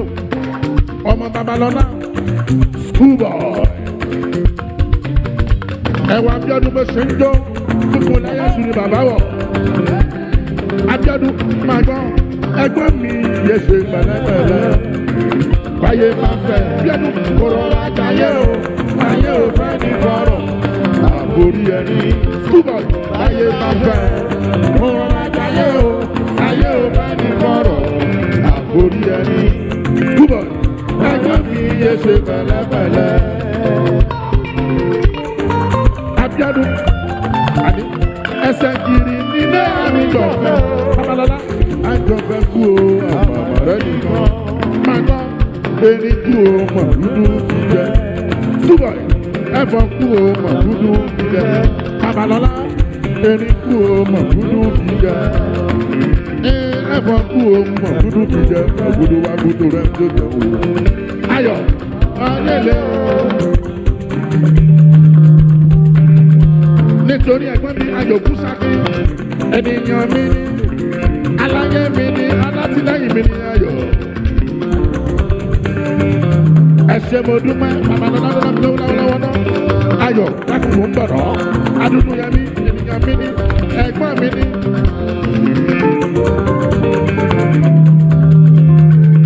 Ayọ̀ ni mò ń kẹ́ sí, alátìlẹ́yìn mi ni o. Ẹ wò wọ́n bá ṣọ́nà mi lọ́wọ́, adúlú yẹn mi. Ayọ̀ agbọ́ òyà wọ́n pẹ́ gòdò sílẹ̀, wọ́n tẹ́ ní ilé lórí, wọ́n ní kó wá sùn lé. Irọ́ náà fi bá, èdè náà fi ṣe, bí pápá yẹn bá jòkó ta, omi ní omi.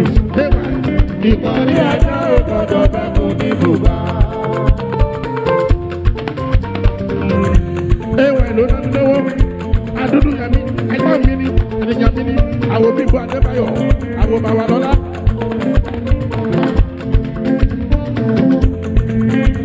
Oya ẹwà máa gbọ́, oya ẹ̀gbọ́n mi ni o, ẹ̀gbọ́n mi ni, ẹ̀gbọ́n mi ni o, ẹ̀gbọ́n mi ni, ẹwà olówó lọ́wọ́ ẹ̀gbọ́n mi ni, yóò lówó lọ́wọ́ ẹ̀gbọ́n mi ni, ẹwà jọ̀bọ́ ṣe ń jó, ẹ̀gbọ́n mi ni o, ẹ̀gbọ́n mi ni, adúlú yẹn mi, ẹ̀gbọ́n mi ni o, ẹ̀gbọ́n mi ni, Babalọ́lá bẹ́ẹ̀ lówó lọ́wọ́ ẹ̀gbọ́n mi ni, bàtì bẹ́ẹ̀ lówó lọ́wọ́ ẹ̀gbọ́n mi ni.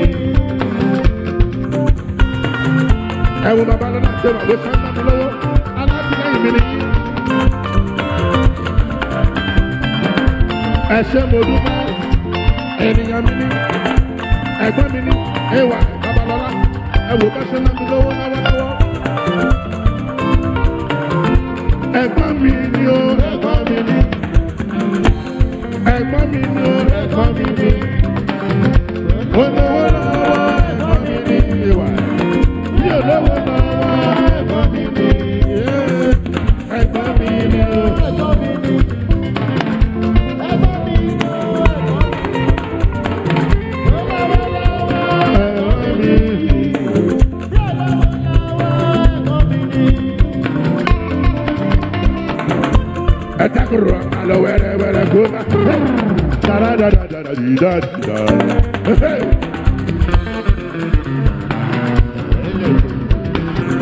Nítorí àyọ̀kó máa lọ ní mẹ́lọ́mẹ́lọ́.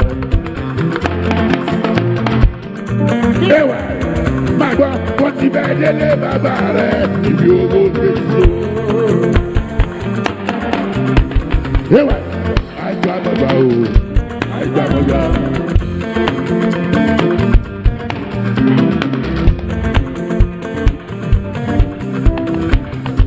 Ẹ jẹ́ kó rọra máa lọ wẹ́rẹ́wẹ́rẹ́ kó má di lára oko. Ẹwà oya máa wò mí róró, máa wò mí róró, máa wò mí róró, máa wò mí róró. Méjọ ni mo ké sí alátìlẹyìn mi. Méjọ Akínbọ́lá, ẹwà, ẹwà. Oya bọ̀bọ̀ bá rí ẹ lóde, wà rí ẹ wà wẹ̀ ẹrú. Ẹwà. Gbàgbọ́ bẹ́ẹ̀ lásán làjàkọ̀ fún mojú sọ̀wọ̀ bọ̀ sọ̀bọ̀ kúkú tọrọ jẹ. Jàgùdà jẹ́ lábẹ́ kẹ́sì o, iṣẹ́ owó rẹ̀ ni wọ́n jẹ́. Ẹ má wulẹ̀ tó wà lálájọ́ náà, àmọ́lù ní sálẹ̀ orúkọ tí wá. Kótó pé kótó ṣe ìyanu dáadáa, ẹ̀yìn ẹ̀ bèbè bàbá rú mi láàrú. Nítorí bí wà ní báyọ̀, bí mo máa gbọ́, I know one day you are going to be great. Ọ̀kadé báyọ̀, ẹgbẹ́ mi ní ènìyàn mi ní alátìláyìn mi ní bíbọ̀. Ìjọba ni mò ń ké sí àdúgbò yẹn mi. I know one day bíbọ̀, you are going to be great.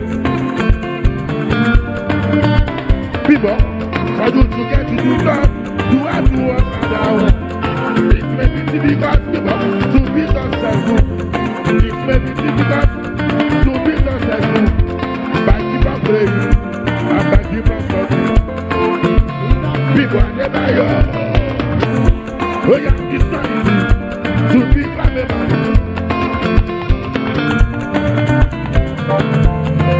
Nítorí people are never young. Lórí pàṣẹ pé ọ̀rẹ́ mi ò rí.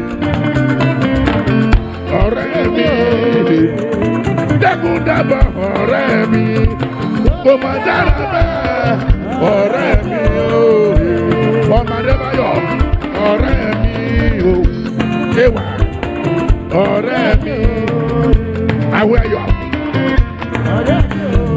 kò má dára bẹ́ẹ̀ ọ̀rẹ́ mi dábọ̀ nítorí bíbu Adébáyọ̀ awáyọ̀ ògùn sáké. Túndé Dáramọ́lá ènìyàn mi ní àkọ́dà fọ́mọ lórí mò ń bọ̀. Ayọ̀ Ògúnṣakí àbú Abímbọ́lá Adébáyọ̀.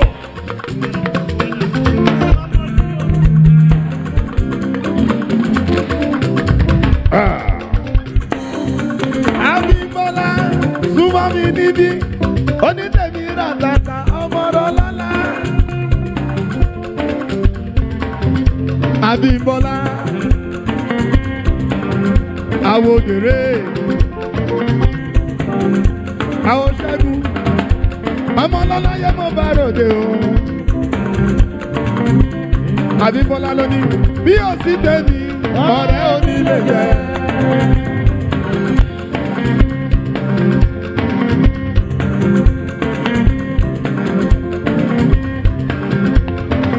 Ọlọ́láyé ló ní tẹ̀mí, wọ́n ní pé bí ó sì tẹ̀mí sẹ́ ọ̀rẹ́ onílé mọ́. Ẹjọ́ ń gbọ́, ẹ jọ̀wọ́ ẹ má sọ bẹ́ẹ̀ mọ́. Ọba Olúwa lálẹ́ wí lè ṣe. Bí bá ṣe ẹ jọ̀wọ́ ẹ má sọ bẹ́ẹ̀ mọ́. Ọba Olúwa lálẹ́ wí lè ṣe.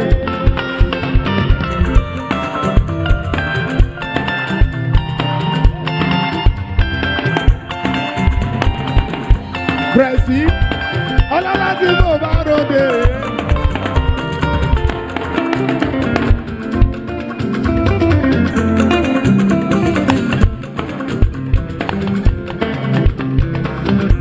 Ọlọ́lá yẹn lọ ní tẹ̀mí.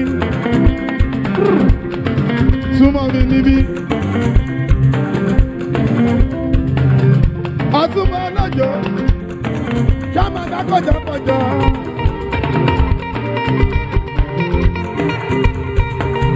Wọ́n ní ẹ̀dá tó sọ pé kò sí irú wọn. Ẹ sọ fún pé ló ń bá irú ẹ̀dá wà o.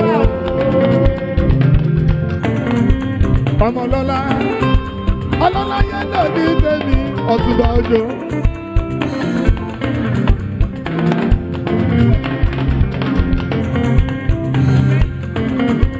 Ọ̀yẹ́ Sanilé. Ọ̀yẹ́ Sanilé ròdì tèmi, Èkìtì Sanilé. Nítorí Ọ̀túnba mo ṣe wá wípé, a ti ní ìwúkà ìwà Èkìtì. Èkìtì jákèjádò. Ó ní kí ló ti ṣe yìí sí o. Ẹ jẹ́ gbọ́, a ti ní ìwúkà ìwà jẹ́ o. Mo ní Èkìtì jákèjádò. Èkìtì jákèjádò. Mo ní a ti ní ìwúkà ìwà o. Èkìtì jákèjádò. Ọ̀túnba ló wá sọ̀rọ̀ kan sí mi létí wípé òní ló.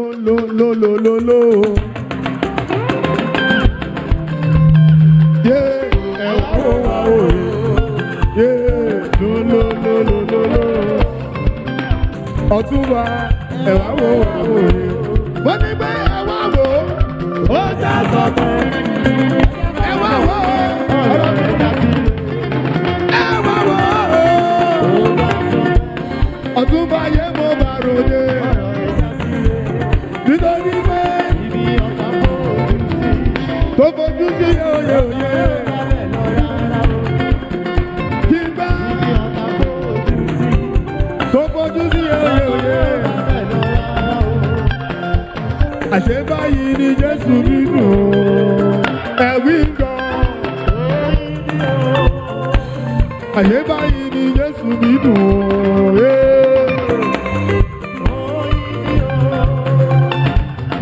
àṣé báyìí Jésù mi dùn sẹ́, ẹ̀wí ń gbọ́sẹ̀ o. Wọ́n ní kábíyèsí rẹ̀ Olúwa, ọba tó fi mọ́lẹ̀ ṣàṣọ̀gbọ́ra. Kábíyèsí rẹ̀ Olúwa, rẹ̀sí súnmọ́ mi níbí, ọba tó fi mọ́lẹ̀ ṣàṣọ̀gbọ́ra. Ọmọ níjọ tó fi mọ́lẹ̀ ṣàṣọ̀gbọ́ra. Rẹ̀sí súnmọ́ mi níbí sẹ́, tó fi mọ́lẹ̀ ṣàṣọ̀gbọ́ra.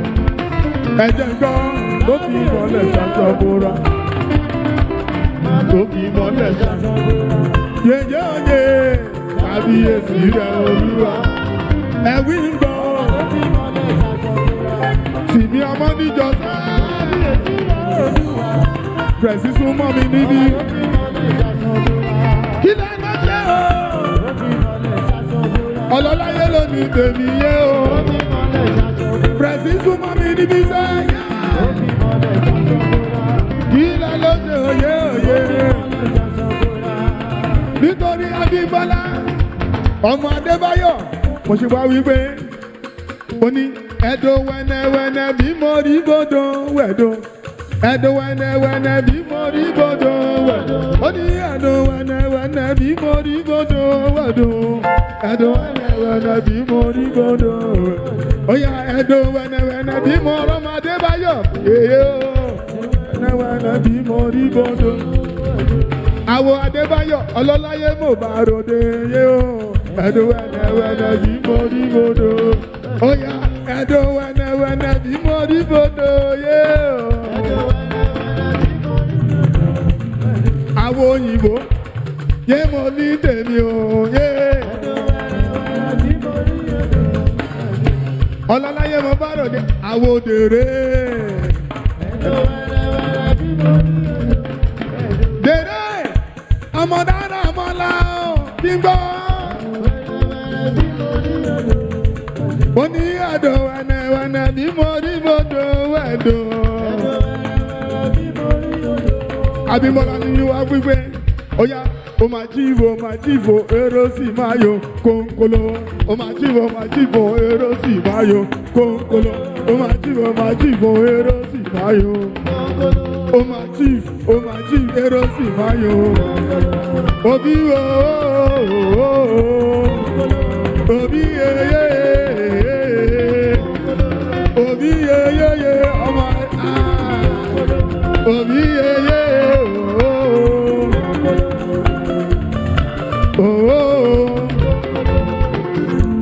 Adébáyọ̀ ló ní èmi lè ṣèyí fún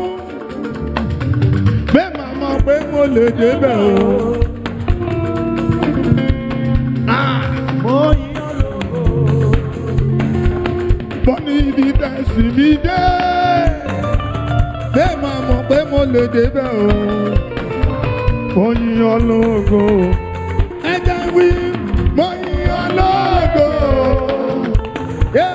Mo yàn lógo. Ọyẹ́ Èkìtì, ibi tẹ̀sí wá dé. A máa mọ̀ pé a lè débẹ̀ o. Nítorí gbogbo alumni lọ sọ sí pé ibi tẹ̀sí wá dé. A mọ̀ pé a lè débẹ̀ o. Àyìnyàn lógo. Bó ní pé àyìnyàn lógo. Àyìnyàn lógo. Ibi tẹ̀sí wá dé. A mọ̀ pé a lè débẹ̀ o. Báskà, àyìnyàn lógo. Òṣè ò bàbá mi. Báskà, ọlọ́láyé mo bá ròde. Báskà, Abuja connection. Ọlọ́láyé ló ní tèmi. Àwòbáyọ̀ Báskà. Alábà Báskà mi ò yé. Gbogbo Abuja, ọlọ́láyé ló ní tèmi o. Ó yá ìdílíbà.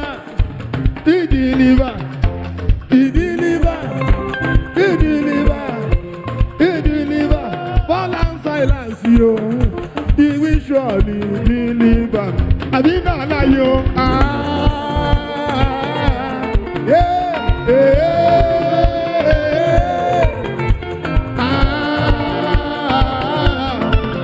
He will surely deliver.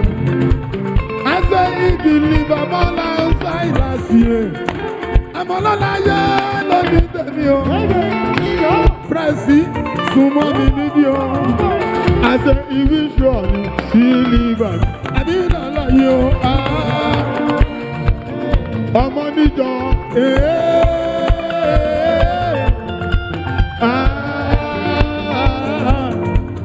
He will surely deliver. Ọ̀rọ̀ Yẹmí, ó ní deliver balance silence yo. Ìdílébà Presido. Ìdílébà Abẹ́sì ọmọ Yẹmí o. Ibi sọ̀rọ̀ ìdílébà. Àdínà láyé o. Jẹ́ kí n gbọ́.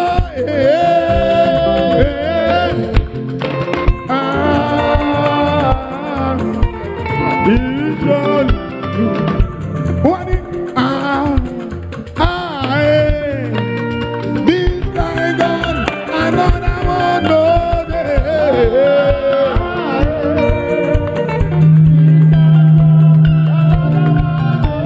Oh yeah.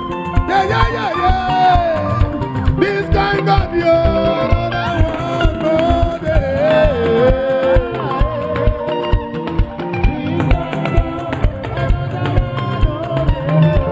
Ọmọ níjà yẹ mọ́ màlúdé o. Àwọn bíbọ̀ yẹ lọ ní tẹ̀mí yẹ o.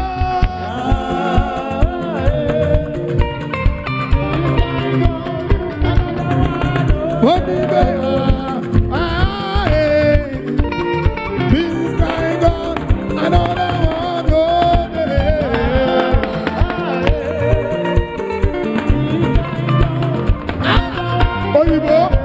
Òyìnbó lọ́nà mi lọ́wọ́ lọ́wọ́ this guy got you, another one no. Yeah, this guy gone, another one. Yeah. Alala ya mo barode o.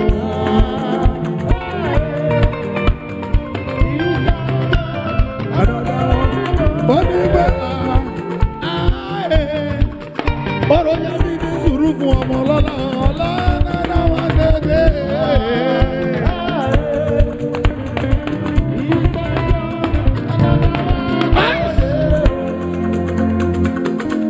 Abímbọ́lá. Ọmọ Adébáyọ̀ súnmọ́ mi níbí. Nítorí Abímbọ́lá mo ṣe wá wípé tó di dẹ̀rẹ́ ni. Láfi kọ́lé fún mi. Pẹ̀sì ọlọ́láyé ló ní tèmi o. Ọmọ níjọ sì ní ọmọ níjọ ọlọ́láyé mo bá ròde. Ó ní ìyìdáyà ọ̀kíní. Yóò fi ìgbà yìí láwùjọ ẹyẹ. Tàbá wọ́n wọ́ lọ, tàbá pàdé iyì lọ́nà. Ọmọ níjọ ọlọ́láyé ló ní tèmi. Tàbá wọ́wọ́ lọ. Tàbá pàdé iyì ó yẹ ká padà sílé. Nítorí wípé tàbá lówó ọ̀hún tán iyì lọ́ọ́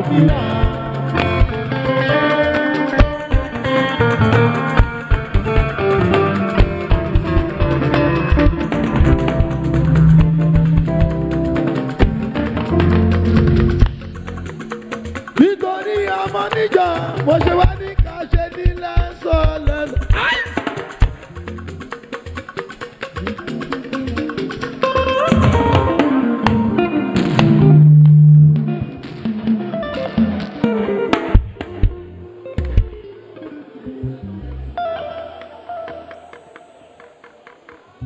Ladies and gentlemen, let us give a round of applause if your hands are not too busy.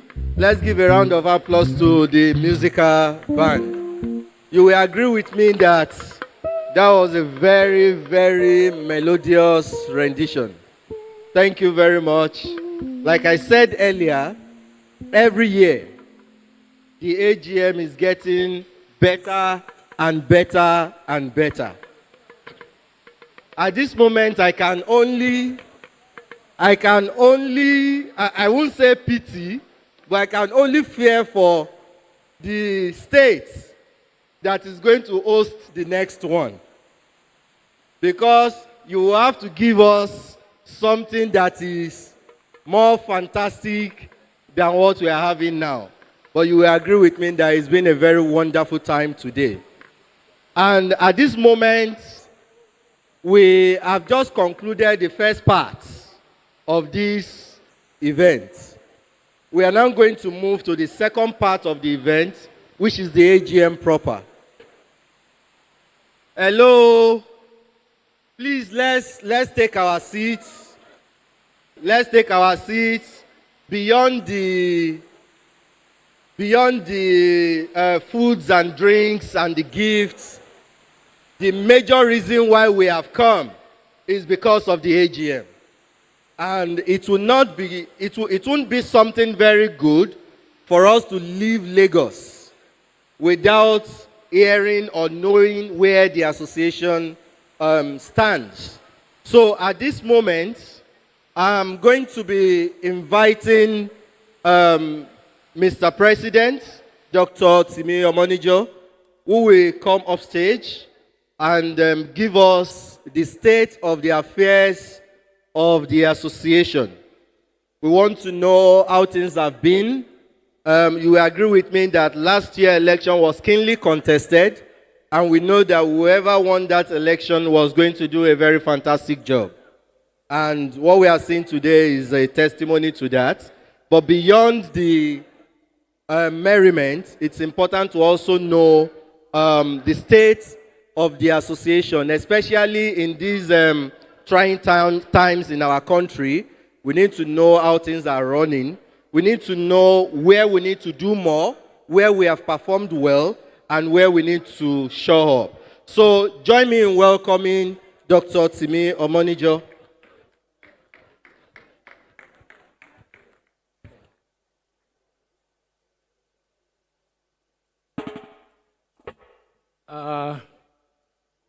Once again, I want to welcome everybody to this AGM, and I'm happy that everybody is happy. We are in an exciting time, and by the grace of God, our alumni is moving to the next level. In everybody's life, there is going to be upward increment by the grace of the living God. just like the lecturer, the guest speaker said, I make bold to say, and I'm a living witness to this, there's nothing you want in life that is not in this alumni. Nothing. I've had a situation whereby I was stopped on the road and I was being harassed by a custom officer, and the next thing the person says that, are you not a manager? And he was an alumni member.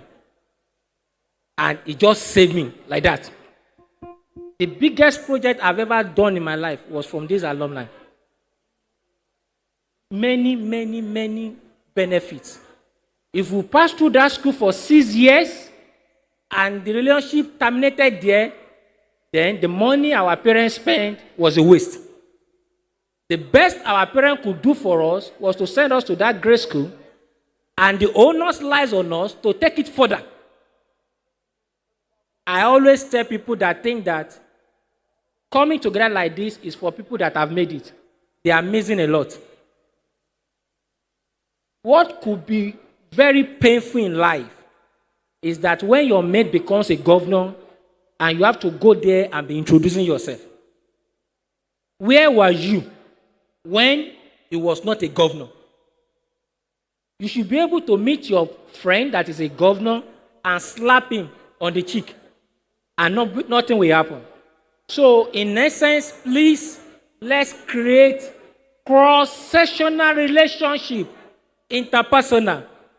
Don't stay with your set. Mingle, interact. And when the next election is coming, there's no better platform to let people know you and what you can do than that election.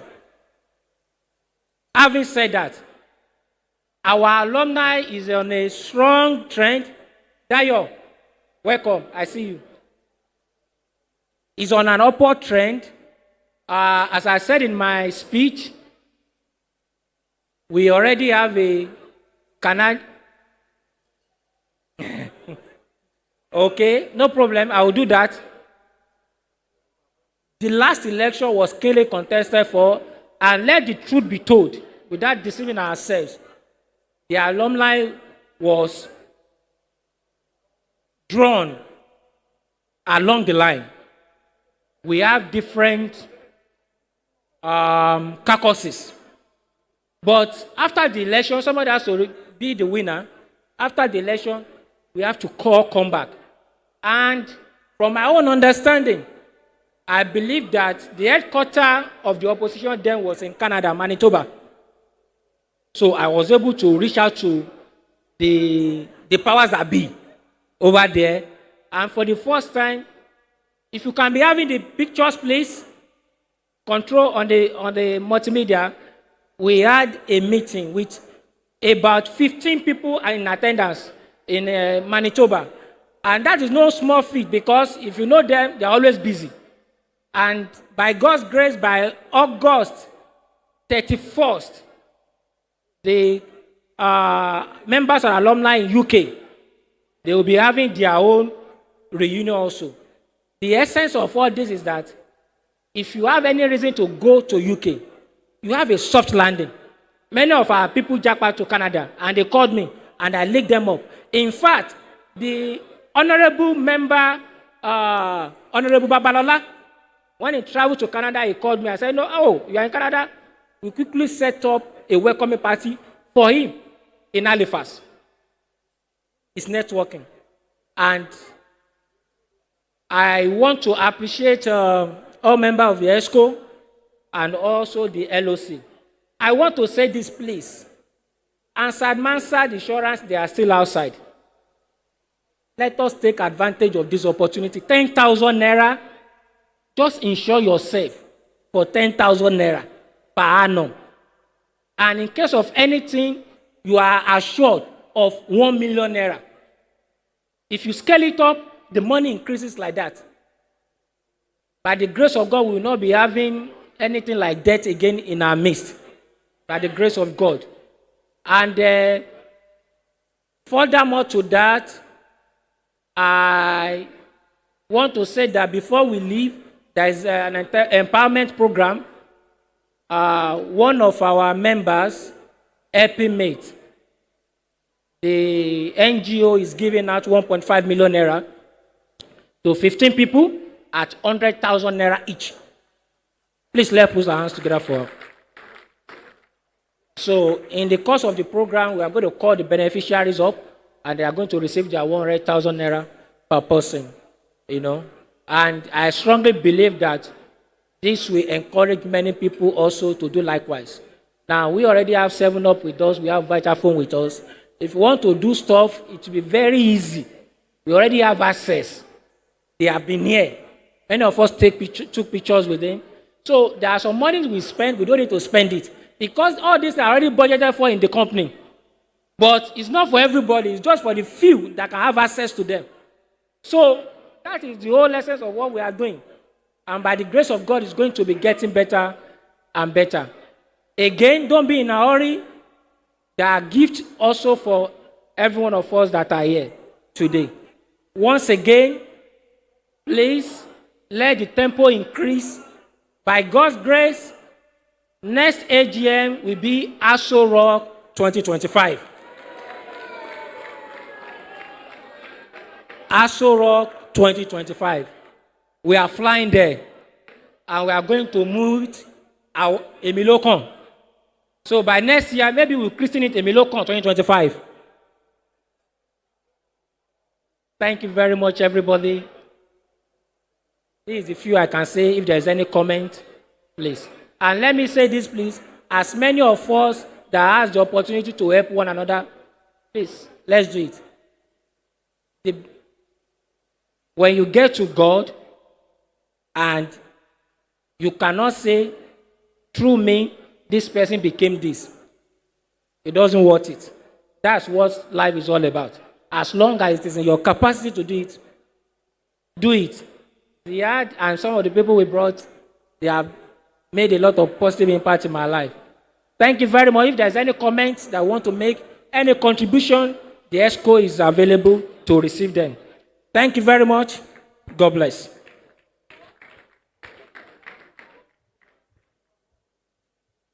Thank you very much, Mr. President. Please, a round of applause for Mr. President one more time. The next item on the agenda now is AOB, any other business. So if you have questions, comments, contributions, please, if you have questions, comments, contributions, please let's see your hand up so that we can recognize you. Any question from anyone, any set? Okay? And over there. Any other person? That's one. Any other person with questions, comments? All right, please. Please, can we have the microphone? Please come over, sir.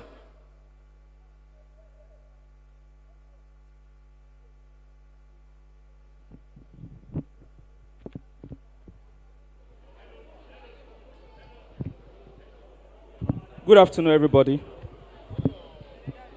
Please, one house, please. Good afternoon, everybody. My name is Dari Adeshogun, and I'm representing Class 94. So, Mr. President, I want to appreciate you and your team for... Please, one house. The wonderful event that you have put together today. And I want to also appreciate especially the LOC for the gathering. Wonderful environment, wonderful lighting, setting, and then the streaming, online streaming is fantastic. However, we have a culture in Unity Secondary School Alumni. We have a culture of how we do things. And that culture is one thing that I don't think we should put away. And whatever it is that we do is very important to what we become. The law of cause and effect comes to mind now. And the reason I'm saying this is very important. Usually, usually, when we come together for AGM, it is for us to, number one, have interaction with one another and then have an idea of how we're doing, networking, fantastic. But beyond that, we also need to know what is happening to our alma mater. We also need to know what reports the executive is putting forward across to us. What are the activities that they've done in the past year that they've been elected to the office? And I think that is very informative, that is very important for us to start with. The reason I'm saying this is very simple. If we cannot take assessment of where we're coming from, how do we know where we're going? And so, my first question goes to the financial secretary and the treasurer. And I will please crave your indulgence, financial secretary and the treasurer, to come to the podium. Because number one, what we do as a culture is we have the executive members in front. And then they address us, each of them within their department, and then we know what they've done over the year. So that is where I think we need to start this conversation from.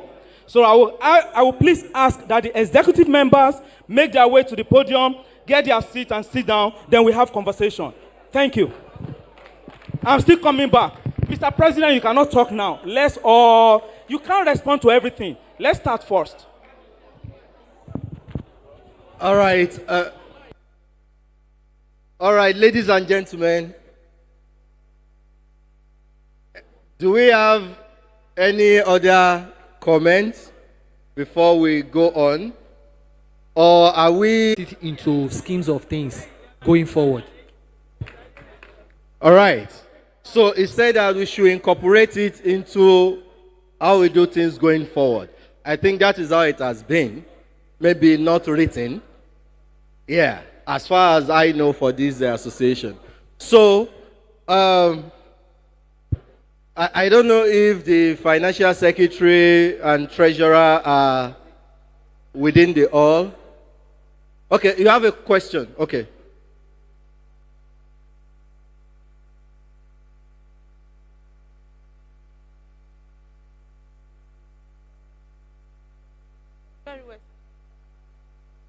Thank you very much. My name is Anne, and I said, when the president was addressing us, he said something like, there's NGO giving money out, and the beneficiaries will be called out. I just want to know, what are the criteria or criterions for choosing the beneficiaries? Thank you. Okay, I think Mr. President will respond to that. Mr. President, I don't know if the representative of the NGO is around. Someone asked a question that you mentioned that there is a fund to be given to some beneficiaries, which will be called. So the person is asking, is there any criteria for selecting these people from amongst us? So maybe if the NGO representative is around, they can tell us more about their organization. But to the first point, the financial secretary, please, or the treasurer. The financial secretary.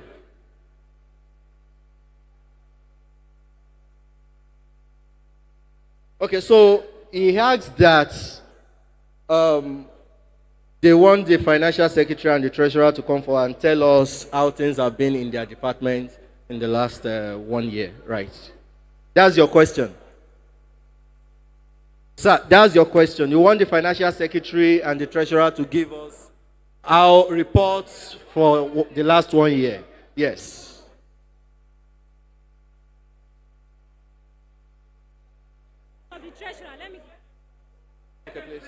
Do we have the treasurer around, please? The treasurer.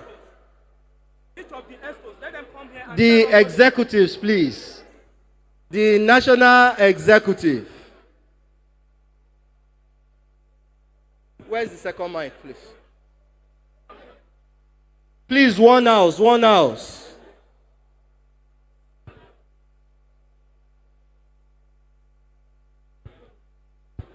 Distinguished ladies and gentlemen, I'm on the premise that the very first thing the first speaker said is we want the executive to be on the podium.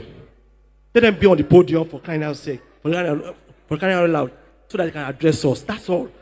Let them so that we can even recognize them. We don't know them. Please just come up. Sit down in front. Let us see you. That's all. Put the chairs there now. Put a chair. Let's start from there. At least let us give honor to who honor is due. Let them come to the podium so that any question will be answered from the podium. We'll get 8 chairs there. 8 chairs. The national executives, please come off stage. We'll get you chairs. Sorry, Ejo.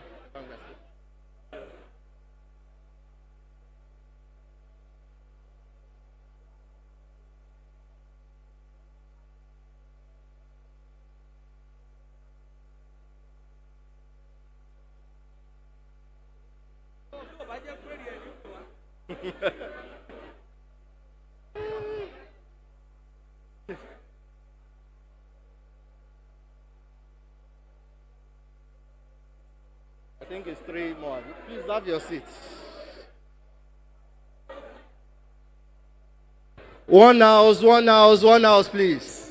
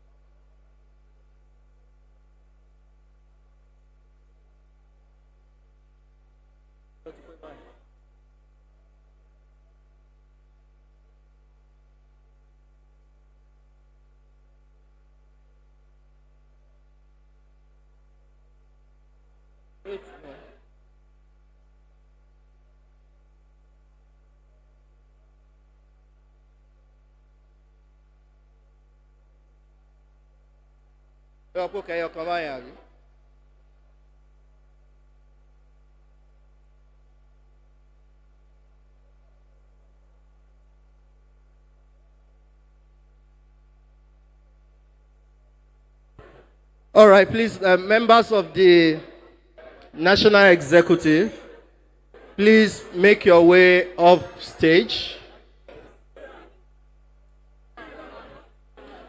Please don't let us make noise with the gifts, please.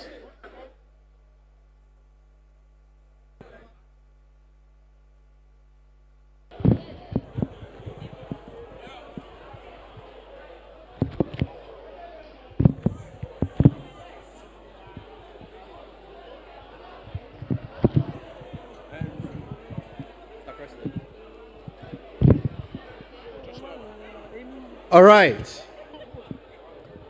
One house, please. One house. Hello. By consensus,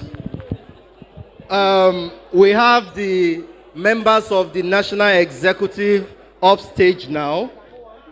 And they are going to, they are going to take turn one after the other, and then provide answer to the questions that we have asked. It's been 1 year. How has it been from each of their departments? So,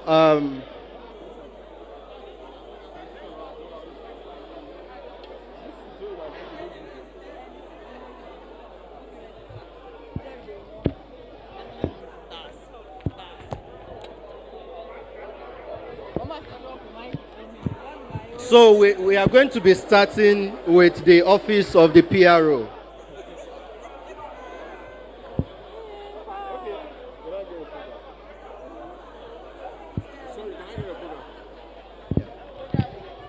We are going to be starting with the office of the PRO. Adesoro Oluwaseun James. Okay. Yes. Okay. Give us a rundown of your office, activities from your office for the last 1 year. Please ladies and gentlemen, we asked them to come up. So please, let us listen to them now. Thank you. Please go ahead. Thank you. Good evening, respected members of Ekiti State Unity Government College, Ekiti Alumni. I want to thank you for your support for the past 1 year. And for my own office as the public relation officer of the alumni.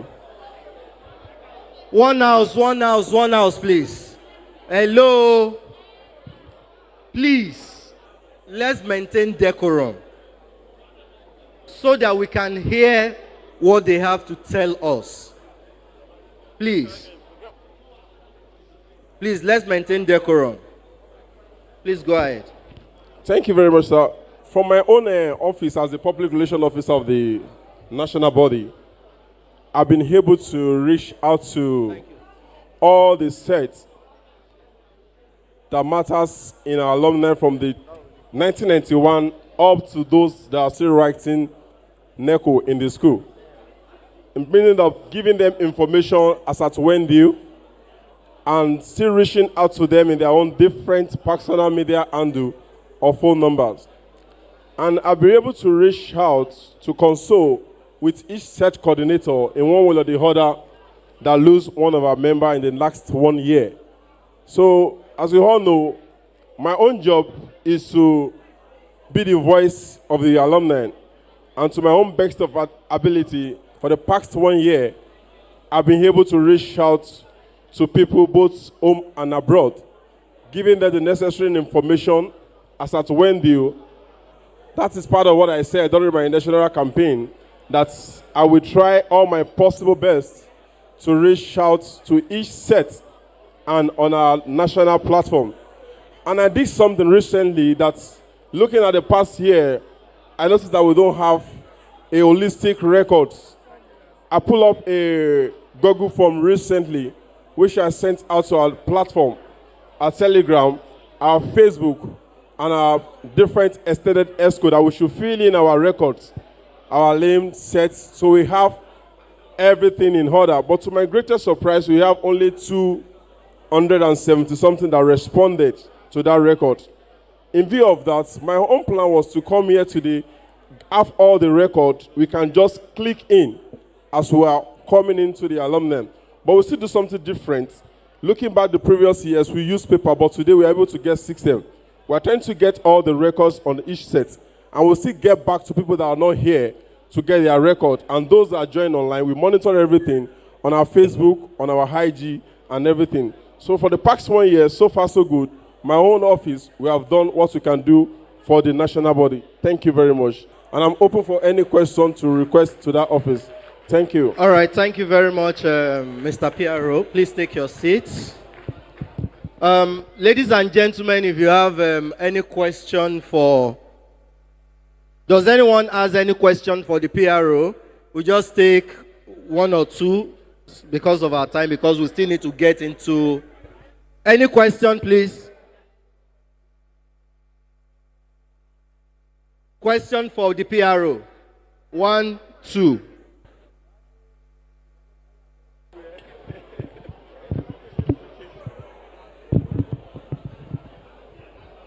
I am Adiola Ebenezer by name.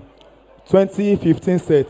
Mr. PRO, sir, you said something. Actually, I have it in mind before you were up here. And you said something that you carry people along from 1991 set to the set writing WAHEC. And to my, even at the magazine, the latest set there is 2022. And as far as I'm concerned, we have 23 now. And even looking at the I just a congregation of people present here, we have few turn up from set 2015 upward, even from 2014 upward. So I don't know, is it that you don't give them enough sense of belongings or sense of, I don't know. So I want to ask, how have you been carrying them along? Why is it that there's no turn up? So that's my question. Then I have this advice that, okay, or I want to suggest that if the executive member could deem it fit, maybe they should try to, like, we have people that can sponsor that as well. There should be transport. Because I remember last year that there was election. There was enough bus that could not even convey people, that bus were enough more than people. But now that there's no election, we hardly hear about this thing. I have my school son here. Everything he knows was through my status. They were not carried along in their WhatsApp group. So that is my question and my advice. All right. Participation should not just be in the election year. You will answer that. Let's take the second question. He's a good guy. That is my question. Oh, okay. All right. So, we said we'll take two, but there will still be an opportunity to ask more. Okay? Participation should not be during election year.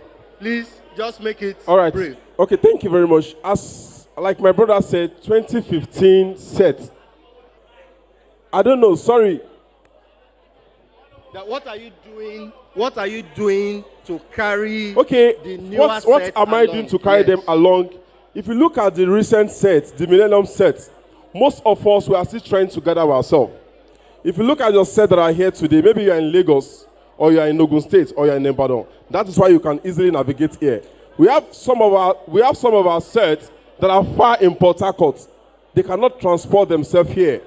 They are still in school. Some of them just graduated, still looking out to gather themselves, and they want to come down for AGM. We still have some that graduated last year, under 18, under 20. Then it's very difficult for them to come down. I'm in touch with them online, and most of them join online. So carrying them along, it is what we are going to do. But providing bus at a time like this, at the national body, I don't know, I cannot do that on my home bus.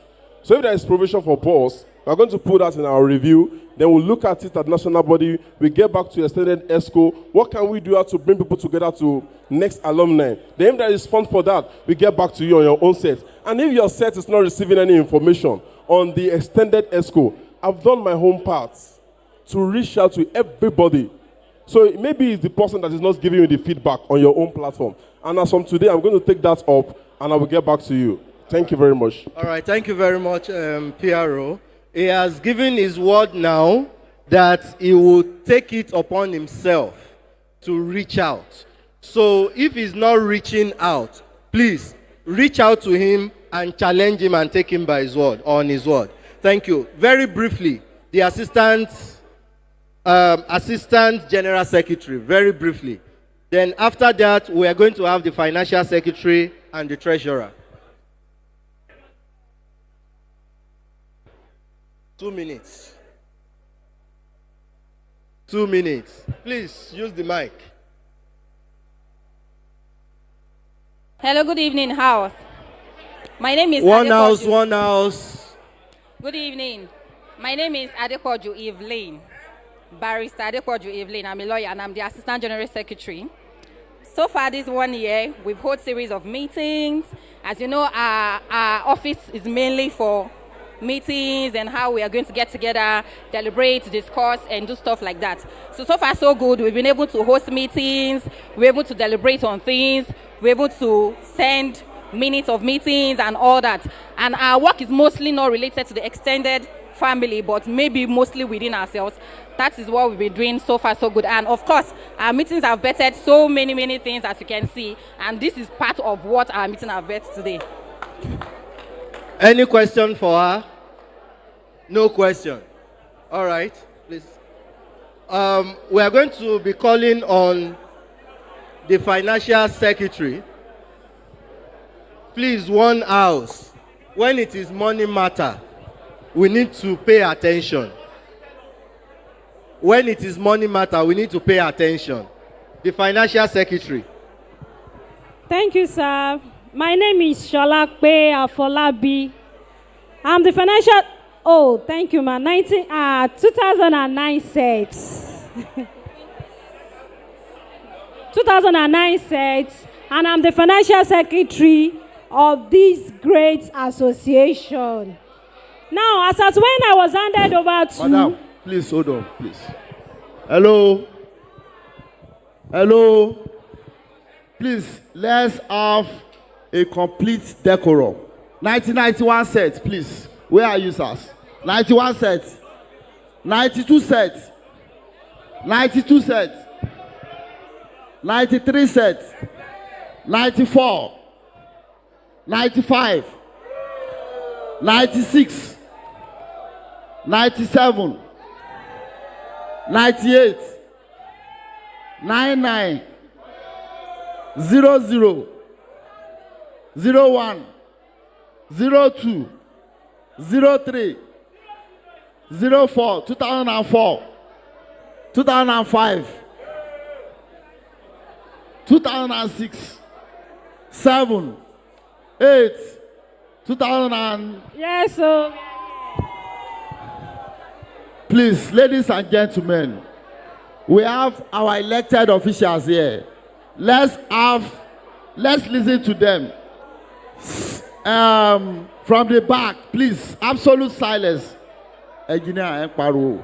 Absolute silence. 93, please. 92, 91, please. Mr. Abe, Egbon, please, sir. We want to listen to our executives. Madam, we can start, please. Thank you, sir. Like I was saying, I said as at when I was handed over to as the financial secretary of this great association, we were handed over to about 344,000 in the alumni accounts. And for the whole year, as we all know, annual dues is a necessity for all the sets. We have about 15 sets that paid the annual due, even though some paid very closely to the AGM, as in some a month to some weeks and some days to the AGM. Now, for the 2024 annual due that we're able to record for this year, we have about 2,420,000. Looking at it and adding it to the balance brought forward, I hope we can add that together, going to about 3 million naira. That was what we had in the sets accounts. Now, for this AGM, there are some logistics that are supposed to be put in place. For just as we are gathering, as we are seated, we know that everything is about money. Now, for this all, we budgeted about 1 million plus, which is about 1.5 million. That was what we used. Yes, in the hall you are seated right now. And to all other logistics, I think the LOC and the president will put us through in all the logistics that was put in place to make this come to a reality. And with that, after the AGM, we'll be able to know how much we have in the set accounts. Thank you. All right. That is from the financial secretary. So I want to crave our indulgence to call on the treasurer. Then we now ask questions after. For the avoidance of doubt, I was the immediate past president, and I could hear her say something. Madam, please, if I may ask, how much did you met at the account, this thing, the balance? Yes, that was handed over to you. I said 344,000. That is not correct. Okay. Please go and do your calculation.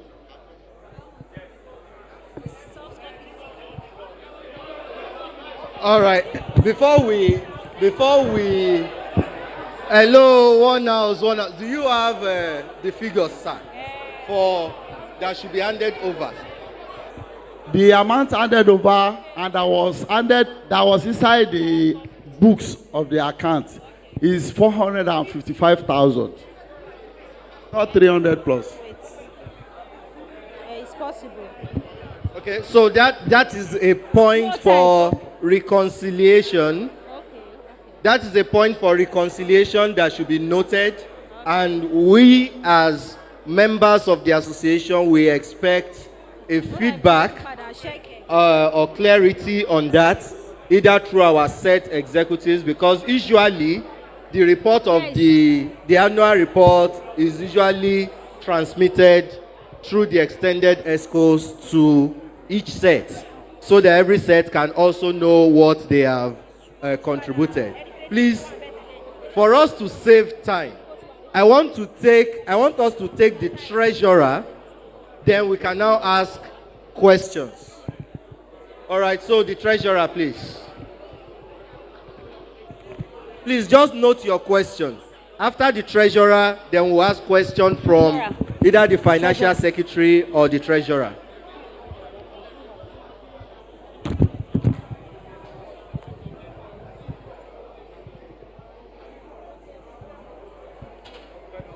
Good afternoon, everyone.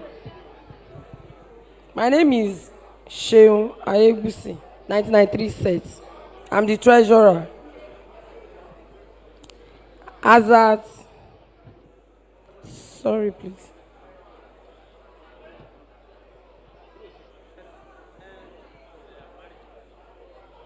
See, after our inauguration, we went to the bank, myself and the general secretary. We are trying to do the signatories to the account so that we can get the balance and everything that is in the account. So as we are trying to do that, they are giving us issues.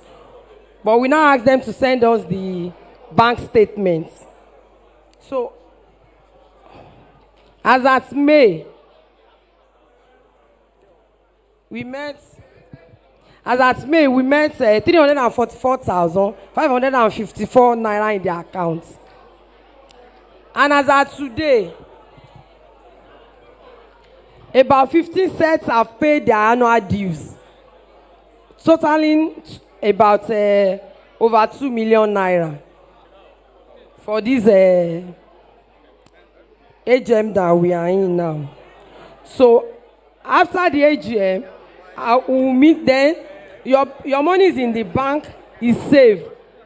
After the AGM, I will do my financial report to present to the house, because I don't want to talk off head now, but I've been trying to gather my account. So after the AGM, I'll present it to the house. Thank you.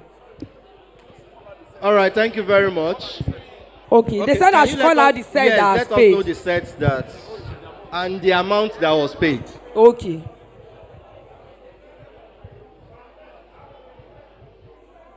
Sorry.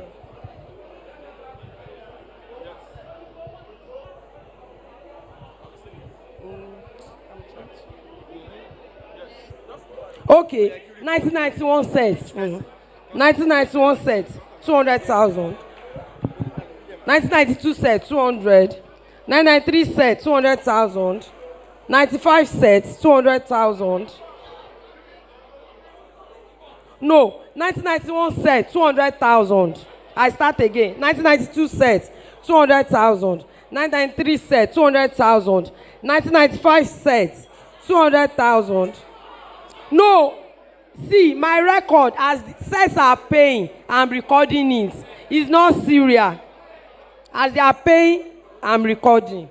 Yes. Then after 95 sets, we have 2015 sets, 200.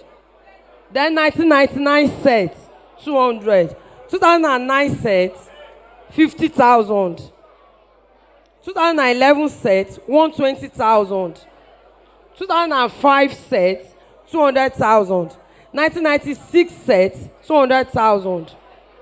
1998 sets, 200,000. 1997 sets, 150,000. 2001 sets, 100,000. 1994 sets, 200,000. Then 2000 sets, 100,000. Thank you. All right. Outflow from the account. Do you have that record now? Okay, so because they have to spend the money on the AGM, I think it is after the AGM that they will give us that. But I think one thing that I will just point out, hello, one thing that I would just point out is every year we are getting better. Please, the executives, every year we are getting better and better. And because we are also managers, with this kind of event that we have in Lagos today, with all this multimedia around us, I think I would want to suggest that going forward, once we are coming for AGM, the ESCOs can meet and submit, prepare their reports, submit in a kind of PowerPoint presentation, such that as each person is talking now, you are just speaking from your own part of the slide and everyone can follow. It doesn't mean that it will be complete. Just like we know that part of the report is what is still happening right now. So that would be my own suggestion to the executives. Do we have any question for them before we move to the General Secretary and then the President? Any question, please?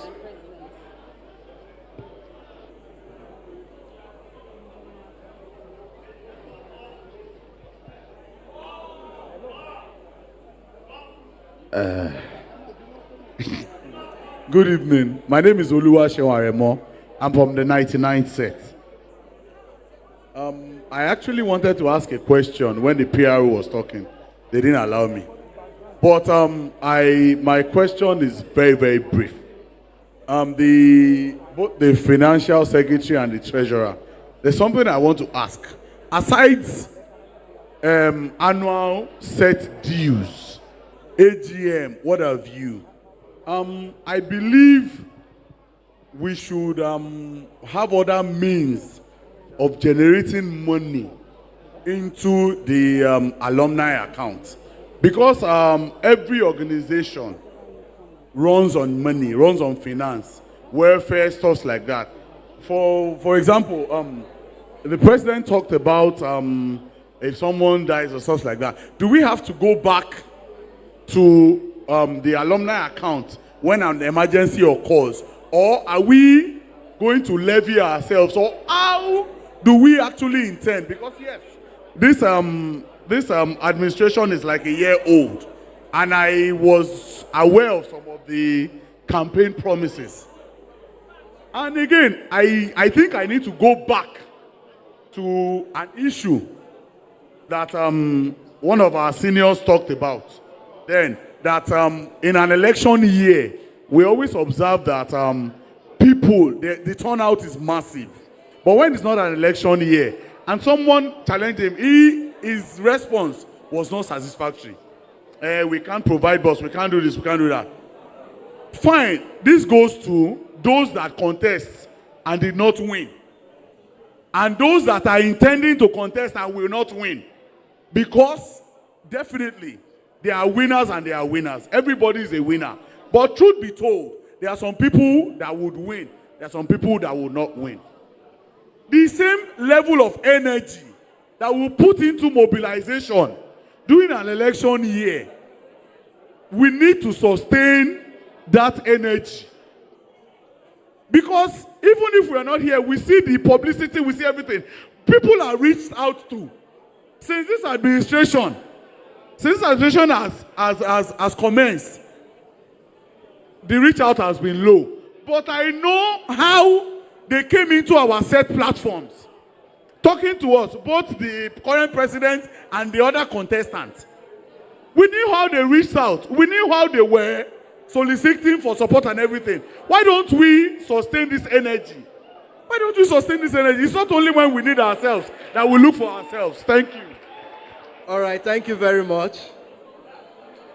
The tempo we always use to mobilize in the election AGM of election year, why is it that we don't sustain that after the election? Maybe when the question gets to Mr. President, I think I want to redirect that to Mr. President. So please, Mr. President, kindly note that. I'm going to call on the General Secretary And after the general secretary, organizing secretary. Okay, organizing secretary first. Sorry, pardon my omission. And she's my namesake. So organizing secretary, please, 2 minutes. Then after her, we are going to have the general secretary, then the president. Good afternoon, sirs. Good afternoon, ma'am. Good afternoon, my great alumni. I really appreciate you all, and I really want to say thank you for giving me the opportunity to serve, because it is just about service, and it is a privilege. It is not a right. Yes, you have elected me to this position, and my name is Oluwayomi, 98 set. I am the organizing secretary of the alumni. So,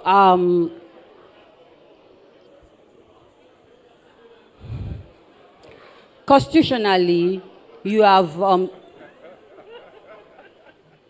elected me to be responsible for the cultural activities, sports, and any other occasion of the alumni, and also to present the annual reports of activities of the Congress at every end of the year, and also to provide a receipt for any money advanced to me or in carrying out my duties and my social function. Over the year, it is a year now, I think this is the major function we ever have. Aside the side functions of private or individual members, I was present there. The wedding and the likes, I was present there, but there was no fund attached to that. This actually is the major social activities. But maybe I should not say social activities, because according to my president make us understand that the AGM is not social, is not a social function. So I will say that no money had been allocated to my office, and I am not in the know of the organizing of the AGM as the planning is concerned, and as according to Constitution, I'm supposed to be the chairman of the LOC. That had never happened. Before, some months back, I was able to reach out to my president to prepare his mind that, okay, we're planning for the AGM. What's the plan? We all have to work together.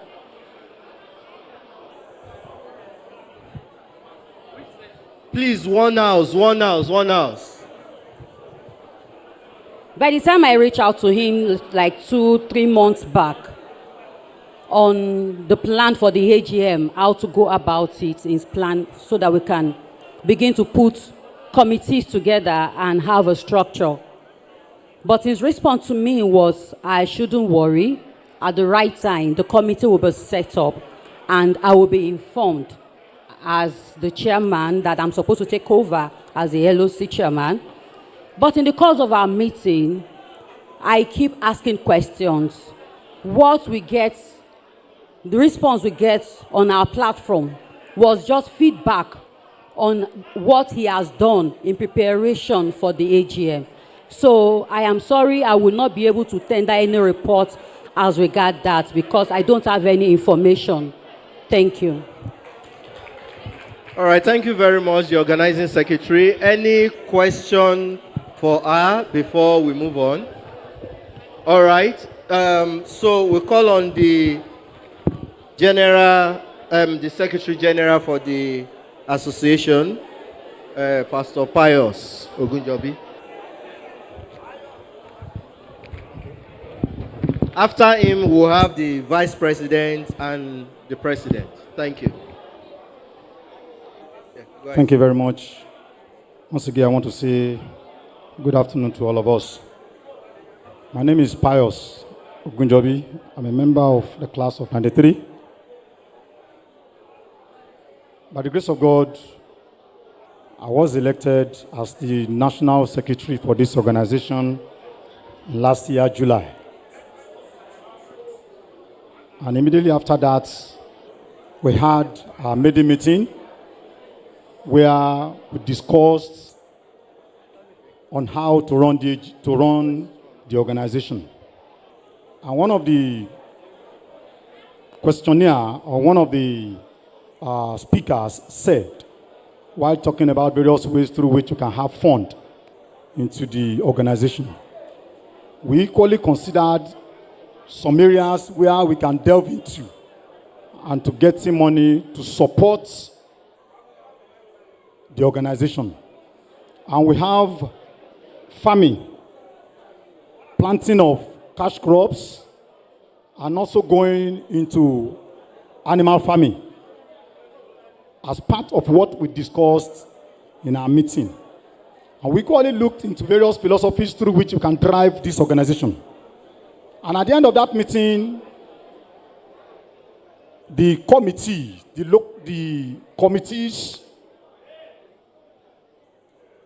that were set up by the immediate past administration was dissolved by Mr. President with a view to setting up another committee. And we expected that when these committees were dissolved, possibly there is another constitution Please, of committee. One house, please. That Please, let's we be attentive. quickly replace the ones that have been dissolved. Because as executives, we are not in the know towards that dissolution of those committees.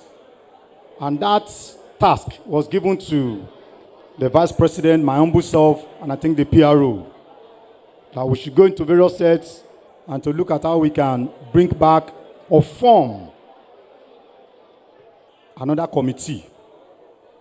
And up till now, the work has gone. I mean, we've worked on that.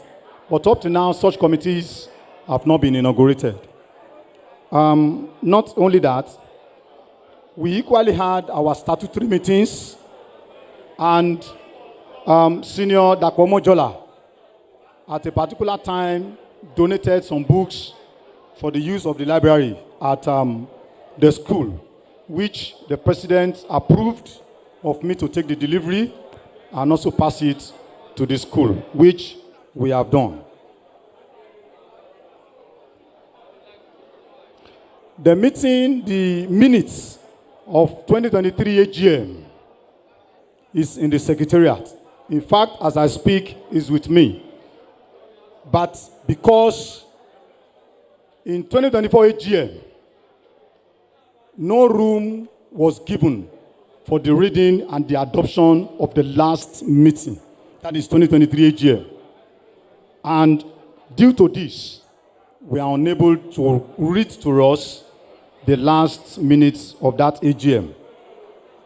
And also, we were told that, or that I am aware, in 2023 AGM at Akure, when during the administration of Engineer Maxwell, the AGM location was moved to Abuja. And later, we were told that Abuja people have been consulted, and they have assented to bringing the AGM to Lagos. And on that note, we are all good to go. And we said this information should be sent to the extended executives platform. Not only that, concerning the increment in the fund or the subscription for the year, it was also jacked up because of the current realities, from 100,000 to 200,000. And we said this should also be communicated to the extended ESCO's platform, because we see them as grassrooters, we see them as people that are closer to the people, we see them as people that can assist us to drive our policies and plans. But we were told that there is no point informing them. It is for us to tell them, maybe individually, that we are the one that will drive them. And whatever we give to them, they are going to take it. So as a result of that, that is why information was coming a little bit late to the extended ESOS platform. Then, lastly, about our account, or the last one before I take the last one, about our account. When we came on board, the president came to Ekiti State because our account with GTB is domiciled, or we opened it at GTB in Ekiti State. So he came for the change of signatory. Of course, we went to the bank. But you know, bank, going and coming. I live in Ekiti State. I'm not living in Lagos. I'm not living in Badon. That I know if you enter a bank in Ekiti State, consider that day to be useless for you. Because by the time you enter the place and you'll be going out, there is nothing you will do at the end of the day. So we went to the bank, and the bank will request of a particular document. The bank will request of a particular document. And as a result of that, even the last time we went there, they called me to tell me that our constitution with them is not signed. And I said, constitution that I've been given to them for years, telling us that it is not signed. I said, I don't agree. I have to take the first constitution, which it has been amended, even with the amended copy, to the bank. And when we got there, truly, I called for our file. It was brought out, and truly, I checked it. The constitution with them is not signed. So as a result of that, they said we should give them the one that is signed. And by the grace of God, we also have a little issue concerning the change of signatories, because all of us are not in the same location. And by constitution, it is 1 + 2 or 3. And as a result of this seems to give us a little, each. In fact, at the particular time, I'm of the opinion that will bring it to the floor of the House, that possibly we will change, we will change the mandate. Possibly, maybe it's going to be any two of the any two of the designated signatories to the bank account. But be it as it may, we are still on 1 + 2 or 3. We are still operating on 1 + 2 or 3 as we speak. Then, concerning the SMS alerts, by the grace of God, I think, due to what the bank was saying, had not made them to effect the change of alert. But by the time we get back now, we have done with the letter. We'll go back and meet them so that the SMS alert can be gotten by Mr. President. Not that we don't know what comes in, at least through the same SMS alert. And the last one.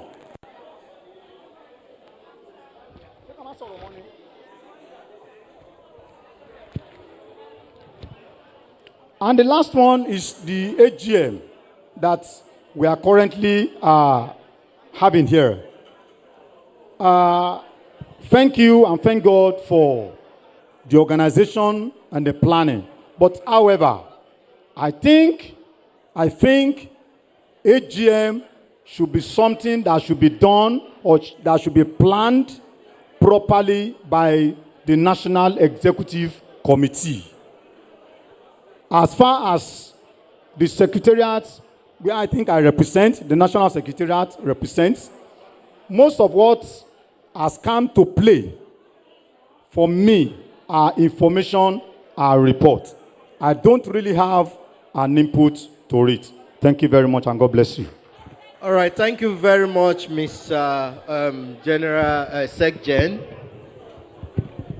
Ladies and gentlemen, before we move on and also take questions, I'd like to also recognize the presence of Honorable Dele Ogunshakin of 92 Set, that is the Minority Leader, Ekiti State House of Assembly. We recognize you, we honor you, we are proud to that you are part of us. We also have Honorable Tokpe Longe. Honorable Tokpe Longe, that's member of Oye Local Government. Thank you very much, sir. We appreciate your coming. We have Honorable Babatunde Fawekun. That's Idosi, who happens to be an alumnus of Unity Secondary School, Ekiti. Thank you very much for coming, sir. And we have Honorable Babatunde Omotayo, that's representing Ise. Thank you very much. We are very honored to have you amidst us. All right, we have heard from the secretary. Before we take reactions to that, kindly let us hear from the vice president. Then we take reactions and then move to the president. Vice President, sir. Good evening, Unity. It's a privilege to be here. I'm a question Yemifa Folui, 96 set. By the grace of God, the vice president of this noble association. I want to quickly observe before going to my report. I saw the MC, trying to run the general secretary because of time. And I think the AGM, this is why we are here. So, giving a limited time to why we are here, it is not good enough. I think for the purpose of the subsequent one, we should look into that very well. And again, I appreciate your query. If not for the query, probably many of us, you would have not seen us on this podium. If you take time to observe how it has been on. Having said that, my assignment as the vice president is very simple. Just to step in where the president is not around, momentarily, and to advise the president in the interest of the Congress. Please. And the one that we can call the major duty is to coordinate the committees that have been set up by the NEC. Unfortunately, the one that we inherited were dissolved. Though I'm not in the knowing, I heard it in the news. And the one that we have to operate with, my duty have been advising as at when due, orally, and some letters.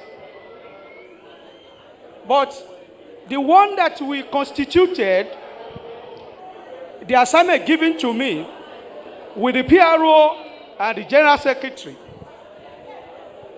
were not inaugurated as we speak. The reason, I don't know. For I queried about it that this is where we want to work. And if the committee is not on, then whatever the NEC will be doing will be unconstitutional. And that is what is in the constitution of our association. So, because there's no gathering like this, and there's no how I can be reaching to people, you cannot hear noise about it. The only avenue to tell you I've not been able to work is this place. So the committee is yet to be inaugurated. So on this note, it will be difficult for me to give any report about committees. Thank you very much. All right, thank you very much, Mr. Vice President. At this juncture, do we have any questions, reactions, comments before we call on the President? Any question? I can see one hand there. Please come forward, please. Any other person? Questions? Then after this, we take Mr. President and we are done. Good evening, everyone. My name is Kayode Joshua Temitokwe, 2014 set. What I actually have to say is not a question. I think it's more like a reaction. Because from what the financial secretary, the treasurer, the organizing secretary, and now the vice president have said, it is very clear to us now that it seems that the executives are divided, which is not supposed to be. And I could remember vividly because I was part of the electoral committee, and there are some certain things that we asked them because we know quite well that after election there are stuff like this are bound to happen. And now that we are having manifestation of it, in as much as you might want to put the whole blame on one person or on two, the fact still remains that you as a candidate has failed yourself because you've gone against what you promised. A lot of, for instance, the financial secretary, the treasurer, I think both of you have actually moved away entirely from your constitutional responsibility. And again, the point that the vice president made now that, okay, we've moved from the normal AGM, we didn't plan for it and all of that. You all are part of the executive. Now, let's assume that Honorable or Coach Adeshogan didn't mention that this should come up. What could have happened? We wouldn't have been in the know of what is happening. So I think, personally, I'm actually very disappointed because I was part of those who actually have an interaction with you prior to when you were contesting. And I can say categorically, even though I must confess that, okay, with what we see or with what we've seen here, I'm quite impressed with the arrangement and everything. And I can say it very boldly that, okay, what we've seen here is actually what the president actually promised. And I was still going to comment about that because I might not really have the opportunity again. I remember very vividly last year when president was contesting, which I said I was still going to make mention here. He said that the annual due or whatever is not compulsory, that either you pay annual due or not, the AGM is going to hold. And as you can see, they just announced that only 15 said paid, and yet we still have the annual due. So that means, yeah, he's actually, I can actually see a sense of responsibility, even though the statement might seem unpatriotic because it will actually turn away some people. Like, for instance, some set might feel like, okay, either we pay or not. Meanwhile, the annual due is actually a statutory this thing for all of the members. So I think each of the executive need to actually wake up and go back to where they actually started from if they still want to. Because personally, I could actually call for maybe suspension of some of these based on what they've actually reported. The financial secretary has not reported anything. The treasurer has not reported anything. The organizing secretary, almost the same. The vice president and general secretary, almost the same. It is uncalled for. That is not what you promised us. Thank you.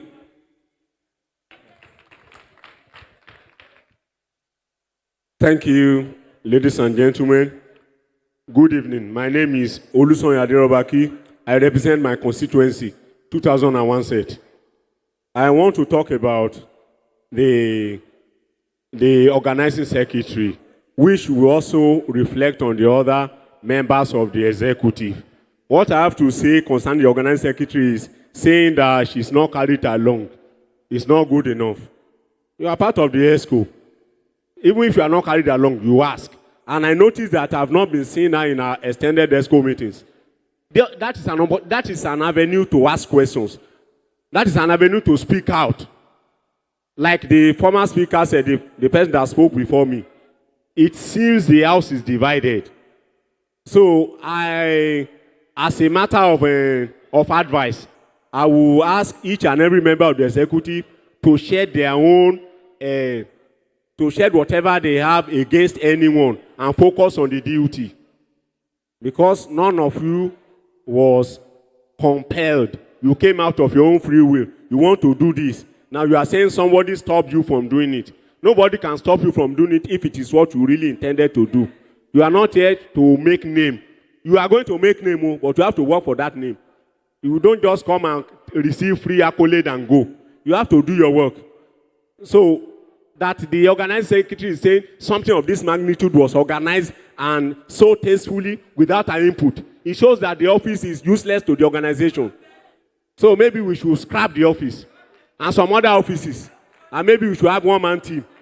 So we can do better. You can really do better. All right, thank you very much. Okay, please, very briefly, so that we can have the president. Time we have, yeah. Mr. President to even speak. Okay, so maybe after the president, then. Okay. So please, I will now invite Mr. President, Dr. Timio Monijo, to also share with us what they have done in the last 1 year and if there is any reactions to that. Thank you.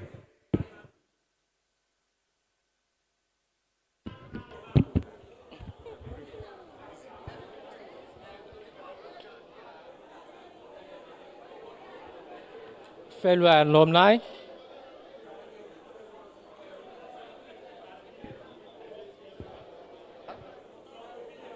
I'm grateful. And I thank God for everything He has done. Please, one house. Please. Thank you.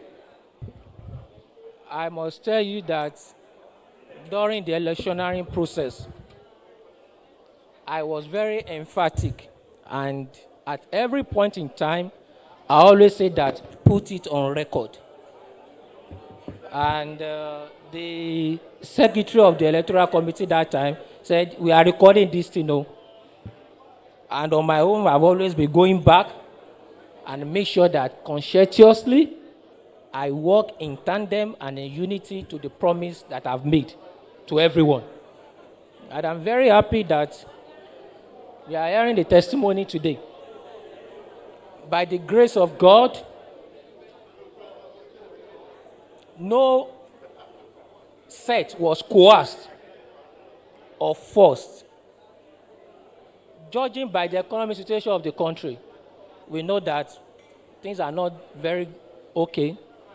But we strongly believe that even at that, leaders don't make excuse. The duty of a leader is to make things work, albeit any unforeseen circumstance that can happen. Truth be told, what you are seeing here today is a miracle.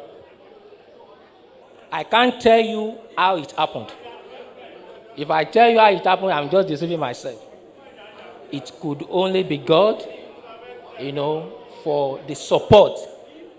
What moves me to emotion is when somebody calls you and said that, call my husband, write to him, he's going to do something. And I'm like, wow. The trust that people had in us and the grace of God has taken us this far. And all that we promised, irrespective of the economy of the country, we have always said it, we have never shy from it, from the day one. We are going to have, even when it was mooted that there will not be AGM this year, what I said to that fellow was that as the Lord lives and His Spirit liveth, not only are we going to have this AGM, it's going to be the best ever. And the AGM we have today is the best ever. It stands to be beaten at any time. More importantly, faces of people that we have seen. We have people that flew from UK. Ajaja flew in from UK to attend this AGM. That's what we are talking about. People who come with their family. It's going to be a homecoming. That's where we are going. You are not going to be coming with your wife. You are going to be coming with your kids because of the value that you are going to get from it that money cannot quantify at any point in time. And that was what necessitated the faculty that we brought here today. So, what I can say is that we are moving, we are focused. Every promise we have made, we are working on it. And I can tell you, as the Lord lives, every promise made will be kept. The next project we are going to do is that during, and I need to say this so that it can be on record, during the time of President Bimbo, you know that he did the gate. As wonderful as that job is, the beauty didn't really come out because when you look at the road, that road is nothing to write home about. By the grace of God, that road is going to be interlocked to the roundabout. Hallelujah. Where will the funds come from? I don't know. But God who supplies all needs will surely make the supply. So, I thank every one of you for coming. As many that trust in us, that believe in us, thanks for the trust. Thanks for the belief. People contributed. People supported us. And we are very grateful for that. Not only contribution, people that made their way to this place, travel from far and wide. By the grace of the living God, as you came here safely, you will return back safely. There shall not be any loss. In the name of Jesus. Thank you very much. All right, thank you very much, Mr. President. Now we've heard from our executives. We've heard from all of them now. So let's just take one or two reactions, and then we can call it a day and then dance. So 2 reactions, 1. Okay, 2. Please come. Oh, okay. Please, just go straight to your reaction or questions so that we can just 1 minute. Thank you. Mr. President and the executive, at the Congress of the Alumni of Unity Government College, I'm Tunde Bodunde from the 97th set. I'm privileged to be the set coordinator. Thank you very much. I think the last executive and those that have led this association were magnanimous enough to give us this constitution. I don't know if every other person has a copy, but I have a copy. Hearing all what we've heard today about every excuses that is coming from members of the ESCO is because I can see categorically that we have not followed the constitution. If we have followed this constitution to the letter, things will not go this way. So going forward, for example, Mr. President is telling us that everything that happened here today is miracle. We believe in God. I'm a Christian too. But we have Article 24, source of income of the association, which the financial secretary or the treasurer should have leveled upon. Here we have number 1, personal donation. If somebody should give you 1 naira, that person gave you in the name of Unity Secondary School Alumni Association. It's part of the income of the association. We have gifts from individuals. They are there. These are the things that are supposed to come together under this AGM. This AGM is very wonderful, but this business meeting is nothing to write home about. How can we force our ESCO to come to the podium to come and give us the activities in the last 1 year? It's not done anywhere in any organization. So, by the time we come to this AGM now, we finish it, we come to the business meeting, it's because we don't have an agenda. Tell me, Mr. President, that ESCO did not prepare agenda for the business meeting, where they will be able to tell us this and this is the amount of money that we have gotten from personal donation. I visited a friend, somebody donated. These are the way to go. Mr. President and this executive came in on the same day that they were sworn in. All the committees stand dissolved. Yes, he has the prerogative power to do that as the new president. But I want to put it to Mr. President that in the last 1 year, why has one single committee not been created? Do you mean that all these alumni people that are egged, brilliant people of the Unity Secondary School Government College here, you don't have people that you can put in any committee? I stand to be a member of the extended ESCO committee. That was a matter that we laid to rest there. Thank God that did not eventually happen, because the constitution is crystal clear about it. So I want to advise going forward to bear this out, that every source, my brother, I want to correct you, sir. When you said the set annual due is not compulsory, okay, or Mr. President say he cannot coerce. Yes, you may not coerce us, but it's part of the income of the association. You should reach out to set coordinators, reach out to set members, so that we will make effort to contribute. Once you have more money into the association, it will be a leverage where you will do your project, you will empower your ESCO, you will empower your organizer, anybody you want to empower. There we go. Yours is just to monitor. We don't want to have an alumni that is going to be a 1-man or 2-man team. Let's follow the constitution. Please, there are about 11 committees here that are ought to have constituted. I raised a point during one of the ESCO, extended ESCO meeting. Our secretariat, that Senior Femi Biremon left, we have not been following it. If you ask this current ESCO, that what's the number of letter that has gone out of this ESCO year, I don't think they can give us that, oh, we have a letter, volume so, number so. Their letter will never be dated. Will not carry volume. Many a times may not carry the number. It may not carry even who we are addressing it. So the annual due was increased from 100,000 to 200,000. It's fine. All of us know that Mr. President and the ESCO has the right. But was it properly communicated? Was it raised at this AGM now for us to rectify it that henceforth the annual due of the state is going to be 200,000? We know economic situation and make this to be poor. But let there be proper communication. Let there be letter. Set it out. Let it go. Don't let us have any form of grandiosity that things can be done. Even if miracle happen, that miracle will come from somewhere. And it's part of the alumni. Thank you very much, my rapporteur. The last thing I want to say is that the Constitution, as I said, every year, part of what we need to do is that as executive, people that are coming newly, that don't have the hard copy or the soft copy, we may produce limited copies, and give to new people that are just coming. Let them have it. It's part of the constitutional rule and what the executive should do. So if we follow this, why I'm particular about this is that all of us put our head together to produce this. And if we want to amend it, we will amend it. But as long as we have not amended it, this is what we follow. I rest my case. Thank you very much. Thank you very much. For the sake of our time, I know that you can put your thoughts together as quick as possible. So please, 1 minute. Thank you very much. My name is Awole Johnson Bankole. I am of 1997 set.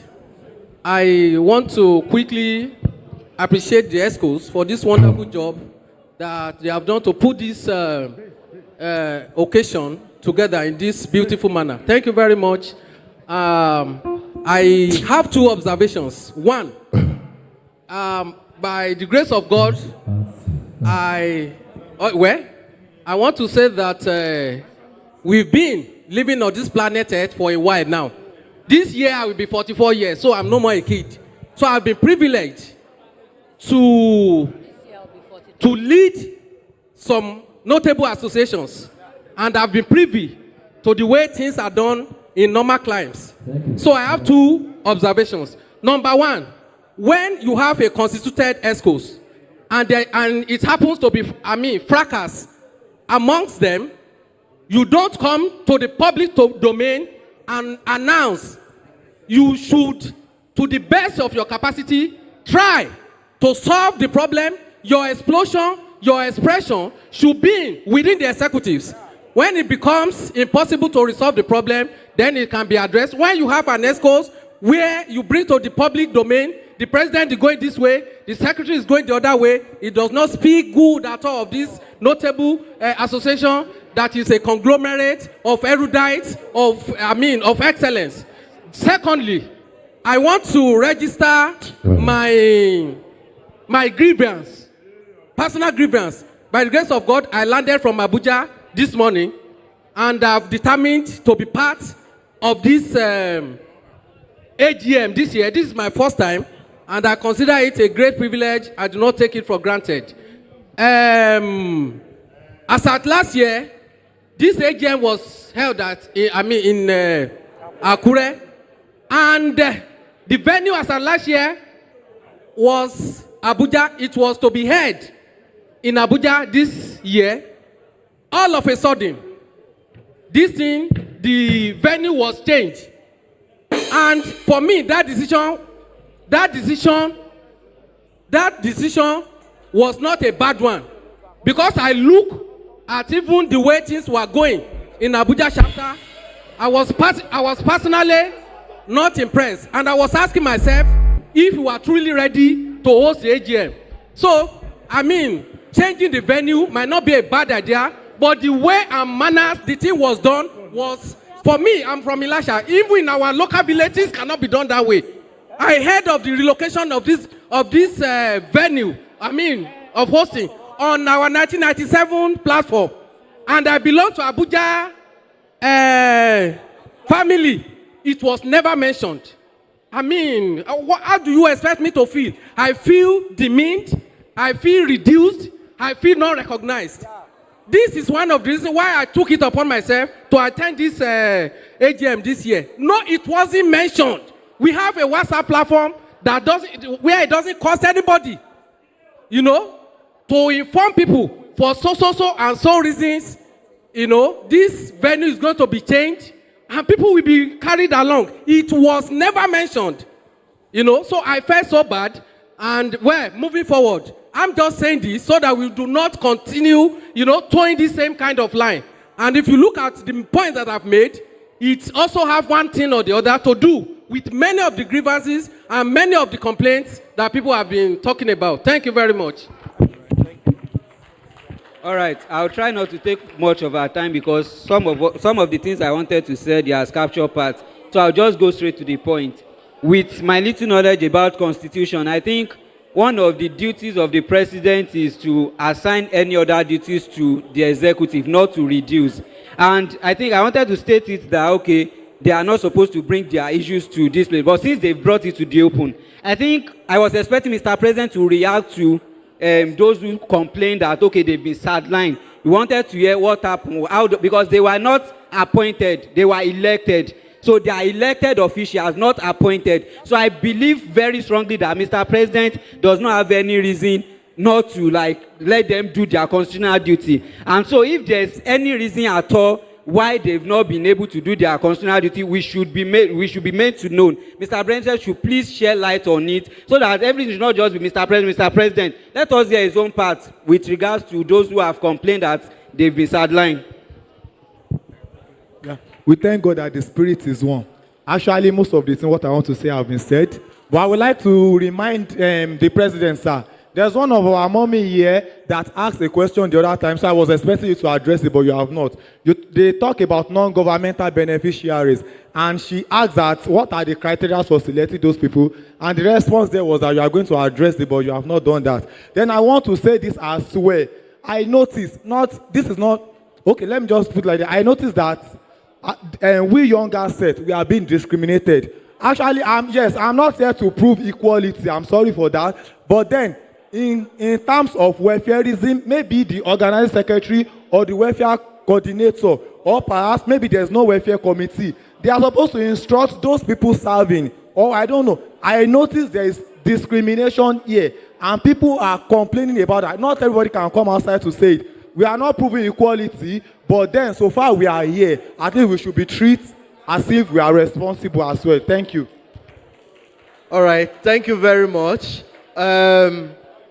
Please, before Mr. President comes up, there was one very important issue that was raised, and that's with regards to the Abuja venue change and all of that. So please come. I'm going to just give him the mic for 1 minute to just respond to that. Then I'll call Honorable Mr. Ni Oshikolu to just give his own comments, and Mr. President will respond. Fundamental observation, sir. Fundamental observation, sir. Thank you very much for recognizing me. Well, I remain a question for following. I quickly want to observe, since we don't have agenda for this AGM, the onus should not be on the MC alone to foreclose this AGM without making it to be fair to some of us that will be accused of one thing or the other, not to react. Apart from being the vice president of this noble association, I'm a member too. So I want you, before closing it, to look at it too. Because certain things have happened here and has gotten to my nerves. It's because being lampooned, being abused, even with a position of responsibility, and for my years on earth, when I've done certain things, and it's all coming back to me as if I've not done anything, you don't expect me to go out of this place happy. Like I reported the other time, I said my duty is to advise the president, of which I've been doing. I've done that orally, even in the floor of the meetings, and I've done letters. I've made sure that I've touched elders of our association to cause certain things to order. Honorable Vice President. By people coming here, I'm not reacting that people should not talk. But please give us fair hearing too, so that people will not say that we are not professional enough to bring our matters to for here. Honorable, we are all family here. Honorable and Vice this President. We belong to you. We are responsible to you. So if we have issue, if we cannot run back to you, then where do you want us to go? Honorable Vice President. Thank you very much. Thank you for that observation. I was calling the Abuja, member of the Abuja family, to respond to the accusation from the Abuja, one of their members. Because what is said was that there was no consultation for the change. And someone wants to respond to that. And I was to call on Mr. Niyo Shikolu. But let me state, please.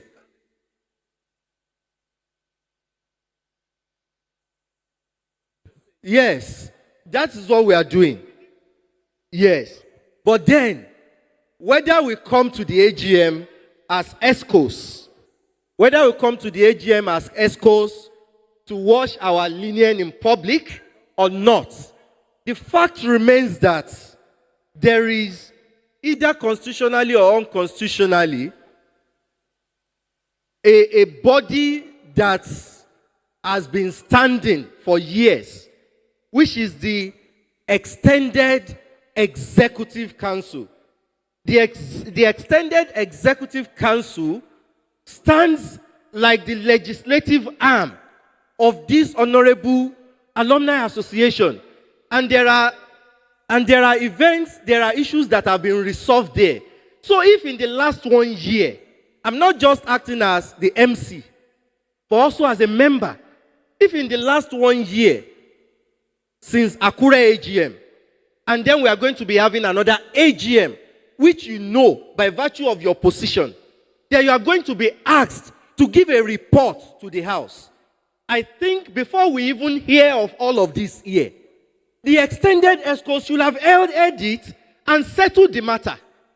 It is if the extended ESCOs cannot, when it is beyond their powers, that they can now come here. Everything that they have talked about here today, I'm not carried along. I didn't know the AGM would be holding. I didn't know this. They were not beyond the extended ESCOs platform.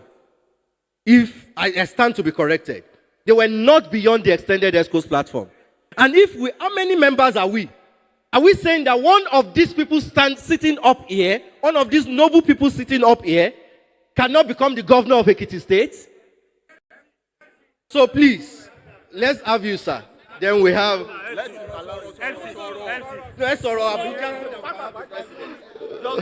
Okay.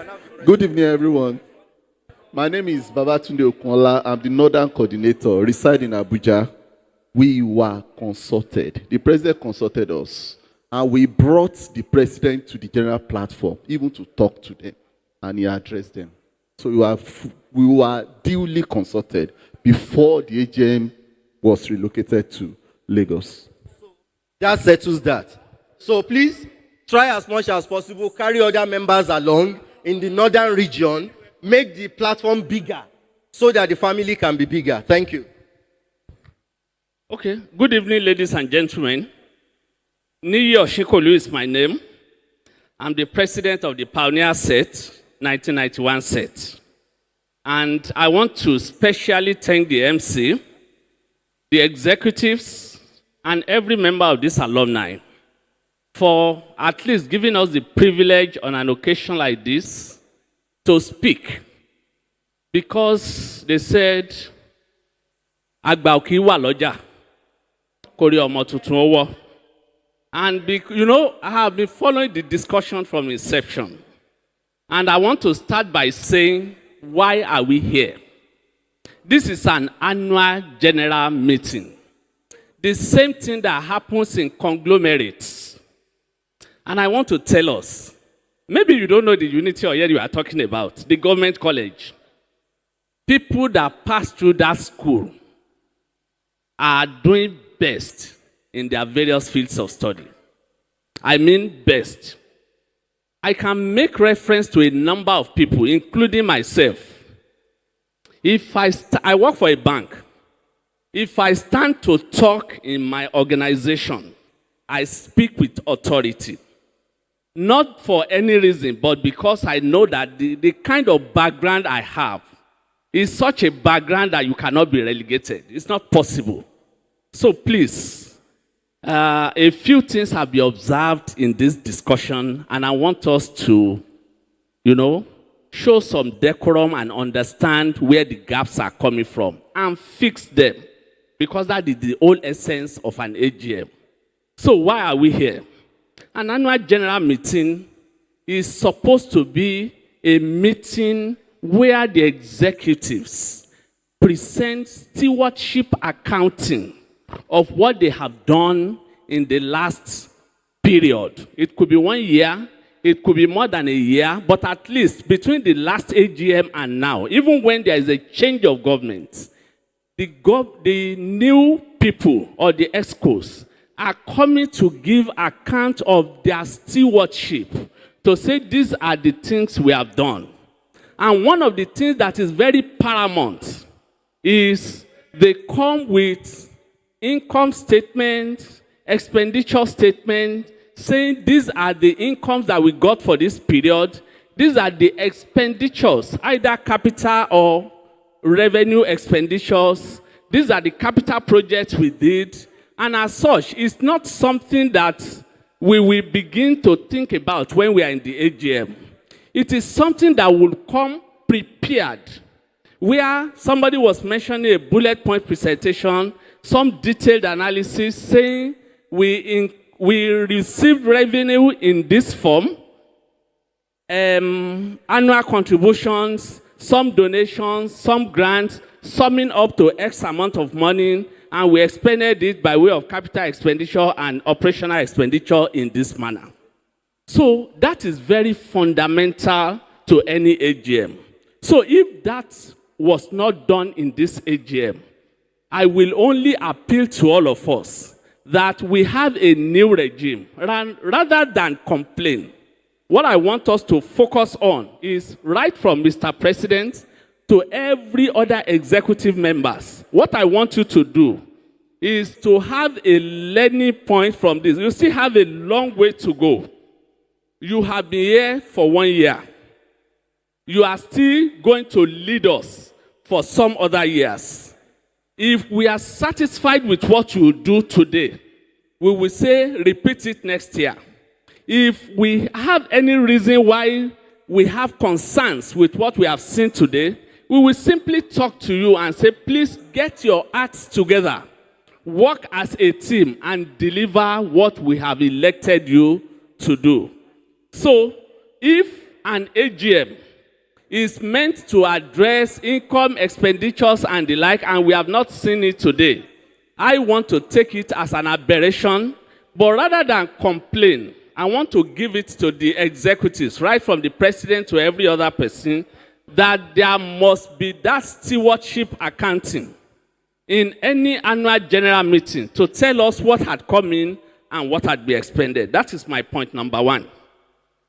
My point number 2 is that from the body language and utterances of the ESCOs that I have seen today, I think there is a major lacuna between what I would call the president and other members of the ESCO. And that lacuna is that I'm not seeing us working together as a body. And you know my reason? For what was presented in this AGM, going to the body language of many of the ESCO members who feel sidelined, even for some activities for which they are supposed to be responsible, there is a clear indication that there is a gap somewhere. So, what must we do at AGM? Our responsibility is to let them know by way of feedback and encourage them that by the time we come here in another 365 days, which we say will be in Abuja, I will talk about that. We do not want a situation where a certain category of ESCO will be saying A or going to the right, and another category will be saying B or going to the left. Whatever you have to do to put this house in order, the time of electioneering is gone. We are in governance properly. And as such, what we expect from this ESCO is to come to the AGM, do everything or render account of their stewardship in line with what the Constitution has provided. And I could see that there are a number of complaints that have come from one quarter or the other. But when I started this presentation, I said, I must give kudos to all of us here today, because if we allow this discussion to continue, I can assure us, by this time tomorrow, we'll still be here. And it will continue. So the best thing when we met, as 91 said, is let's intervene. And the purpose of the intervention is to say, after this discussion, we are not commandeering it. We are only appealing to everybody. After all, we were prefects in that school for 5 years. It didn't happen with any other set. SP Emeritus, I called him because I'm the coordinator of the set. Our SP, we call him SP Emeritus because he was senior prefect for 5 years. It's not easy to have that kind of record. So I called him, but for some reasons, he couldn't be here. So the point is that the fact that you have given us the honor to speak on this matter and let's lay the matter to rest is an indication that we are still the Unity Oye and the government college that I used to know. And the Lord will bless you for that. Thank you very much. So the point is that we have seen that there is a gap in presentation of the financial statement, and I believe from what we have said now, it will be addressed in the next AGM. The second one is that between the ESCOs that we have elected, there seems to be a gap. And I would say that I am part of the extended ESCO. The meeting that was to be held on Thursday was about the one I did not attend. And it was because banks are doing recapitalization now. Just give the reason. I entered the meeting at 6 o'clock to discuss that matter. And by the time they were calling me in at 7 o'clock, I had to send a WhatsApp chat that I'm in a very crucial meeting. And that meeting did not finish until 11 o'clock. So I couldn't have joined you at all. Maybe I would have gotten some insight and would have addressed some of these concerns. But be that as it may, the point we're making is we are doing this intervention for the benefit of the ESCOs that we have elected into office. We do not want to come to the next AGM and have excuses on why the financial statements cannot be on record. We do not want to have excuses of why there is divide and rule. All of this must be addressed before we come to AGM.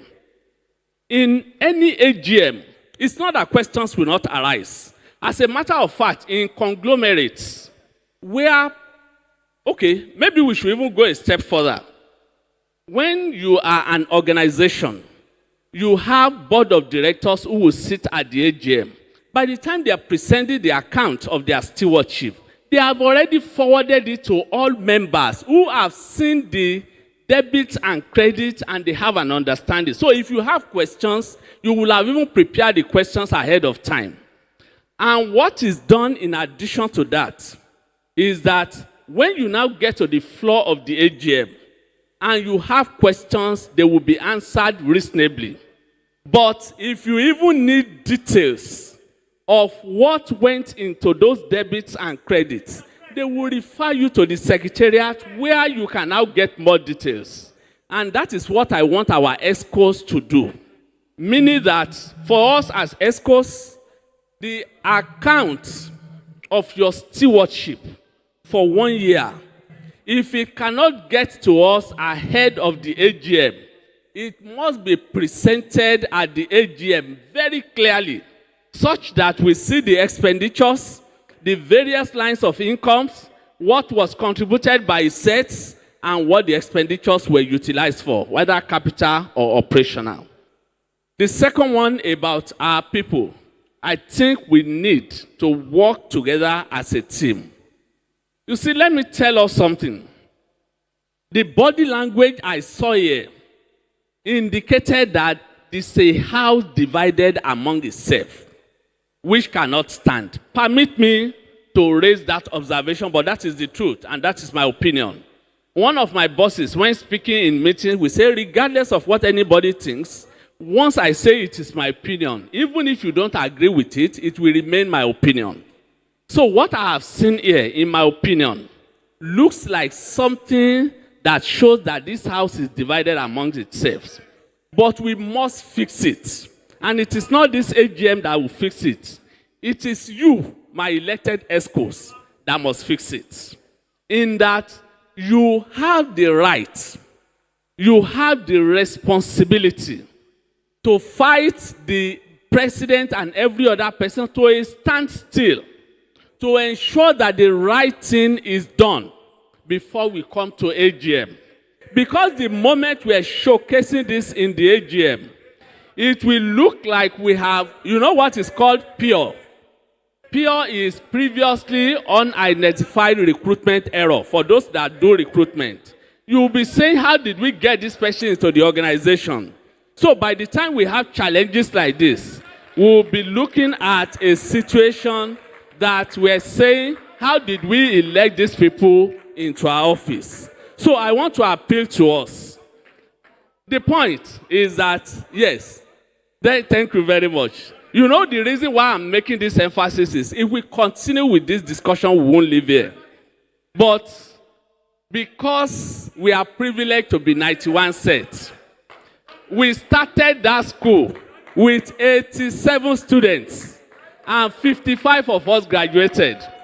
If you look at the number of us that are here today, if you look at it as a proportion of those of you that were 200 and 200 plus, we were adequately represented. That is the truth. So the point is that, my lawyer, please hold on. It is unlikely you want to speak after this discussion, right? Okay. Hold on. Hold on. It depends on what the people agree, right? So the point I'm making is that I want to make a passionate appeal to you that only two major things are wrong. The number one is that stewardship accounting was not presented. It will be corrected. The second one is that the house is divided among itself and it will be corrected. I don't think we need to overflog it. The Lord will bless you all. Yes. So, thank you very much, sir.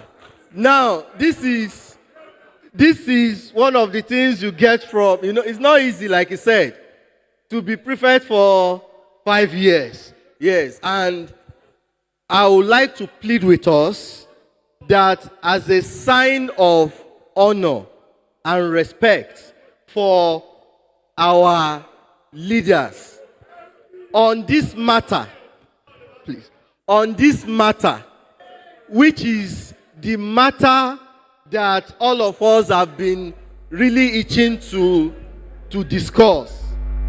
Please, I want to plead with us that, as he has said,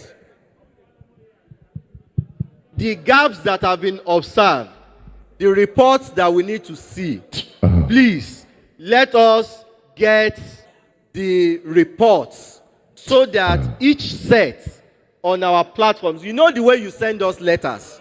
So let us have the report so that everyone can go through. And also, when coming for the next AGM, please prepare ahead. For the ESCOs, please, whatever has happened between you or amongst you, go and fix it. Dance, dance, dance. Dance, dance, dance, dance. Oh yeah, let's go.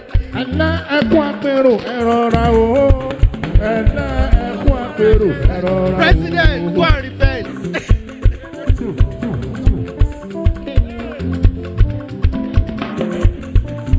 right, dance.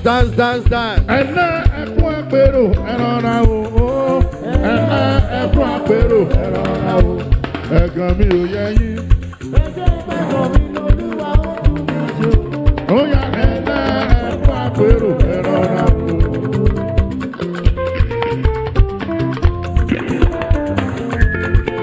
Ẹ̀jìnìà Ṣọlá. Ọmọ kẹyẹ súnmọ́ mi níbí. Àwọn architect Ọlálẹ́yẹ. Ènìyàn mi ní. Ẹ̀gbọ́n mi ní. Bàbá mi ní. Alátìlẹ́yìn mi ní bàbá.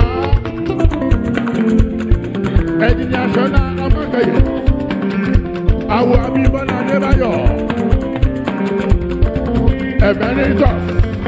Àwọn tọ́yẹ. Àwọn Unity Ọ̀yẹ́ connection. Bímbọ́ Adúdúyẹmí. Ènìyàn mi ní. Ọ̀gá mi ní o. Ó ṣe okú àtìlẹ́yìn mi ní. Abímbọ́lá. Àwọn Tòkò connection. Ẹ̀jìnìà Ṣọlá.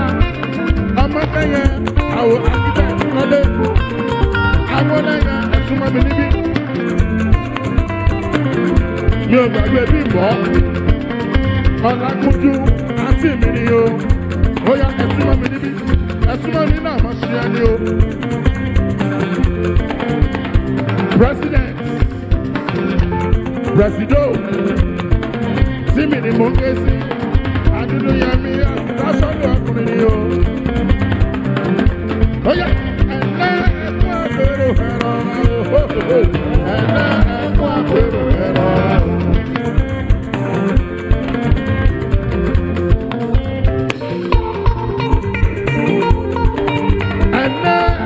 Pero ẹ̀rọra o, ẹ̀lẹ́ ẹ̀kún àpérò ẹ̀rọra o, ẹ̀gàn mi ò yẹ yín, pẹ̀sẹ̀ ń bà mí jẹ́ olúwa. Ẹ̀lẹ́ ẹ̀kún àpérò ẹ̀rọra o.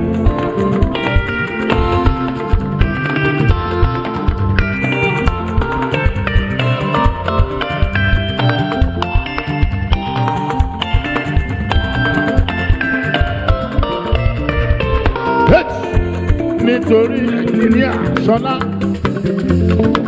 ẹ̀jìnìà Tósìn, Ọ̀gbẹ́dẹ́, ẹ̀jìnìà Tósìn, ẹ̀gbọ́n mi ni o, ọ̀gá mi ni o, ẹ̀jìnìà. Nítorí Tósìn, Ọ̀gbẹ́dẹ́ ló ní kí n máa sọ pé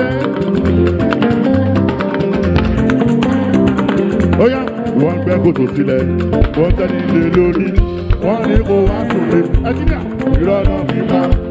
Èké náà fi ṣe bí pẹ́pẹ́ yẹn bá fún un. Ẹgbẹ́dẹ́ omi ni o, ẹ̀jìn àgbẹ̀dẹ́ ìpàdé ajá ò gbọ́dọ̀ fún un ní bùbá.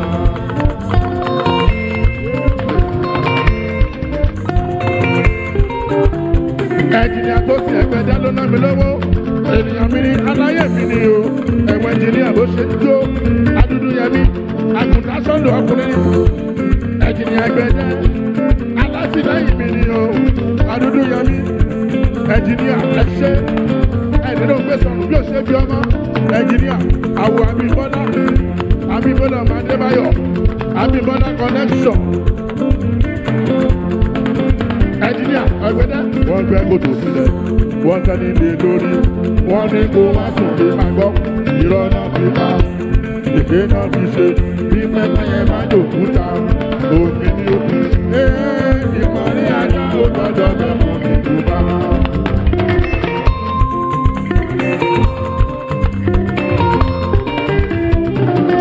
President máa gbọ́ alátìlẹ́yìn mi ni o. Ẹ̀jìnà Ẹ̀gbẹ́dẹ́ òun ló ná mi lówó lọ́wọ́lọ́wọ́.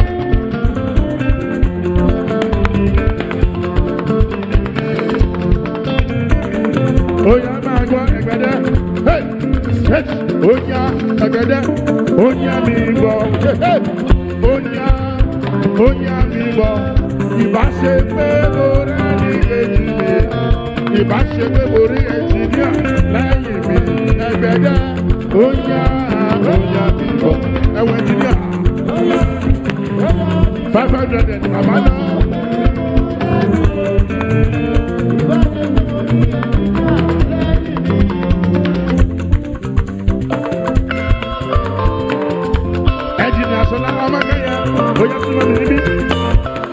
àwọn ẹyẹ àwọn ènìyàn mi ní àwọn tó sì ẹgbẹ́dẹ́.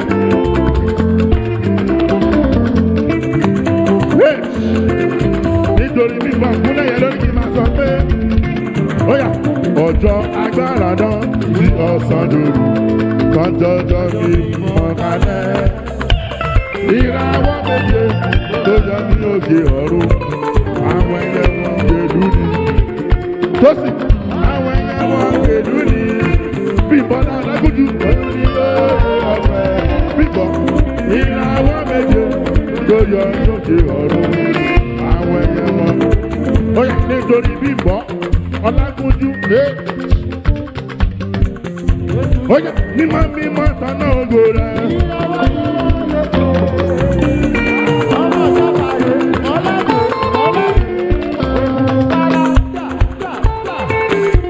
Ẹ wo bí bàbá ṣe ń jó. Mímọ́ mímọ́ tọ́nà ògo rẹ̀. Mímọ́ mímọ́ tọ́nà ògo rẹ̀. Ó yá mímọ́ mímọ́ tọ́nà ògo rẹ̀.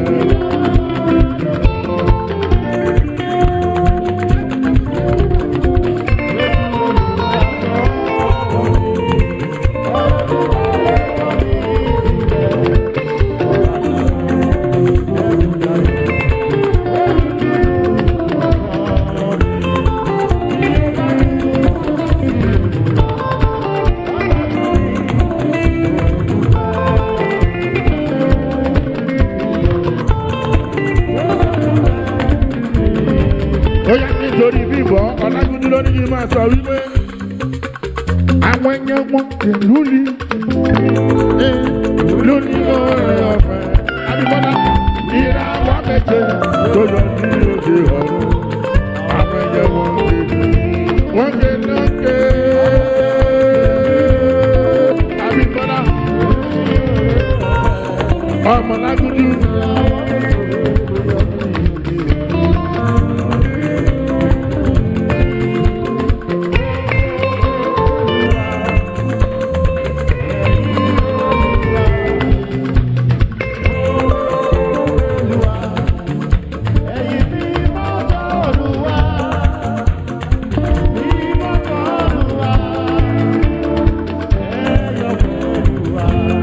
Ire, ire today.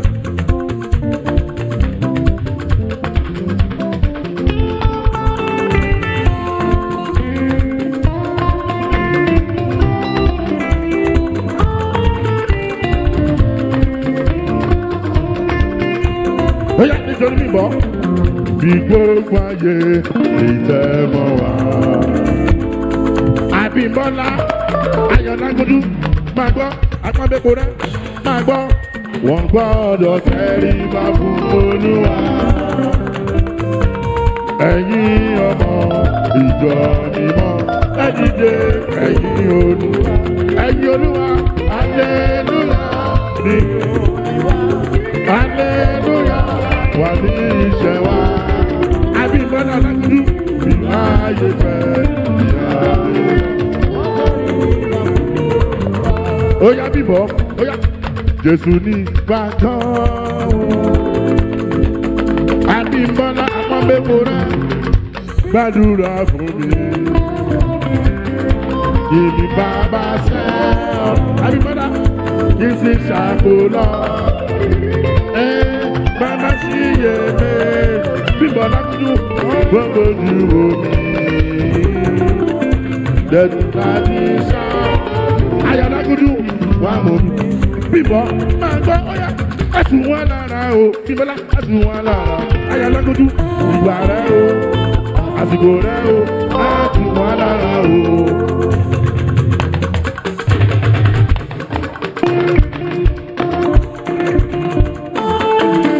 Bímbọ́ ọ̀yà ẹ̀sùn wọn lára o. Ẹ̀sùn wọn lára o. Ìgbà rẹ̀ o. Àsìkò rẹ̀ o. Ẹ̀sùn wọn lára o.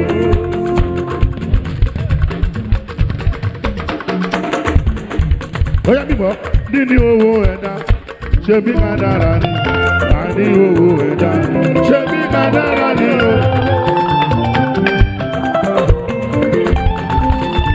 Bímbọ́lá máa gbọ́ níní owó ẹ̀dá ṣe ṣe bí adára ni àní owó ẹ̀dá ṣe bí adára ni o. Oya bí bọ́lá bí bọ́lá kúndú ló sọ̀rọ̀ kẹ́lẹ́kẹ́lẹ́ tí mi létí ó ní kí n máa sọ pé oya Jésù já Jésù já Jésù já Jésù já Jésù já ṣẹ̀kẹ̀ṣẹ̀kẹ̀ rẹ̀ òkú ó sọ mí nánà yé ẹ̀jẹ̀ rẹ̀ iyebíye lòmìnira mi padà ó dá Jésù já ṣẹ̀kẹ̀ṣẹ̀kẹ̀ rẹ̀ òkú ó Adébáyọ̀.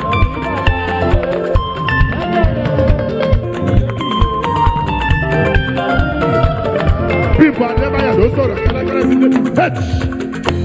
Bímbọ́ Adébáyọ̀ ló ní máa sọ fún Bímbọ́ Dágúdú wípé Ọlọ́run dáadáa lọ́lọ́run àwa Ọlọ́run dáadáa lọ́lọ́run àwa ó ṣe ẹ́ dáadáa Olúwa dáadáa fún Ọlọ́run Babalọ́lá lọ́lọ́run àwa Ọlọ́run dáadáa.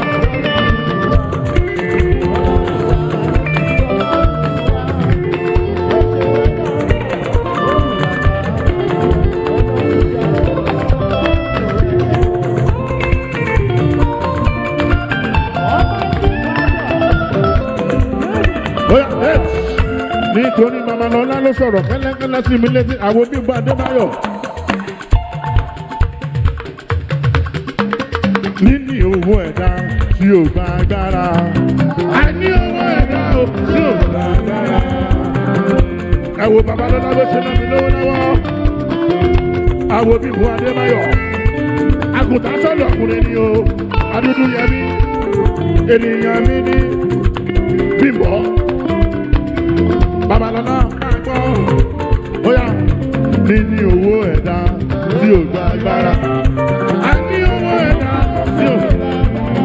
Níbi ìjọba ìbára tí ó ti ṣẹ́ ló ṣe wàhálà. Bímbọ́, Babalọ́lá máa gbọ́, níbi ìtàlá ìbára gbé ṣiṣẹ́ ló ṣe wàhálà. Ara tí ó lè dìde o, a sì máa rí ṣe. Ẹ wo Babalọ́lá bó ṣe náà lówó, àgùntàn sọ̀rọ̀ ọkùnrin. Ènìyàn mi ni, ẹ̀gbọ́n mi ni o, bàbá mi ni o, alátìlẹ́yìn mi ni, àwọn Bímbọ́ Adébáyọ̀. Níní owó ẹ̀dá tí ò gba agbára para. Ẹni owó ẹ̀dá tí ò gba agbára. Bímbọ́ Adébáyọ̀. Máa gbọ́ Bímbọ́, ọlá Olúwa ló yóò ń jẹ. Ọlá Olúwa ló yóò ń jẹ. Ẹ̀gbọ́n mi. Ìrànlọ́wọ́ ẹ̀dá bá dúró, bàbá ló kàrọ̀. Ó yà nítorí Méjọ̀ Hábè, Méjọ̀ Hábè Adúdú Yẹmí, bàbá mi ni o. Mo súnwọ́n ma níwọ̀n ẹgbẹ̀fà, mo jìnnà sọ́ba níwọ̀n ẹgbẹ̀fẹ́. Nítorí Gbẹ̀ngà, Méjọ̀ Àbún Ajíbọ́lá. Jagunjagun ló ń bọ̀ o. Jagunjagun ló ń bọ̀ o. Méjọ̀ olórí ogun máa gbọ́ kò gbọ́dọ̀ kẹ́yìn ogun. Jagunjagun ló ń bọ̀ o. Nítorí Méjọ̀ Ajíbọ́lá Olúmọ́lá ló ń bọ̀. Ajíbọ́lá bú. Jagunjagun ló ń bọ̀. Méjọ̀ olórí ogun máa gbọ́ kò gbọ́dọ̀ kẹ́yìn ogun. Jagunjagun ló ń bọ̀. Nítorí Méjọ̀ Ajíbọ́lá bú. Jagunjagun ló ń bọ̀. Méjọ̀ jagunjagun lọ́wọ́ Méjọ̀ olórí ogun kò gbọ́dọ̀ ẹ̀yìn ogun jagunjagun oya ṣẹlẹ̀ṣẹlẹ̀ sábàdìbò Méjọ̀ ló tó lọ́wọ́lọ́wọ́ Abu ṣẹlẹ̀ṣẹlẹ̀ sábàdìbò Méjọ̀ Abu ṣẹlẹ̀ṣẹlẹ̀ sábàdìbò Méjọ̀ ẹ ti lọ fẹ́jù o oya gbogbo olúwa Méjọ̀ ó ń lọ dára rẹ o Méjọ̀ oya ẹ ti lọ fẹ́jù o Méjọ̀ gbogbo olúwa Méjọ̀ ó ń lọ dára rẹ o bínúbínú gbòbí àbínú Méjọ̀ gbẹ̀gbẹ̀gbẹ̀ kó máa gbẹ̀gbẹ̀ nítorí babalọ́lá bínúbínú kó máa bínú gbẹ̀gbẹ̀gbẹ̀ kó máa gbẹ̀gbẹ̀.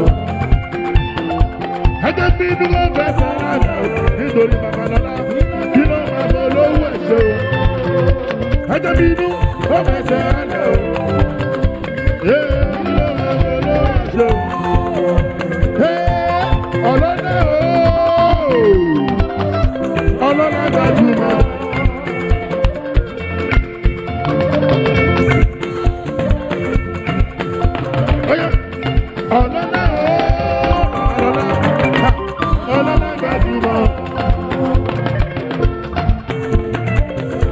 Bí pẹ́pẹ́ yẹn bá tòkúta, omi ní omi ṣu. Bàbá ìmọ̀ ní ẹja ò gbọ́dọ̀ mẹ́kun ní Yorùbá. Ẹ wò bàbá lọ́dọ̀ bó ṣe ná mi lówó. Adúlú yẹn mí, ènìyàn mi ní pa. Bí pẹ́pẹ́ yẹn bá tòkúta, omi ní omi. Bàbá lọ́dọ̀ ìmọ̀ ní ẹja ò gbọ́dọ̀ mẹ́kun.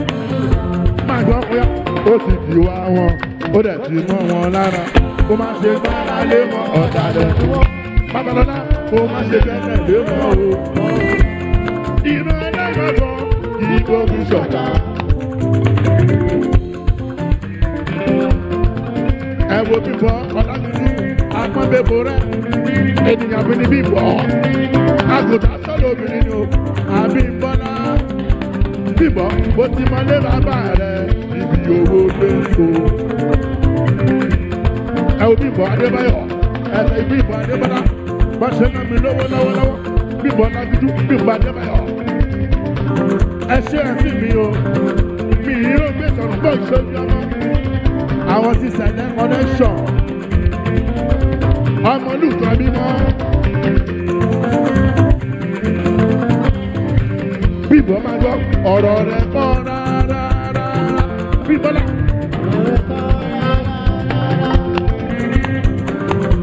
Ó yá nítorí gbọ́ ọ̀rọ̀ rẹ̀ kọ́ rárá. Ọ̀rọ̀ rẹ̀ kọ́ rárá. Dàgbẹ́jọ́rò.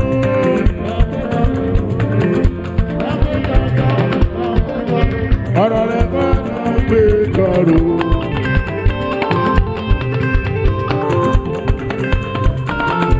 Ó yá Èdùmàrè sọ̀rọ̀ rẹ̀ dayọ̀ kó wá dúpẹ́ bíbọ̀.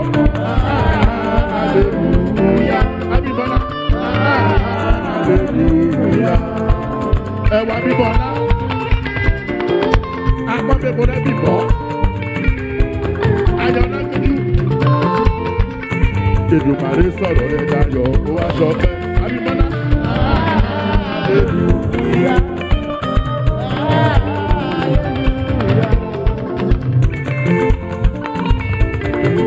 Ó yẹ nítorí bíbọ̀ lórí yìí máa sọ pé ẹ̀gbọ́n mi ni o ẹ̀gbọ́n mi ni Abímbọ́lá ẹ̀gbọ́n mi ni o ẹ̀gbọ́n mi ni olówó lọ́wọ́ ẹ̀gbọ́n mi ni Ayọ̀lágídí olówó lọ́wọ́ ẹ̀gbọ́n mi ni Bímbọ́lá ẹ̀gbọ́n mi ni o ẹ̀gbọ́n mi ni ẹ̀gbọ́n mi ni o ẹ̀gbọ́n mi ni olówó lọ́wọ́ ẹ̀gbọ́n mi ni olówó lọ́wọ́.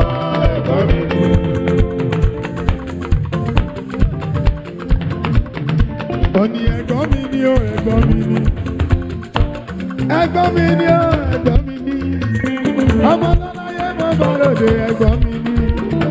Abímbọ́láyé ló ní tèmi ẹ̀gbọ́n mi ni ẹ̀jẹ̀ gbọ́. Ẹ̀gbọ́n mi ni ó ẹ̀gbọ́n mi ni. Ẹ̀jẹ̀ gbọ́ sẹ́. Ẹ̀gbọ́n mi ni ó ẹ̀gbọ́n mi ni. Ọmọ ìjọsùnmọ́ mi níbí. Ẹ̀gbọ́n mi ni.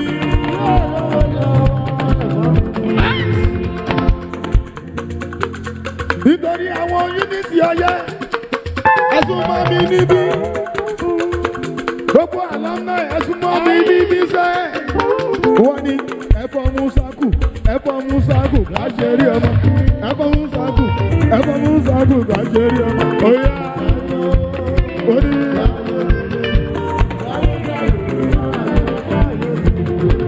Abímbọ́lá ọlọ́láyé mọ́ bàròdé. Àwọn Brazil lẹ́yìn èlò ní tèmi. Bá mi tọ́jú ọlọ́láyé mọ́ bàròdé o. Ẹ̀fọ́ Musaku kàṣẹ́rì ọmọ yé.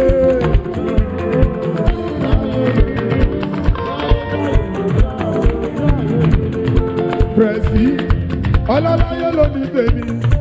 Ọmọ níjà. oníjàyé lórí tèmi o àwọn méjọ lé mo bá ròde ọlọ́láyé o ọlọ́láyé lórí tèmi ẹ̀jẹ̀ ń gbọ́ oníjàyé lórí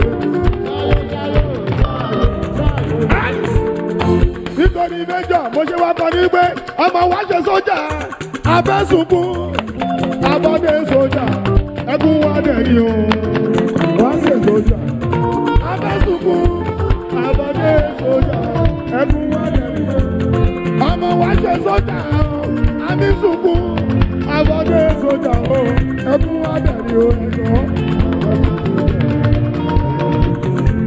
abọ́dé sójà. Méjọ ẹ̀yẹ ká gbàdúrà fáwọn ọmọ wa tó ṣe sójà àlọ́ dára àbọ̀ sọ̀wọ́ gbẹ́gbẹ́ ìgbésókò ìwàjọ òbò ọmọ wa ṣe sójà àbí sùkú àbọ̀dé sójà wọn tún ní oní ẹbọ musaku sẹ ẹbọ musaku ká ṣe rí ọmọ ẹbọ musaku ká ṣe kí n gbọ́.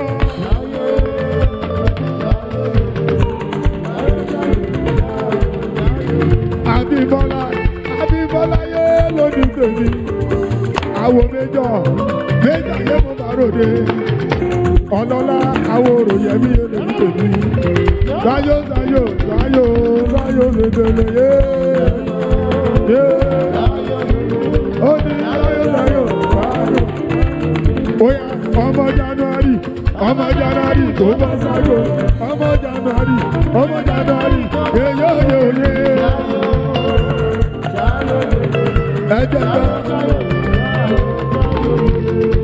Ọmọ January ọlọ́láyé ló ní gbèmí o Ìbàdàn òbèbí yé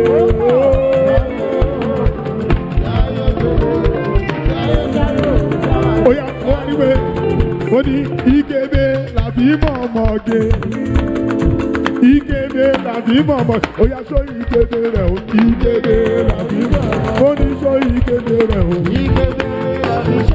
àníṣó ìkébé rẹ̀ o àníṣó ìkébé rẹ̀ o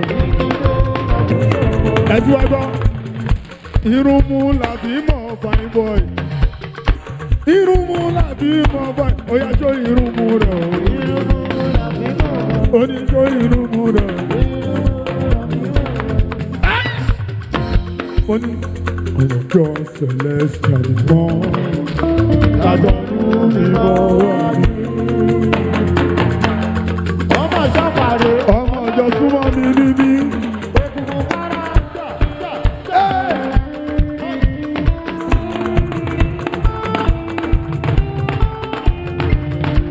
ọmọ ọjọ́ celestial mi mọ́ yẹ́yẹ́ o. ẹ̀jẹ̀ ń gbọ́ ẹ̀ ó báyọ̀ ẹ̀ bú sọ̀yọ̀ àdé àlèlúyà yéyóyóyé lọ́jọ́ ìdílé àwọn ọmọ àlékà jó lókè èmi bẹ̀ jó nísàlẹ̀ o ìyá jó àlékà jó lókè.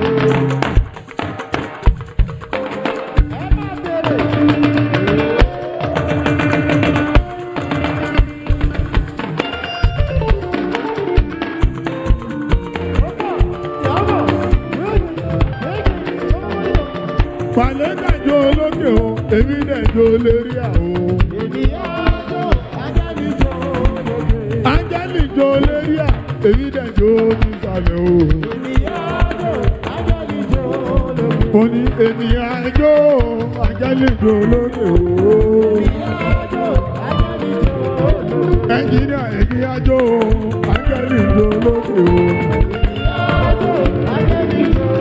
Mo ní pé ènìyàn jó, áńgẹ́lì jó lókè yé.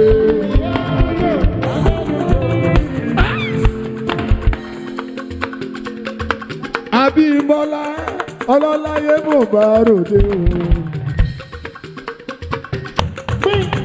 Àwo méjọ. Àwo Sunday. Àwo ayé fẹ́lẹ́. Ọlọ́láyé ló ní tèmi. Èkìtì sáni ló ní tèmi. Ẹni rà kàkà ọmọ rẹ lọ́la. Abímbọ́lá ọmọ Adébáyọ̀ òun ló sọ̀rọ̀ kẹ́lẹ́kẹ́lẹ́ sí mi létí wípé kí ló wí. Ó ní ó yá wá wo wá wo wá wo wá wo wá wo wá wo. Abímbọ́lá yẹ́lò ní tèmi o. Abímbọ́lá yẹ́lò ní tèmi. Ẹ̀gbọ́n bàbá tún tẹ̀ yẹ́ bọ̀ bá ròde o. Àwòrò yẹ̀ ní yẹ́lò ní tèmi o. Wá wo wá wo. Wá wo wá wo. Ó ní wá wo wá wo. Wá wo wá wo.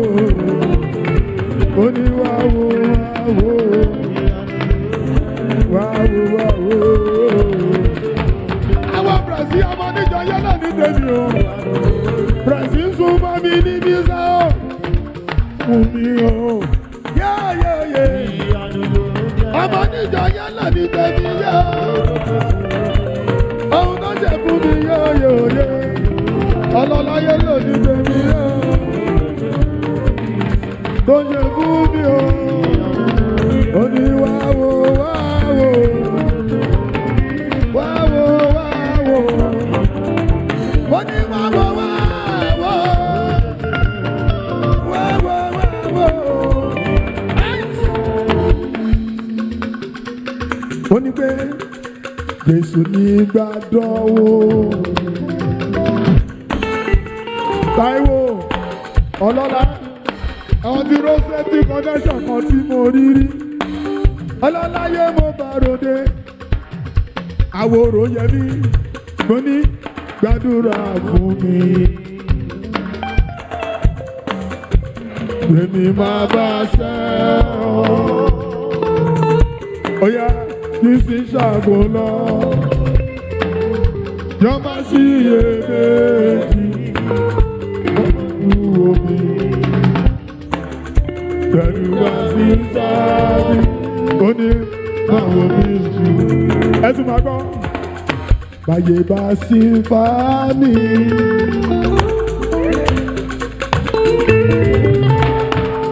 Adébáyọ̀ Abímbọ́lá sínú àdùn rẹ̀. Ohun ìdúrà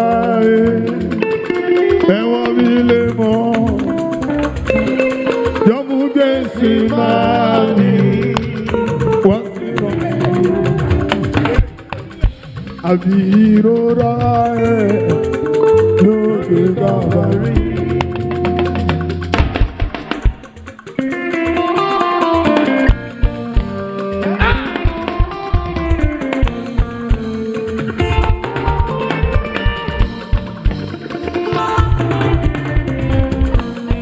Ẹ̀jẹ̀ gbọ́, Olúwa ló pè mí ló rọ̀ mí wá. Ó dùn mọ́ bẹ́ẹ̀ ló ṣe lógo.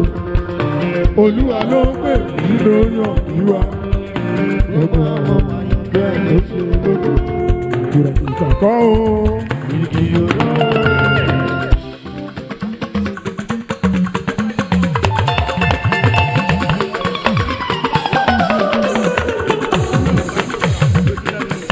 Ọlọ́lá tó ní ẹ̀dá mi kékeré kò bí bàjẹ́ sí ọwọ́ mi.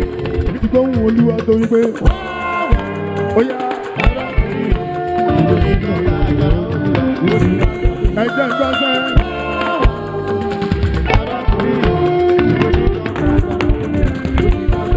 Ó ní pé Kristi olórí ìjọ.